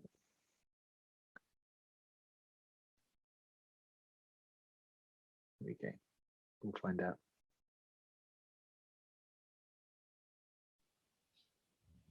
Hi, Shamash. Ah, hi, how are you? I'm fine, thanks. Oh, I have to. Yeah, Okay. just turn the video on. Let me see that. Oh, fantastic. Now Yeah, we can see you can see me and you can hear me, right? Yeah. So are you traveling today? You mentioned something about traveling or not?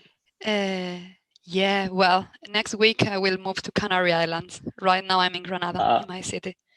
Oh, you're in Granada right now. Wonderful, wonderful. In Spain, And right. and I've managed to get some of your music. So just let me know when you want me to play it, and I'll play it. But I heard a little bit of it. I was loving it. Thank you. So yeah, no. So when you're ready, over to you. We look forward to Thank the you so session. much. Cool. So I will start right now. First of all, thank you very much for this invitation. Thank you, Shamash, for your kindness to organize this event with such a nice purpose.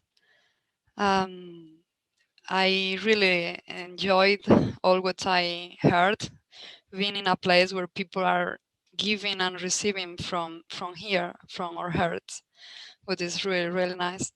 I haven't given talks for a while, so I'm a little nervous.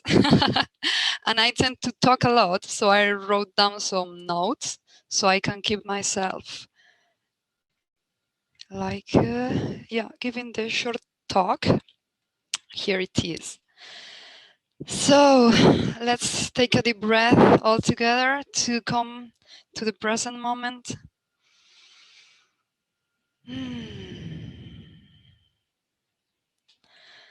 My name is Anna. I'm a human being, as all of you, I guess. I'm a human with a very curious mind, and that led me to study a degree after another one, a master after another one, and even a doctorate. And I'm sure I will continue studying because learning new things is one of the 5 things that make me feel happy, as we wrote at the beginning of this festival. And let me share with you a little bit of my story, and hopefully that could inspire and maybe help any of you. Originally, I was oriented to physical well-being, so I did a PhD in human nutrition. And at the same time, I was involved in many projects. I was an entrepreneur, I was giving talks and workshops, I was attending conferences here and there, I was traveling a lot. So people could say that I was in a successful path. But anxiety crossed my way like 6 years ago, and panic attacks took me to emergencies several times. And at the beginning, as many other people, I rejected to receive any help. Dancing used to be one of my best medicines. I love dancing since I can't remember. I cannot tell you since when. Since I'm a child, I'm dancing naturally. And what I didn't know years ago is that what I was doing when I was dancing was mainly escaping. I was not dancing mindfully. Well, mindfulness was not something that I knew until some years ago. So now I know that by that time I was dancing to have fun, but also to hide myself, to escape, to get rid of unpleasant sensations. And it worked, but just for a while. But then the discomfort, the anxiety used to come back once and again.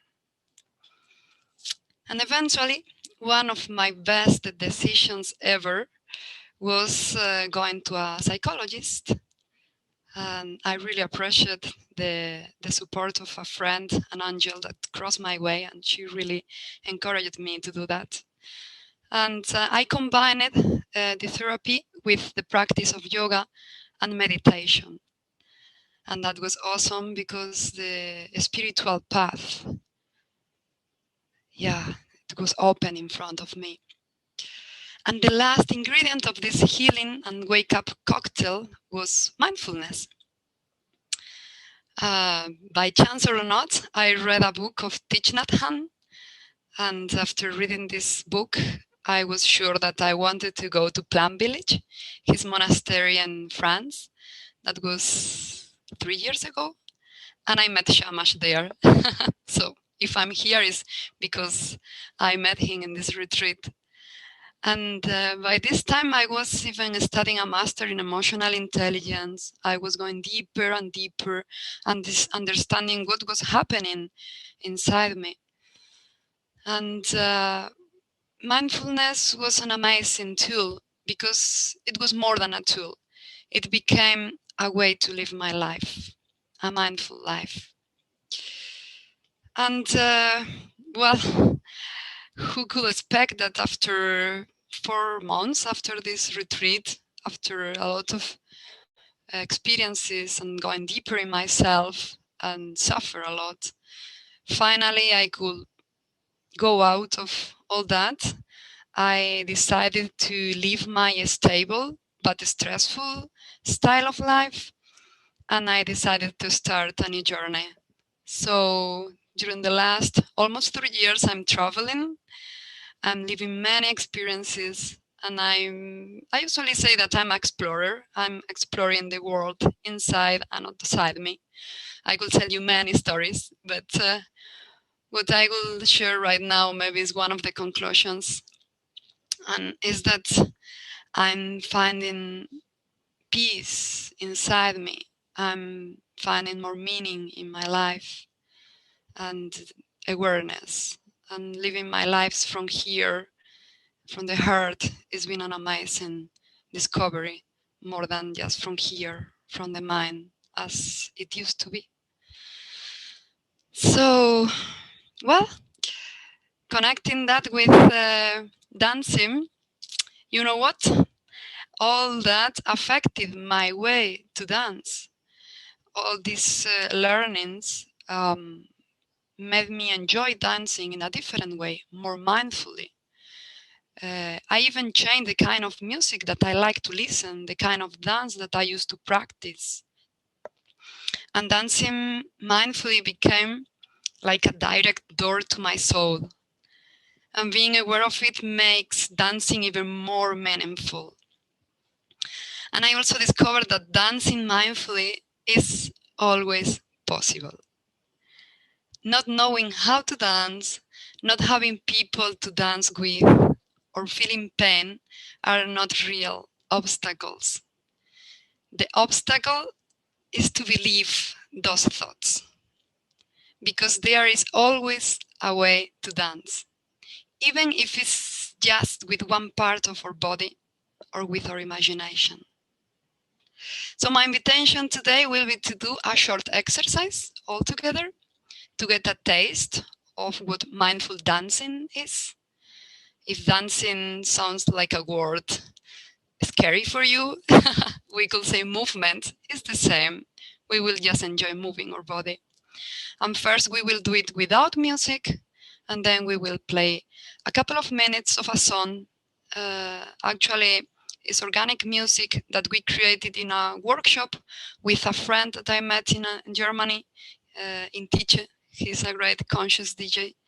And we created this song recording sounds in the garden and playing some instruments in a room, creating music, it's itself a great mindful practice. So let's start. Let's bring our awareness to our bodies. Taking a deep breath always helps for that. And we are going to dance just with our hands. So we can stay sitting. If you prefer it, you could stand up. If you are lying down or you are doing anything else, feel free to keep doing whatever. It's up to you. I will make invitation and you will decide what to do. And even if you want to use other part of your body, feel free to do it. So just observe your hands as if it were the first time that you see them. Sometimes we assume that they are there. You could even visualize it if you want. And just start moving your hands as mindful as possible. As slower we move them, as more aware we are. And we can place one hand in front of each other, the palm in front of the other palm, and breathe. Feel the space between the hands.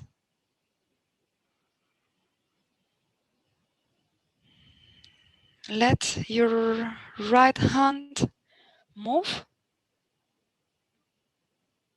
Maybe move far from the other hand. Observe the movement. Feel it in your right hand. And then move your attention to your left hand and observe what your left hand feel like doing. Maybe feel like coming closer to the right one or farther. And just let the movement happen.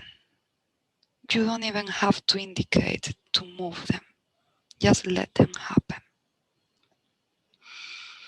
Maybe you can roll, you can play, just with curiosity, what you can do with your hands. Not touching to each other yet. Feeling the space between both hands. Maybe feeling energy there.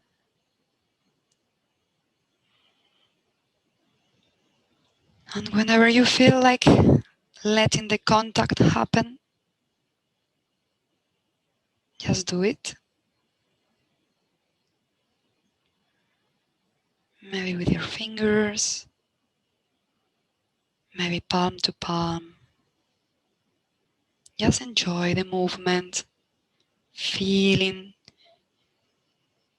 your hands touching to each other. And now continue with this movement. Our hands are calling for music. Maybe your genie Alidina could help with that. And some organic music can accompany. And I will let you enjoy. Let the music inspire the movement. Just connect with the music. Connect with yourself. These 2 minutes are for you. Enjoy it.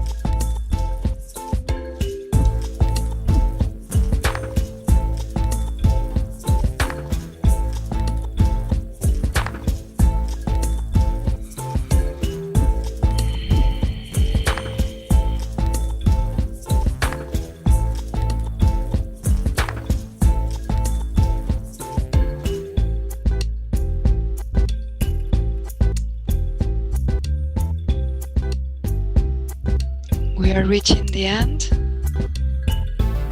The music can stop, and we can just bring our hands together, maybe connecting one palm with the other one, feeling our hands. Maybe we can place them near our heart and take a last deep breath, feeling grateful for this experience. Thank you. Hope you enjoyed that. That was fantastic. Oh, sunglasses. I've got my sunglasses on for that one, my digital sunglasses. That was so fun. I was just, wow, I've learned something new today. It's possible to just dance starting with your hands. Exactly. When did you learn that? Is it something you made up, or you discovered it, or what? Well, it's a combination of different kind of dance that I practice. African dance, contact dance, ecstatic dance. In the end, it's just let the movement go out. And yeah, we enjoy with and without music, feeling. Fantastic. Oh, wow. That's something new I've discovered. And like, even if you're not feeling too well, or you can't move, or you can't walk, you can still be dancing with your fingers, or probably other parts of your body too. Whatever can move, you can move it. Fantastic. Exactly. Fantastic. Thank you so much, Anna. I really enjoyed that. Very interesting. Have a great evening, I think it is for you, and safe travels. Thank you. See you. Wonderful. Wonderful. Wow. I want to listen to the rest of that music later on. Finish my. I was loving it. Okay, so next up, you have what a great name for our next speaker, Sunshine. So let's get Sunshine involved. I've got my sunglasses on to handle the sunshine. Put my shirt back on.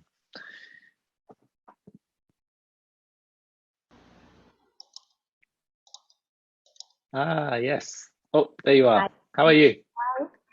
I'm good, thank you. Excellent, excellent. Let's just take a soft dive into this practice. And I'm going to later unpack what the definition of mindfulness is through this exercise. So I'm going to ask you to sit in a way that's comfortable for you, lengthening the spine if that suits you. You can bring yourself to the edge of the chair so that you can let your feet touch the ground. Just really sensing the connection with the earth below you. Allowing your hands to rest in your lap if that's comfortable for you. You don't have to change or fix anything right now. Just notice what is here. And if you're comfortable, you can keep your eyes closed. But if not, it's okay. And if at any time you don't feel comfortable with the practice, you don't have to practice. You can come back when you're ready. So closing your eyes, and I'm going to invite you to just sense what is here right now, what thoughts are here. It's a pretty long day. You've been learning a lot from other teachers, wonderful sharings. What emotions are here? Excitement,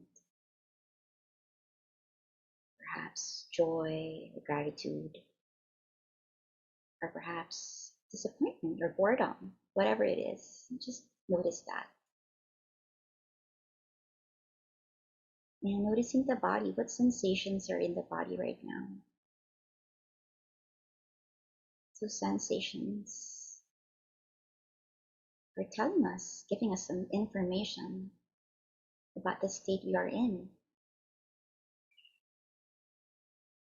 So there's nothing to fix here. We're just connecting with our present moment here. I'm going to invite you to bring your attention now to your sense of hearing. So what is here right now? What sounds do you hear? Sounds from afar and near.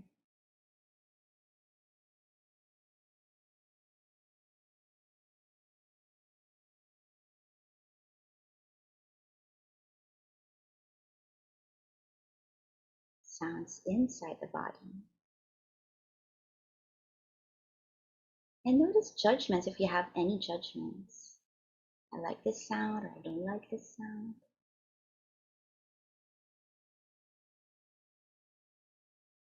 And then bring your attention to your sense of smell. At this moment, what is here right now? Probably earlier in the practice, you smelled something else. But how about now? What fragrance is here? And if there's no smell at all, it's perfectly fine.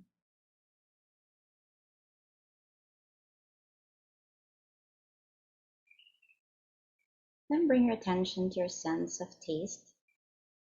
Perhaps you just had your coffee or something. What did the taste buds sense here?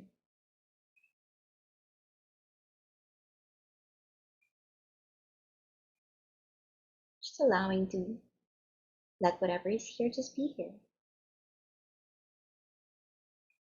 And then sense of touch.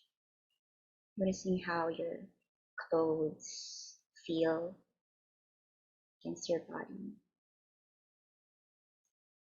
Or wherever your hands are placed, noticing softness or texture, whatever is there. Again, noticing judgments, whatever. Just staying curious here. And this is what's here in the present. There's nothing to fix here. I'm going to invite you now to bring your attention to what you see. I'm going to invite you to open your eyes if that feels all right with you. If you want to keep your eyes closed, you can just imagine something, whatever it is that soothes you. So if your eyes are open, I'm going to ask you to just turn your neck around, your head around, and look around the room or the space where you are in. It's a familiar place for you. Go ahead and notice as your head turns, you might notice your spine, body turning, neck, looking below. What's below you? What's underneath your chair, perhaps? Is there anything that stands out for you? So earlier, there's an invitation to see the ordinary things around us.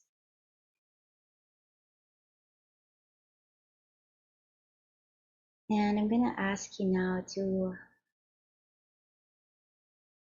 just let go of the practice when you're ready. Sense an attachment to something that caught your attention. You can get ready to let go. The sound of the bell.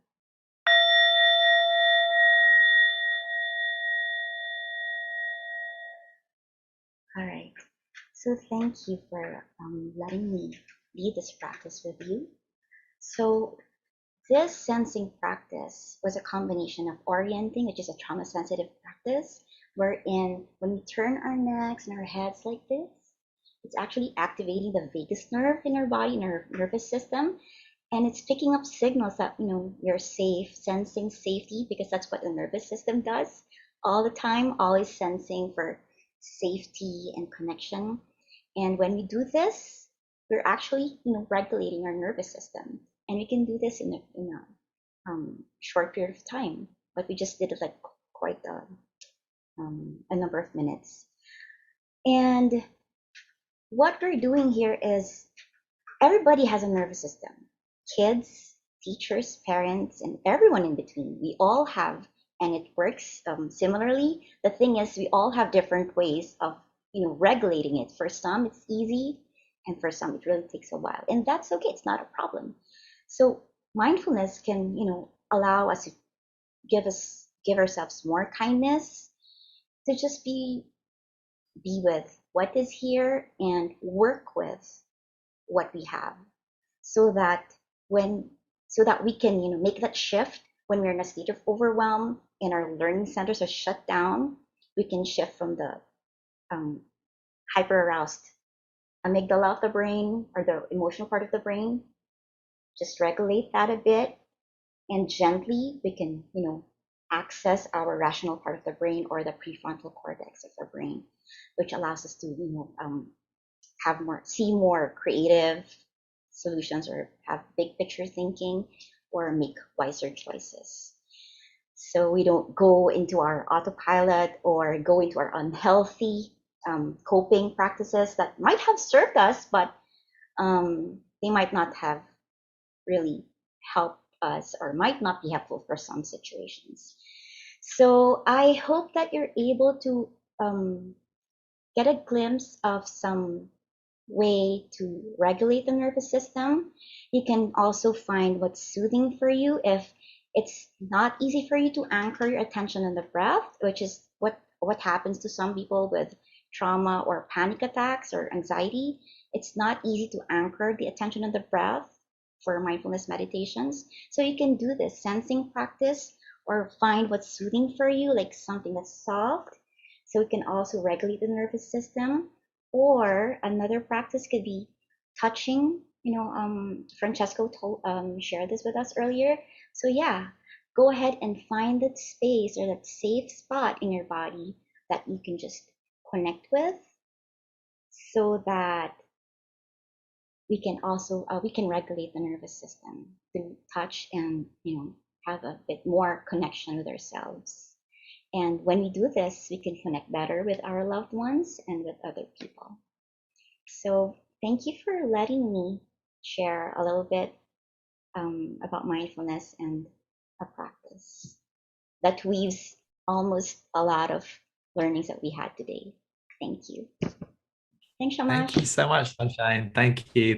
Have a good, thank you so much for staying up so late to share with us. And there's such a beautiful practice, and I feel really, really centered, and also, lots of new insights as well. So, and I think you've shared the link in the Eventbrite, so we'll share that link as well. So thank you so much. Have a good morning, evening, or whatever you call it. Good night, everyone. Bye for now. Okay, so that brings us to the end of the Mindfulness and Mental Health Festival. Big round of applause to all the mindful teachers and parents and all the other roles that they do for giving up their time to share their wisdom with us. I really, really appreciated that. And they all beautifully took their time to prepare something nice to share with us, and some powerful stories, and such authentic stories too. And I feel kind of nourished now, and refreshed and recharged. And also it's been a powerful day to kind of reflect more about actually what is really most important. What should I be focusing on, and how can I cultivate a combination of self-care, community care, but just to bring it all together, and reflecting on all the things that we learned. Maybe we kind of come full circle from some of the things that I talked about at the beginning. I think what's really important for us, and what became clear as I reflect on all of our different speakers, is to do what matters to us, to do what's meaningful for us.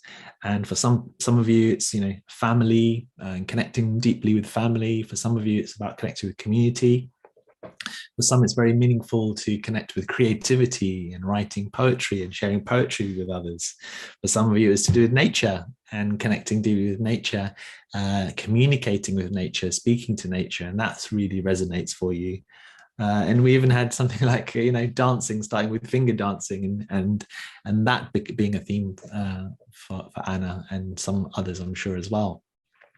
So what's really important, what we need to move towards, is what's meaningful for us.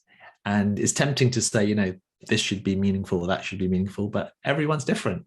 So, and that's something that also came through. Listen to yourself, look within yourself, and think about what is it that makes you feel alive, what makes you feel connected, and you can actually discover that from the flip side. When you feel upset, or when you feel anxious, or when you feel angry, what is it that are you missing that, if you could turn it around, would be more meaningful for you? And so that becomes your motivation. That becomes the direction you go in. That's what gives you purpose. And then the mindfulness is about being present and being open, being able to focus and connect. And you can do this in very small ways, starting from just one deep breath every now and then. And you can do more if you have time and if you can do it. But don't underestimate just taking one deep breath, because if you take it, you start to notice, you start to feel a little bit different, and you become a bit more likely to take another breath, or maybe do another mindful exercise, or make a more mindful choice. So don't underestimate the power of just one conscious breath, or just one moment of connecting with your feet on the floor. And that being present is also about noticing that there's a part of you that is free from these mental health challenges that you may be experiencing, the anxiety, the depression, whatever challenge that you may or may not be identifying yourself with. Yes, that's part of you, but that's not all of you. That's just one part of you. And there is another part of you that's the observer of it. And if you didn't have that part that was observing and watching and noticing these experiences coming and going, then you wouldn't be able to know that it's happening. So being present, but in the light of knowing that there's a part of you that's free of it, the observing self. And rather than classifying feelings into, this is a good feeling, this is a bad feeling, I like this feeling, I hate this feeling, we're starting to move towards respecting and honoring a whole range of feelings that we experience. You know, as human beings, we've evolved for hundreds of thousands of years, if not a couple of millions of years, and, you know, part of an even longer generation. So these emotions have evolved over ultimately hundreds of billions of years. So there's something there, there's something important about them, there's something there that they can teach us. So rather than running away from them or fighting them, we've learned today the power of maybe if we can find some creative way of connecting with these feelings, whether it's through martial arts or Qigong or poetry, or just simply mindful breathing or dancing, something to connect with these feelings, and realizing that it's helpful to open up to them and allow them to be there, not just for the sake of themselves, but so that we can move towards what's meaningful for us. And this is what cultivates, you know, what I started talking about at the beginning, psychological flexibility. So emotions are not something we run away from, but something that we make space for and allow to be there. But we're part of something much bigger than that. So thanks for coming along to this Mindfulness and Mental Health Festival. Big thank you once again to all of our speakers and the wisdom and stories that they courageously shared. If you want to kind of learn more, if you're kind of new to mindfulness, then, you know, there's so many different resources and books and stuff and websites and videos you can find online. If you want to learn from us in our community, if you go to my website, which is myname.com, there's this free 7-day email course that can kind of get you started, and I send a little email every week so you can learn a bit there. If you want to go a little bit deeper, we do a daily meditation, daily mindfulness club, which is started kind of accidentally in the middle of the pandemic, but still going. I think we've done about 450 daily meditations together so far, so you can join in daily for that. And we've got other courses like acceptance and commitment training and mindfulness teacher training. If you want to work with us, just get in touch. But also get in touch with all these other teachers. Like if there was another teacher that resonated with you that you heard today, and you're like, that's fantastic. Go back to the emails, look at the Eventbrite listing, and there you will see the websites. And if you don't, for whatever reason, we will also send an email with everyone's name and the link to their website, so you can get in touch with them. Maybe you can do a little bit of coaching with them, or maybe just ask them a quick question, or maybe you can do a course that they have with them as well. So we can all learn from each other and grow from each other. So just wanted to finish by saying again, big thank you. Thanks for staying here. And I really appreciate everything that all the audience as well. They were so generous and positive and encouraging to the teachers. So have a wonderful day, and look after your mental health as well as those of others around you. And yeah, see you at the next event, whatever that may be, probably in a few months' time, if not sooner.